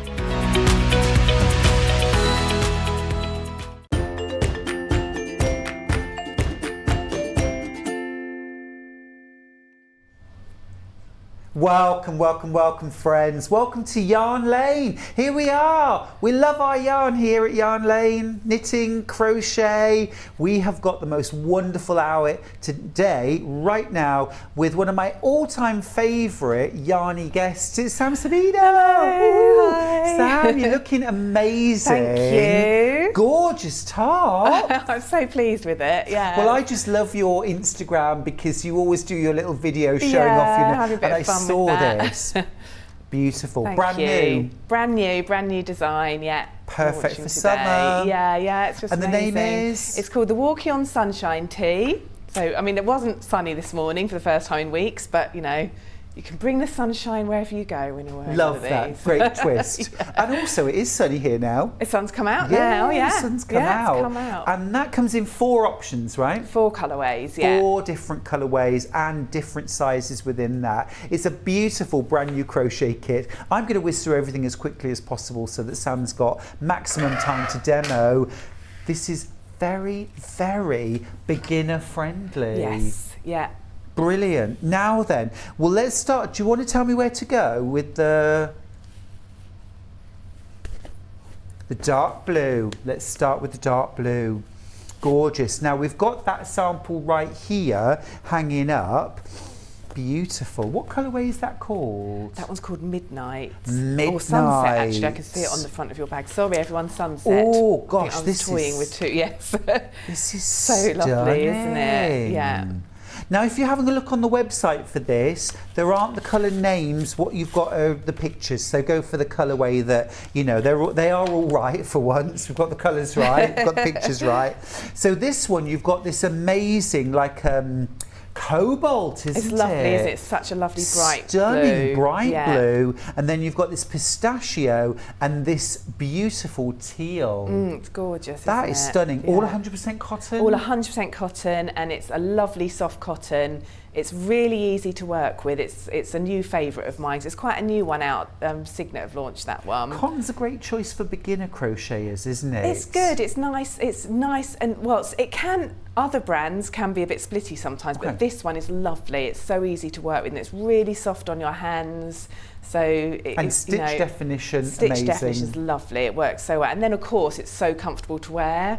And so, easy for newbies like me to be able to see where the stitches are. Exactly, yeah. No fuzziness. Yeah, no, there's no sort of fuzzy bits. It's, like you say, it's very good for stitch definition. And of course, perfect for summer because it's cotton. Exactly. Yeah, really comfortable to wear. I think we've just found your summer wardrobe, your holiday wardrobe. Definitely. Beautiful. $32.99. Oh, you look so lovely in that. Thank you. The colour's amazing. It's lovely, isn't it? that one, isn't it? Yeah, that's really nice. Really Terry-Ann nice made with a pair that. of But jeans yeah, too. I know. Or over a long sleeve top, even like a long cool. sleeve t-shirt. Very trendy. Yeah. So you're getting all of your yarn. Now, yarn-wise, this will make up to the largest size? Yes, yeah. So I've sized it. You've got extra small, which is a 28 to 30 inch bust circumference, and then up to an extra large, which I've sized up to 46 bust circumference. So we've got 5 different sizes. We've got all the yarn to make the largest size for $32.99. Incredible value. Great pattern. Again, extensive. Holds your hand. That's so important. So important. There are your sizes. If you want to just get a little grab of that. And of course you get a beautiful calico bag to keep everything in while you're working on it. And then also, those are really good for like either for in your wardrobe when you're packing for holidays or keep your shoes in. Well, that's true. Shoe bags. And if you're making it for someone else, you can gift it to them in that as well, which is really nice. Perfect. Instead of wrapping paper. Oh, forgot to put the pattern in. Right, so that is our first option, which is called Midnight. Walking on Sunshine at Midnight. Now then, next one, the lovely, I love the one you're wearing. I love the one you're wearing. So that's the one we're going to do next. So main body of the tee is done in this beautiful, really pristine white Very vibrant cotton. white, isn't it? So Very summery. smart, crisp. Yeah. Lovely and crisp. So you get that, then you're getting mango. Yeah, I think it might have the name on there. I think it might be Coral. No, I'll Coral, call it something yeah. like that. I mean, yeah, that to yeah. me is absolute summertime It's really, colour. that was going for real sunshine with that one. Beautiful. Yeah. And then that delicious pop of sunflower yellow. So white, golden and pepper. Beautiful. Ah, well done. They're the proper names. They are the proper White, names. golden and pepper. Yeah. I have written them in the product description, so if you're not sure, do have a look on that when you're online. Pattern, all your yarn to make the largest size, and all your instructions. Fabulous. So that is called... That's Dawn, that one. Dawn. So we've gone from midnight to dawn. Which one's called lunchtime? There is a mid-afternoon. There's midday. Oh, there is a midday. Let's do you've got midday. Whole, you know, sunshine throughout the day is what I was Sam, going you for. don't disappoint, do you? That's perfect. Okay. Oh, now a message. Morning, lovely people. I'm a 4 foot 11 inch, size 16 to 18, but don't like short tops. Can I make this beautiful top longer? Sort of hip length? Hugs from Patricia. Absolutely. So as usual with my patterns, it's really adjustable. So it's very easy to make it longer. You just keep going around and around. So it's worked top down, so you can just keep going until you like the length of it.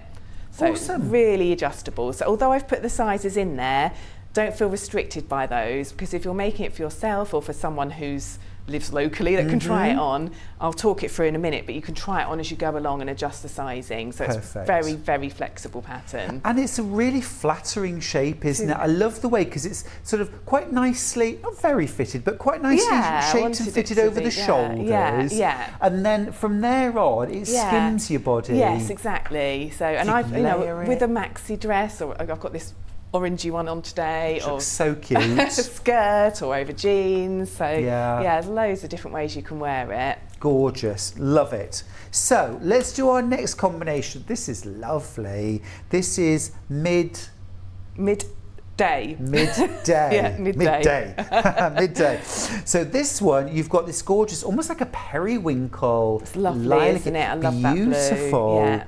The thing I love about cotton yarn is it always has a lovely sort of glowiness to it, doesn't it? It does. It's very different to acrylic in the finish that you get from it. It's definitely worth Or working wool. with. Yeah, exactly. But of course, beautiful against your skin. So you've got that for the main body, and then you've got this beautiful minty pistachio, and then a lovely soft pink. Yeah, peach, I think they call Very that. pretty. Yeah. The finished sample looks wonderful. And again, if you love a bit of colour, but lovely sort of pastel colour, finished sample's going to suit you so well. How pretty is that? Love that.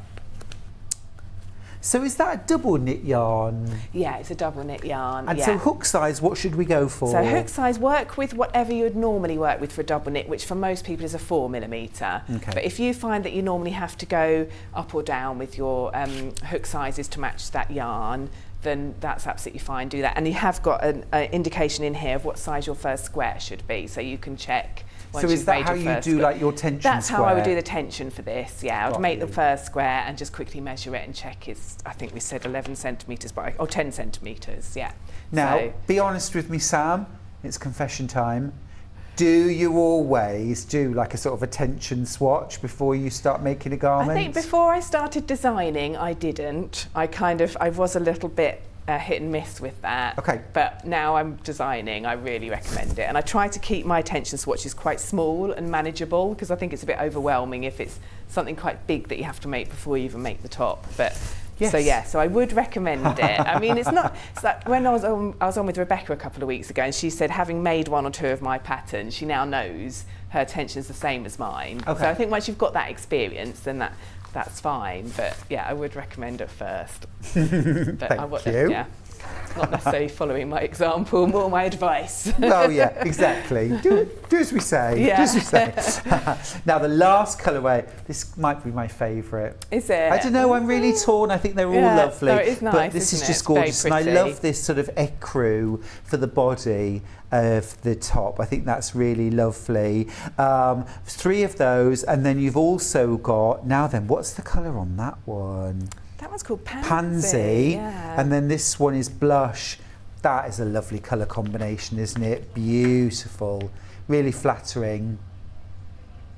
and you're getting your full pattern and your calico bag as well. So there are 4 options. 4 options for the colourways, yeah. Gorgeous. Yeah. Now then, which one are you pretty. going to show us? I'm actually working with the one you just said, the mid-afternoon. Mid-afternoon. So the pansy and the blush and the natural, I think it's called. Perfect. I was going to say beige, but that doesn't do it. That's a disservice to it, isn't it? No. Okay, so yeah, you start with squares. So you're going to start with a number of squares like this, and these form the neckline. So as I said, even though you might have chosen your size from the size guide you get here, also it's really, really flexible. So you've got, what you do is you make your squares, and the number of squares you make will differ according to which size you're making. So for the larger size that I'm wearing here, it's 14. And then you join them together and you get this kind of yoke for the neckline, and that is going to go over your head. So it folds. I think I've got some really unflattering photos of me with it on further on in the pattern, look. So, but you put it over your head, and then you can check the size around your arms. So, and then you can make it bigger if you need to. So don't worry, if you're making it for yourself or for someone that can try it on and you'd like to adjust the size, you absolutely can. Oh, good. So you can adjust it to fit yourself around the bust and under the arms so that you feel comfortable in it.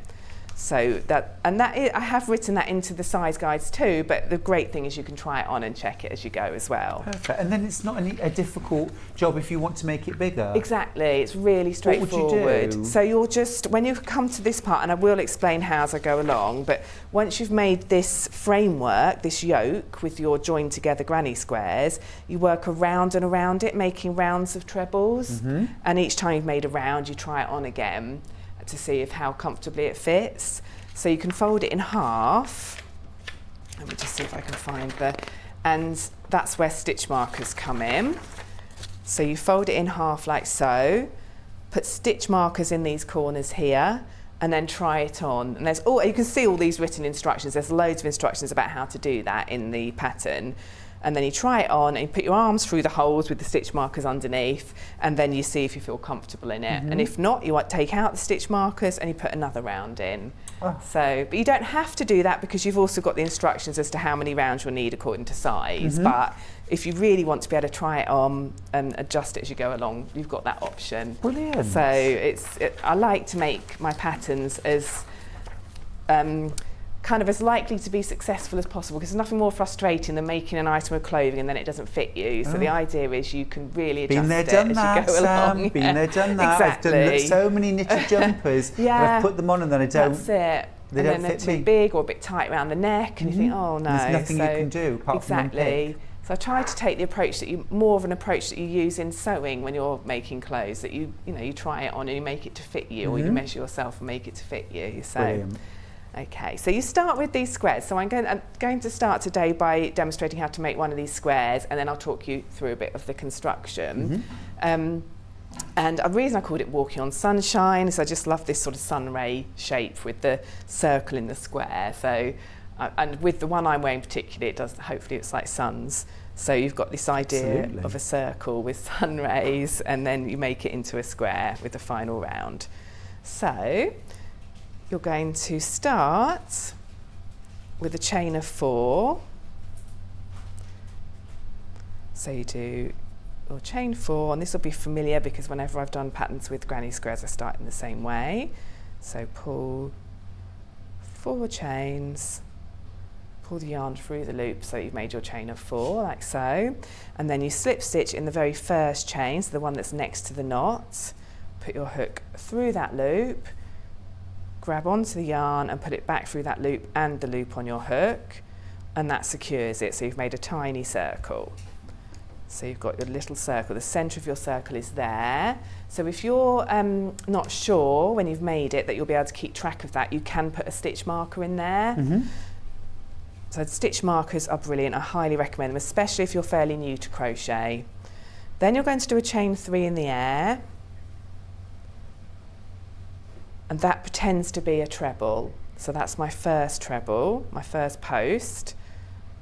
And then find in the centre of that circle, which of me is here, you're now going to make 11 trebles in that circle. And I'm going to work around the chain and the tail. so that when I get to the end I can pull that tail tight and there'll be no hole in the middle. So you've got yarn over and you're going into the centre of the circle, pull the yarn back through, which gives you 3 loops on your hook, and you're making a treble crochet stitch, so it's grab the yarn and come through the first 2, and that leaves 2 loops on your hook, and you grab the yarn again and come through the second 2. So you've now got your chain 3 that you made, that's your pretend treble, plus a post for a treble.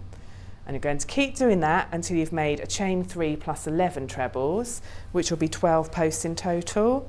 So yarn over again, into the ring, pull the yarn back through, gives you 3 loops on your hook, yarn over through 2, yarn over through 2.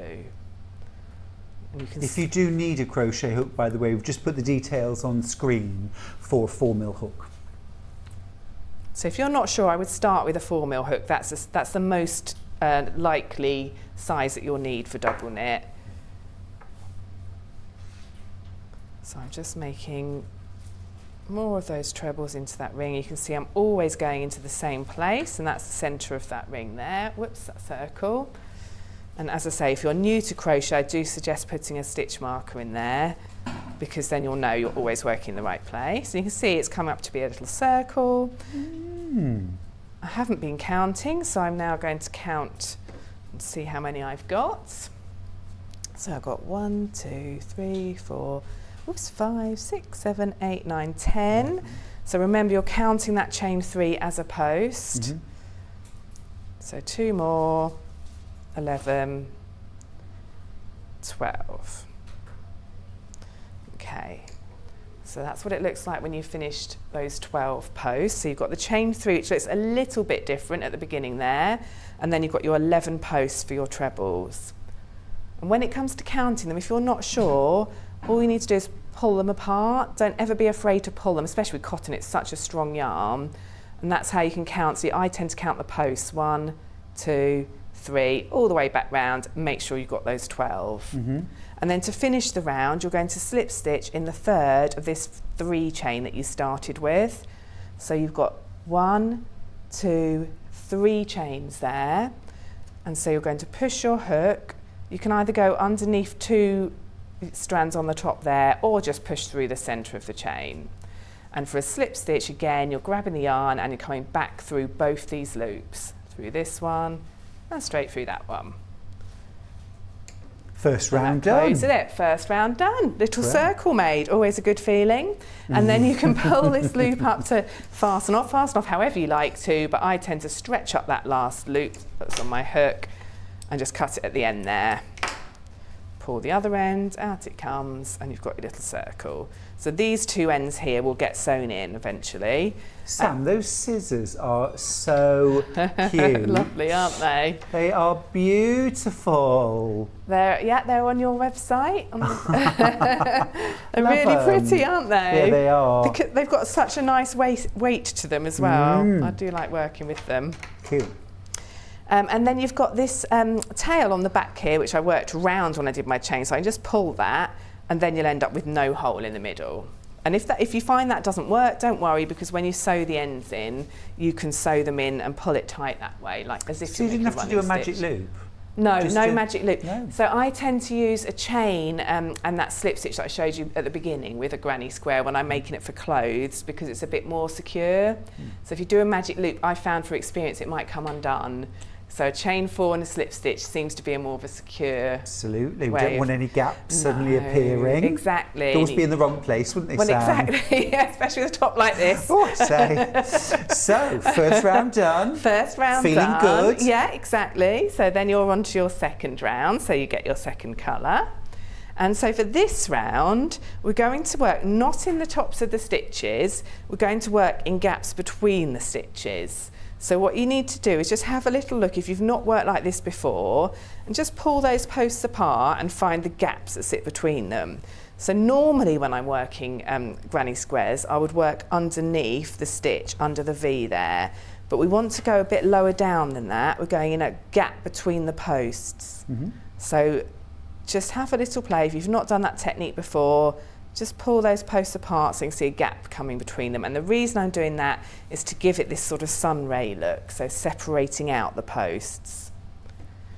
It's a bit like the spokes of a cartwheel. wheel, I was isn't just it? thinking exactly that. It's going through my mind, or a cartwheel, that sort of look. So then you'll be. We're such country people, aren't we? You would on our cartwheel. farms. Okay, so you put your hook through that gap. So not where you started or finished the last round? No, anywhere between in any of the gaps. And I tend to move away from where I finished the round because, well, two reasons. Firstly, it's a bit more straightforward and you can worry about that bit in a minute once you set the pattern up of repeats. But also, sometimes a granny square can go a bit twisted, and I think if you when you fasten off, if you start again in a different place to where you fastened off, you don't get that twist. It's not such a problem with a circle in a square, but that's a little tip when you make a traditional granny square. Exactly. Okay, so you're going to put the loop of the new colour on your hook. So you've just put your hook in between the posts, loop of new colour on your hook and pull that through. So you've just got a loop coming to the front here. Chain one, and that secures it. And that's how I start join my colour. Okay, and now we're going to make 3 chain, which is pretending to be the first treble, and a treble in the same place. So for this round, you're working with 2 treble clusters. So what we've just done here with the chain 3 and the 1 treble is actually a pretend treble cluster. So what we're going to move on to do is going to be different, but this is like a faux treble cluster. And that's the reason we do that is because in order to get the height, you have to start with that chain 3 when you're working clusters. Otherwise, you'll find that you've got this bit where it pulls down here. So, right, so then you do a chain 1.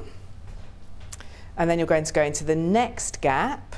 So you find you've got your post here and you've got the gap after it that you're going to work into. And you're going to do a 2 treble cluster in there. So a cluster is where trebles are joined together.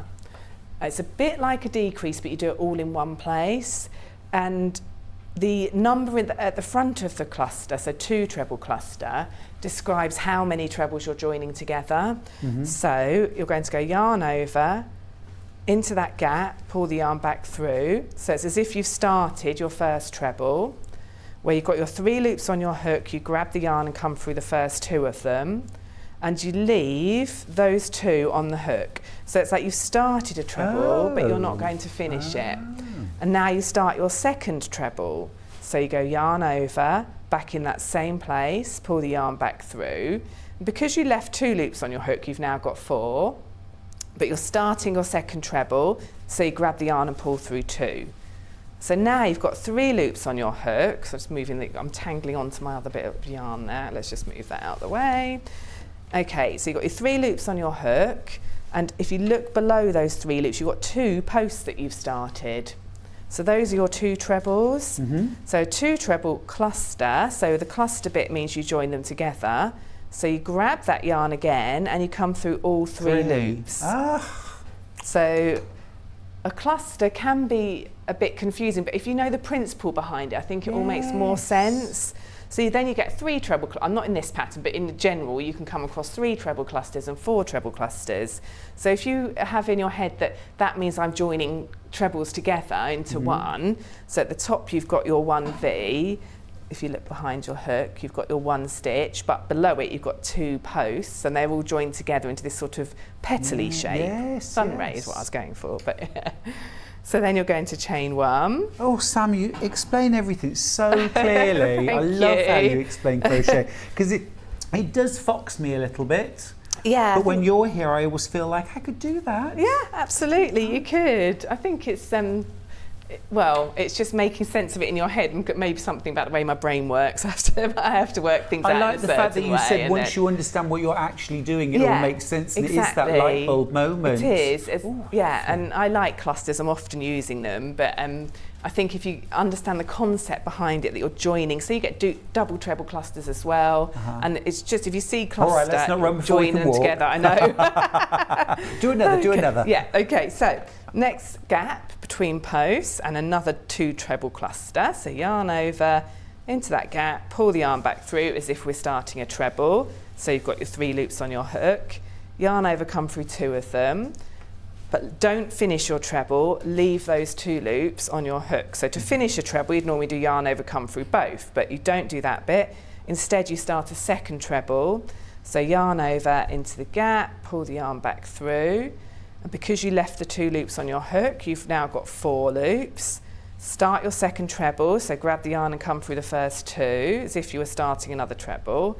And that leaves 3 loops on your hook, so grab the yarn and come through all 3. Brilliant. Another one Now this made. colourway is called Mid-Afternoon, isn't it? That's right, yeah. Very, very popular. Oh, good. Very, very popular, this one. Remember, if you're ordering through the call centre, what you'll need to tell the person on the other end of the line is the colour that you want. So Mid-Afternoon, I'm just going to run through the colours quickly just so that so if you're not sure, bob it down now. The one that's on screen now, that's the code for Mid-Afternoon. That's the one with pansy and blush and that lovely natural sort of ecru colour, the one that Sam's working with.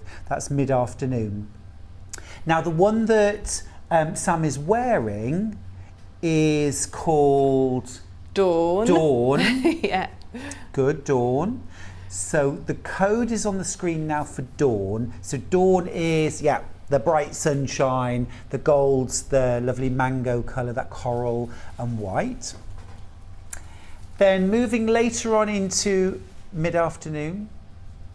Is it Mid-Afternoon? Mid-Afternoon is the cream one, so then you've got sorry. midday. We're moving backwards in time. Sorry, good. Midday is the light blue one. Yes. So midday is that lovely sort of lilac-y blue main body. There it is. And the gorgeous pistachio and pink.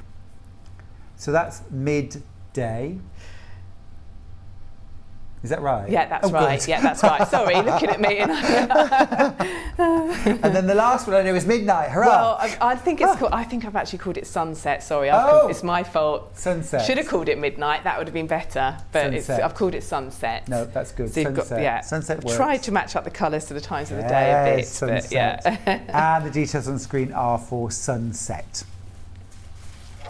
Oh, you're keeping me on my toes, Sam. Sorry. No, it's fine.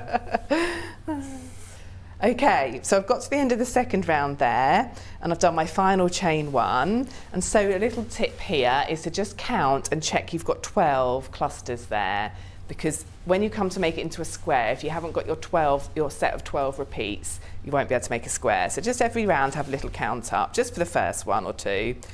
And then I'm going to slip stitch in the top of the first treble. So I'm coming over this chain 3 and finding the V at the top of the treble. And the reason I'm doing that is because I want this little pairing here of the chain 3 and the treble to look as much as possible like a cluster. So I'm going to just slip stitch, so put the hook underneath the V, whoops, the 2 strands of yarn there, pull the yarn back through and straight through the loop on your hook.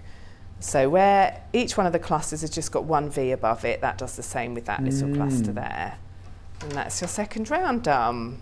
So again, you pull the thread through, pull the yarn thread up, through. Cut it, and then take it out. So you're done with that. So that's Round that. 2 done. Round Feeling 2 really done. good Yeah, now. making progress.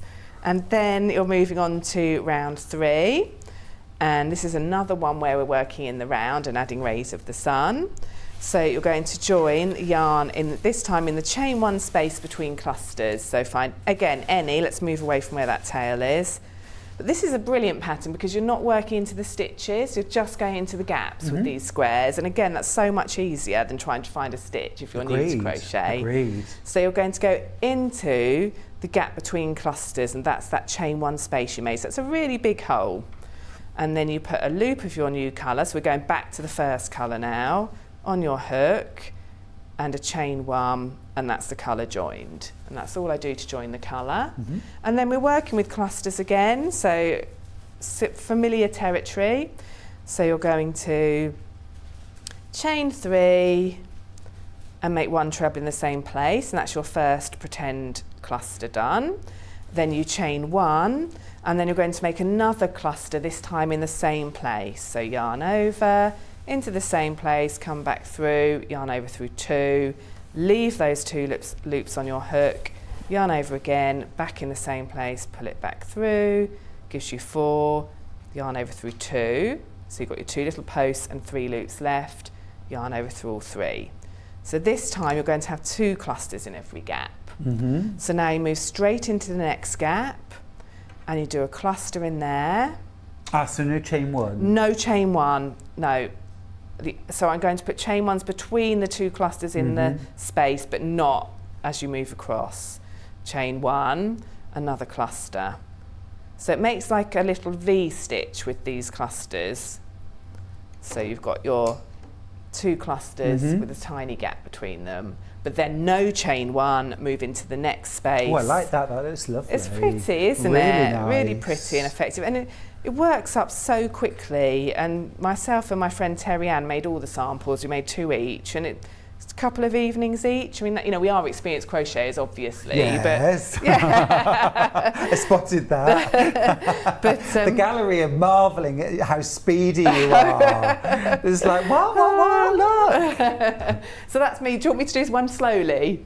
No, I'm enjoying the speed. Okay? Oh, yes, oh, yes. So that's, as you work around, you're getting your little pairs of clusters, and that you'll end up, here's one I made earlier, you'll end up with a whole circle. But the thing to keep in mind, I think, is that this is really beginner friendly. It is, yeah. Because I'm such a beginner crochet. And I know, and people say to me, I'm a beginner crochet, and then they show me what they've done, and it's amazing. But I am literally at the granny square stage. But this is granny squares. It is. It's achievable, and I think it can look daunting when you look at a finished piece of work, but actually it's surprising how achievable it is. And I've tried to keep it straightforward and beginner friendly as possible in the way that I design it. So don't be put off by how it looks. It looks great, but it's actually quite straightforward to make. So, yeah. And you made that in a couple of evenings. Yeah. But for a total beginner, can spend a couple of weeks enjoying absolutely. it, can't If you're the sort they? of person who likes a couple of hours of crochet every evening, front the telly, then yeah, a couple of weeks. It is amazingly quick how quickly it comes up. Yeah. So,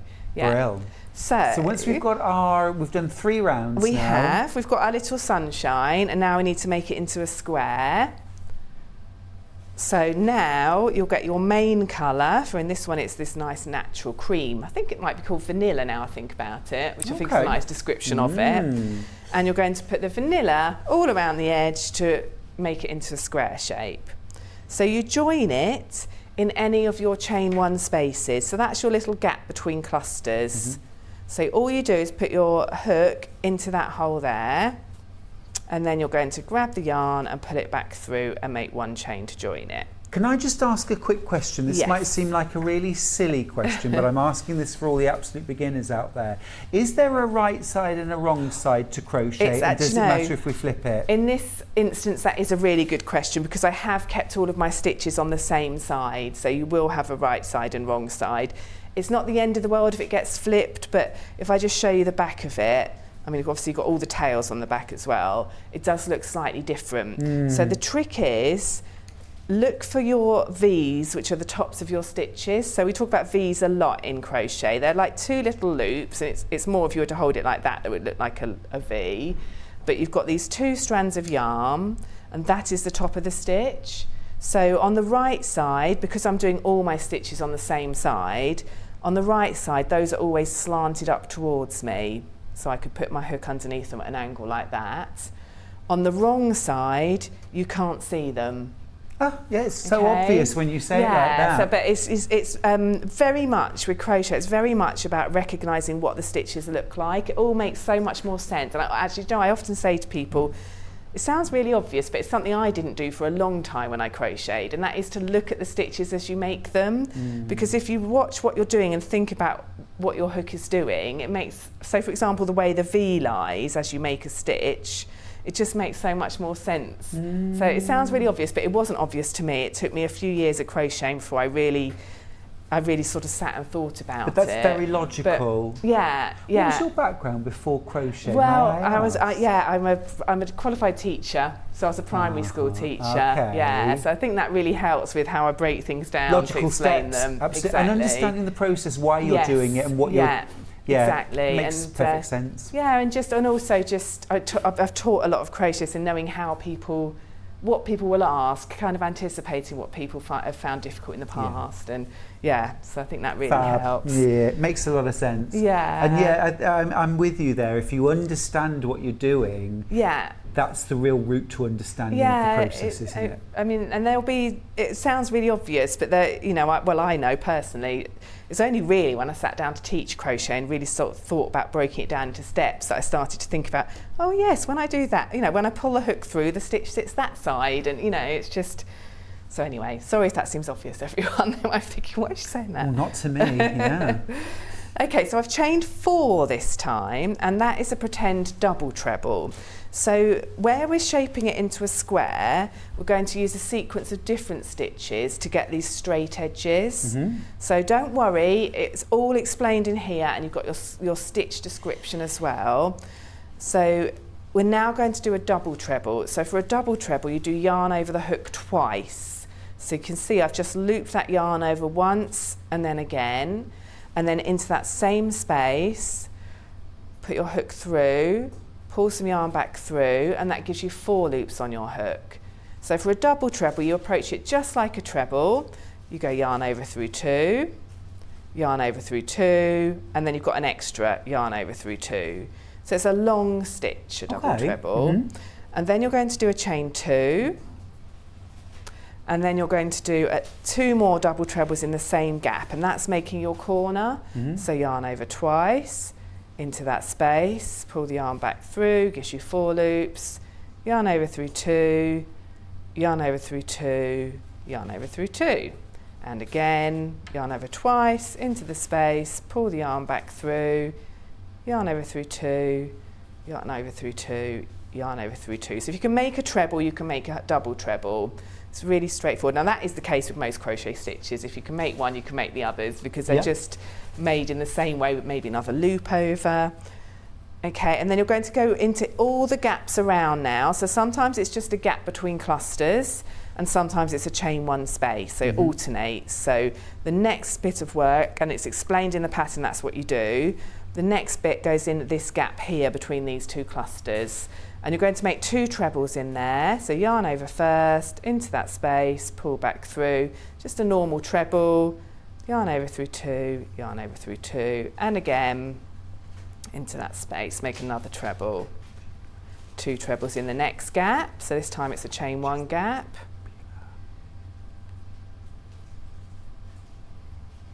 And that brings us to the next gap, and we're going to make 2 half trebles in there. So for a half treble, yarn over, into the gap, pull the yarn back through. Again, you've got 3 loops on your hook, but for a half treble, you grab the yarn and come through all 3. So it's a shorter stitch again. So I'll do that again, so we're putting 2 in there, yarn over, into the space, pull the yarn back through, and that gives you 3 loops on your hook. Grab the yarn, and you're coming through all 3. So you can see, again, in terms of understanding it, you've got your tallest stitch, which is your double treble, then you've got your trebles, and then you've got your half treble, and that's how you're evening it off into a straight line. Perfect. And then in the next gap, we're doing 2 trebles. Because we're coming back up the other side now. Yes, exactly. We're working towards that double treble. Yes, to the next corner. Yeah, I'm impressing myself, Very Sam. good, very good. Another 2 trebles. And then we're ready to make the next corner, which is going to be double trebles. So so far we've got the double trebles, we've got 2 sets of trebles, half trebles, 2 sets of trebles, and now we're on the corner again. So this one's going to be double trebles, yarn over twice, into that corner, pull back through, gives you 4, yarn over through 2, yarn over through 2, yarn over through 2. Again, it's that taller stitch. Yarn over twice, into that space, pull back through, which gives you 4 loops. Treat it like a treble, go yarn over through 2. Whoops, don't lose all your loops off your hook like I just did. Let's try that again. Yarn over twice, into the space, pull back through, yarn over through 2, yarn over through 2, yarn over through 2. But we're making a corner this time, so you do a chain 2, and then you go back in with another 2 double trebles.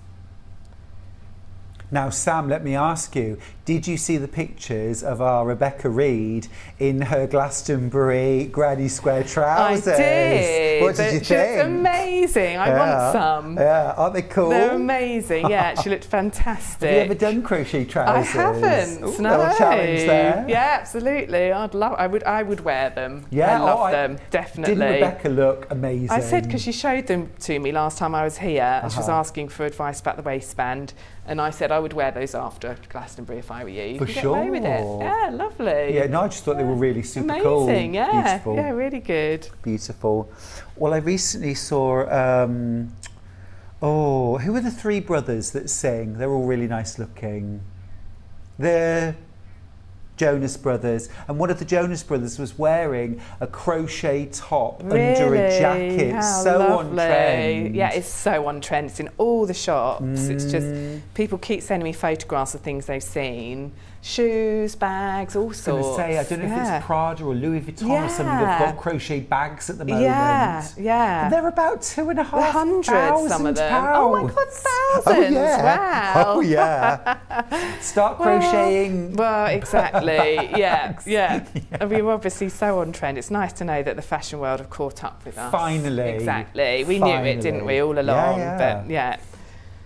So I'm just whizzing around here because hopefully I'll have a moment to be able to show you what you then do after you've made all your squares. So I'm just continuing my shaping so I can show you. So I think if I can get to this last corner. While you're whizzing round, Sam, yeah. do you mind if I just mention our blocking board? Oh, that no, we've got? not Is that at all, okay? yeah. I don't want to stop you No, going on to that's the next fine. bit. I'm quite happy. We've got, this is really cool actually, a Millwood blocking board. This is really useful, right? I've got one. I use it all the time, yeah. Good for blocking the granny squares. Yeah, exactly. Yeah. So you put your little wooden posts in at whatever interval you need them, and then you dampen. You'll have weaved all your ends in, and then you dampen your square and you put it onto the post. You can put multiple squares piled up on the post. Piled on top. Yeah, and then it dries. Would you like spritz them? I would spritz them, but Rebecca Reed washes hers. Oh. So you could, as long as they get wet, it doesn't really matter, whatever way you prefer. Okay. And then they get kind of stretched out on the board into the shape that you want them to be. And then you put them to dry, you want them to air dry, and then they're much more likely to keep that shape. So any little inconsistencies where you've maybe been more relaxed when you made one square than you were when you made the other, and one's turned out a bit bigger, that sorts out all those little inconsistencies. I recognise myself in that. I was on a good day, everything's great. If I'm feeling a bit tense, it's all a bit tight. Yeah, and maybe you've had a glass of wine on a Friday evening. And love it. Yeah. Great. Recommended then. It really is. I use mine loads. Yeah, really helpful.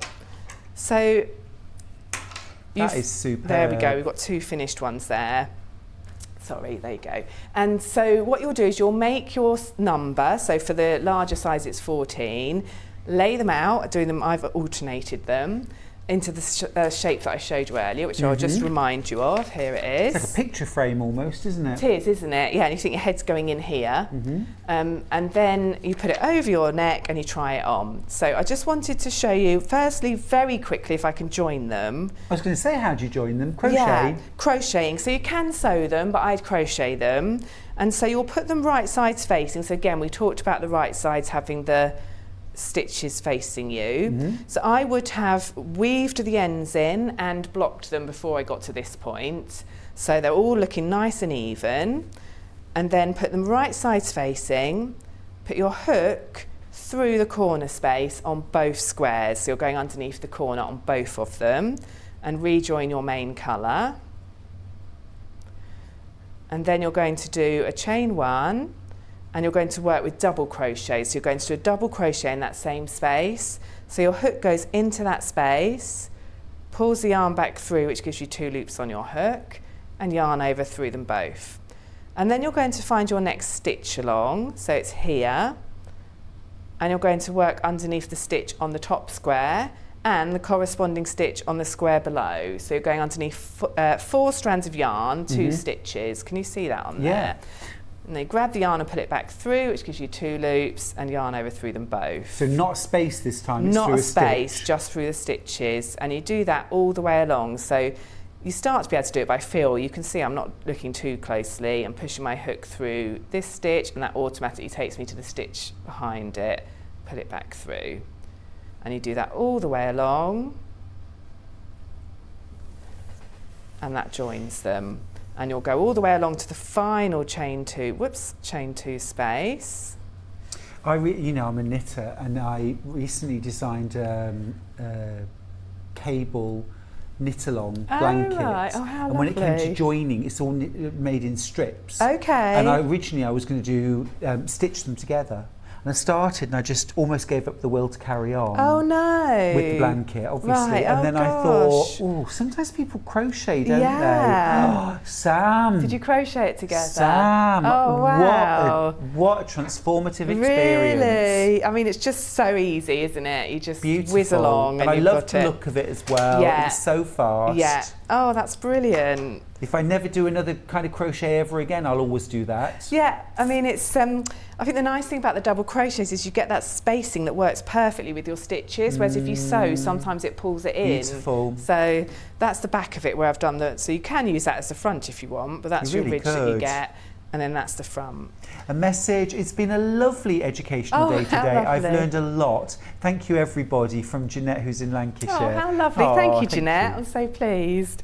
Have I got time to show how they'll go round the yoke? I think so. Yeah, definitely. You've got Okay. nearly 10 minutes. Oh, brilliant. Go for it. So once you've joined them all together and you've got this shape that I keep showing you, you pop it over your head, and it's likely you're going to need at least 1 round of stitches. And as I say, I have shown later on in the pattern how many rounds I suggest you do for each size. So when you put it over your head, are you saying that it's going to seem a bit big? It's going to seem it will seem big around the neck because you finish that off later, so don't worry about that. Gotcha. But it was probably going to seem tight under the arms. Gotcha.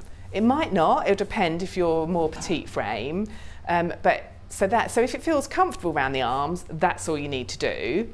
If it feels a bit snug, you might want to add another round or 2 or even a third. So that's the great thing. You can try it on and see how you feel about the fit. And then it's really easy to adjust, because by adding those rounds all the way around, I mean, this one has got a couple of rounds added on, it just brings it down a little bit under your arms and also down over your bust a bit. So the likely thing is, if you need a bit more space for your arms, you might also need a bit more space for your bust.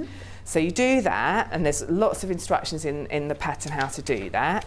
And once you're happy with how it fits, you're then going to work around that yoke. And what you do is, where you've folded it, let me just show you on this picture again, where you've folded it in half, and when you've got it to the size you want it to be, there I am, look, wearing it, wonderful photo, showing you that it fits underneath my arms.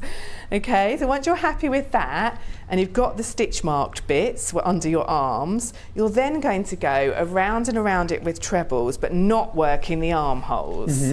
So you will rejoin the yarn in one of the corner spaces. So this will probably have a stitch marker in it, because if you followed my instructions, you'll have stitch marked where you want it to fit under your arms. And then you just put 1 treble into every treble around. So you're going underneath the treble, working on the right side, so you've got it turned the right side round. And you'll go all the way around it in a big circle. Just putting 1 treble. I just want to show you when you get to the chain 2 spaces. So 1 treble in every stitch. Can you see? So you're starting to add that length in that main colour there. Yeah, lovely. And this is where, you can just keep going on and on as long as you want it to be. But so if I just come to the end, so as you work along, where you've got your squares joined for that first row, so this might be when you're just lengthening it for your yoke size, or it might be that you're doing it on the body. When you come to your chain 2 spaces that are consecutive, you just put 1 treble in the first chain 2 space and 1 treble in the following. So that keeps the size nice and consistent. So 1 treble in the first chain 2 space and 1 in the following. Oh, I see. That kind of brings that together. It does, exactly. And then 1 treble in every one around. So if we're imagining that this is now the body, you'll go all the way around in a circle. This bit will remain unworked. And this is going to be your body growing around and around. You'll slip stitch to this chain 3, you'll chain 3, and you'll continue in rounds of trebles. So really it's going to be that way round. And here's your arms that are unworked. So once you've done your body, you then, and you've got your body as long as you want it to be, you then come back to your arms and you go round and around and add a little cap sleeve. So it's really, really straightforward. And you might want to put stripes of the colour in any way you like. So the ones I'm working with today are what I had left from making the large. So you've got loads of yarn if you want to put stripes of colour in. Because that would be lovely, wouldn't it? I mean, I really like the bottom edge of that top, actually. I love the two bands of colour. And yeah, I mean, there's loads, so much. I went to my friend that was making it made the other samples, Terry Ann. We got very excited talking about the possibilities with this top. So another thing that we thought you could do is crochet the top and then join a skirt. So you've made a dress that's half crochet, half fabric. If you're good at sewing, you can make a skirt. But contemplating like buying a nice dress from a charity shop. Amazing. But yeah. So that's something that, you know, if you wanted it a bit shorter, you could maybe stop here. And if anyone does that, please do show me. So we're getting so excited talking about the possibilities. Well, I can imagine you stopping just under the bust and then going into a full long skirt. I think that would look really lovely. I think it has to be done by me or Terry Ann. Terry Ann, hopefully at some point. Terry Ann, could you do that, please? With both us now, you have to do it. Yeah, exactly. It is wonderful having somebody else to bounce ideas off, isn't it? It's brilliant. Is Terry Ann your deputy? She is. She's so wonderful. She always makes samples for me. So she made the 2 blue ones today. Gorgeous. And there's a group of us that get together at a local garden centre cafe on a Friday, and we all discuss ideas. Everyone's always very inspired by everyone else's makes. Coffee and cake. Coffee, cake, bit So of crochet. there's Sam. Yeah, exactly. Oh, brilliant. It's lovely. Sam, another wonderful hour from you. Thank you so much. Well, thanks for having me. Always a pleasure. We managed to get through loads. Good. Happy? Yeah. Brilliant. You've been loving the Walking on Sunshine tea. Keep going through for that. And I think, are we going to the menu? Yeah, we're going to go to the menu for tomorrow. 8 a.m. we've got brand new fabrics, and then at 9 a.m. it's the Hamsey skirt with Adam Brooks. At 10 a.m. sewing room tools, and then at 11 a.m. we've got a jacket masterclass with Adam. At 12 o'clock we've got Adjustaform, and we have got so many new mannequins in that hour. Now then, have we got the Hobby Maker? We don't have the Hobby Maker menu, but don't go anywhere. Stick around for Hobby Maker. It runs right through. You don't have to change channels from 1 p.m. right through until 6. Thank you for your company today. Go out and enjoy the sunshine now. I know I'm going to. I'll see you tomorrow bright and early. Mwah. Lots of love from all of us here.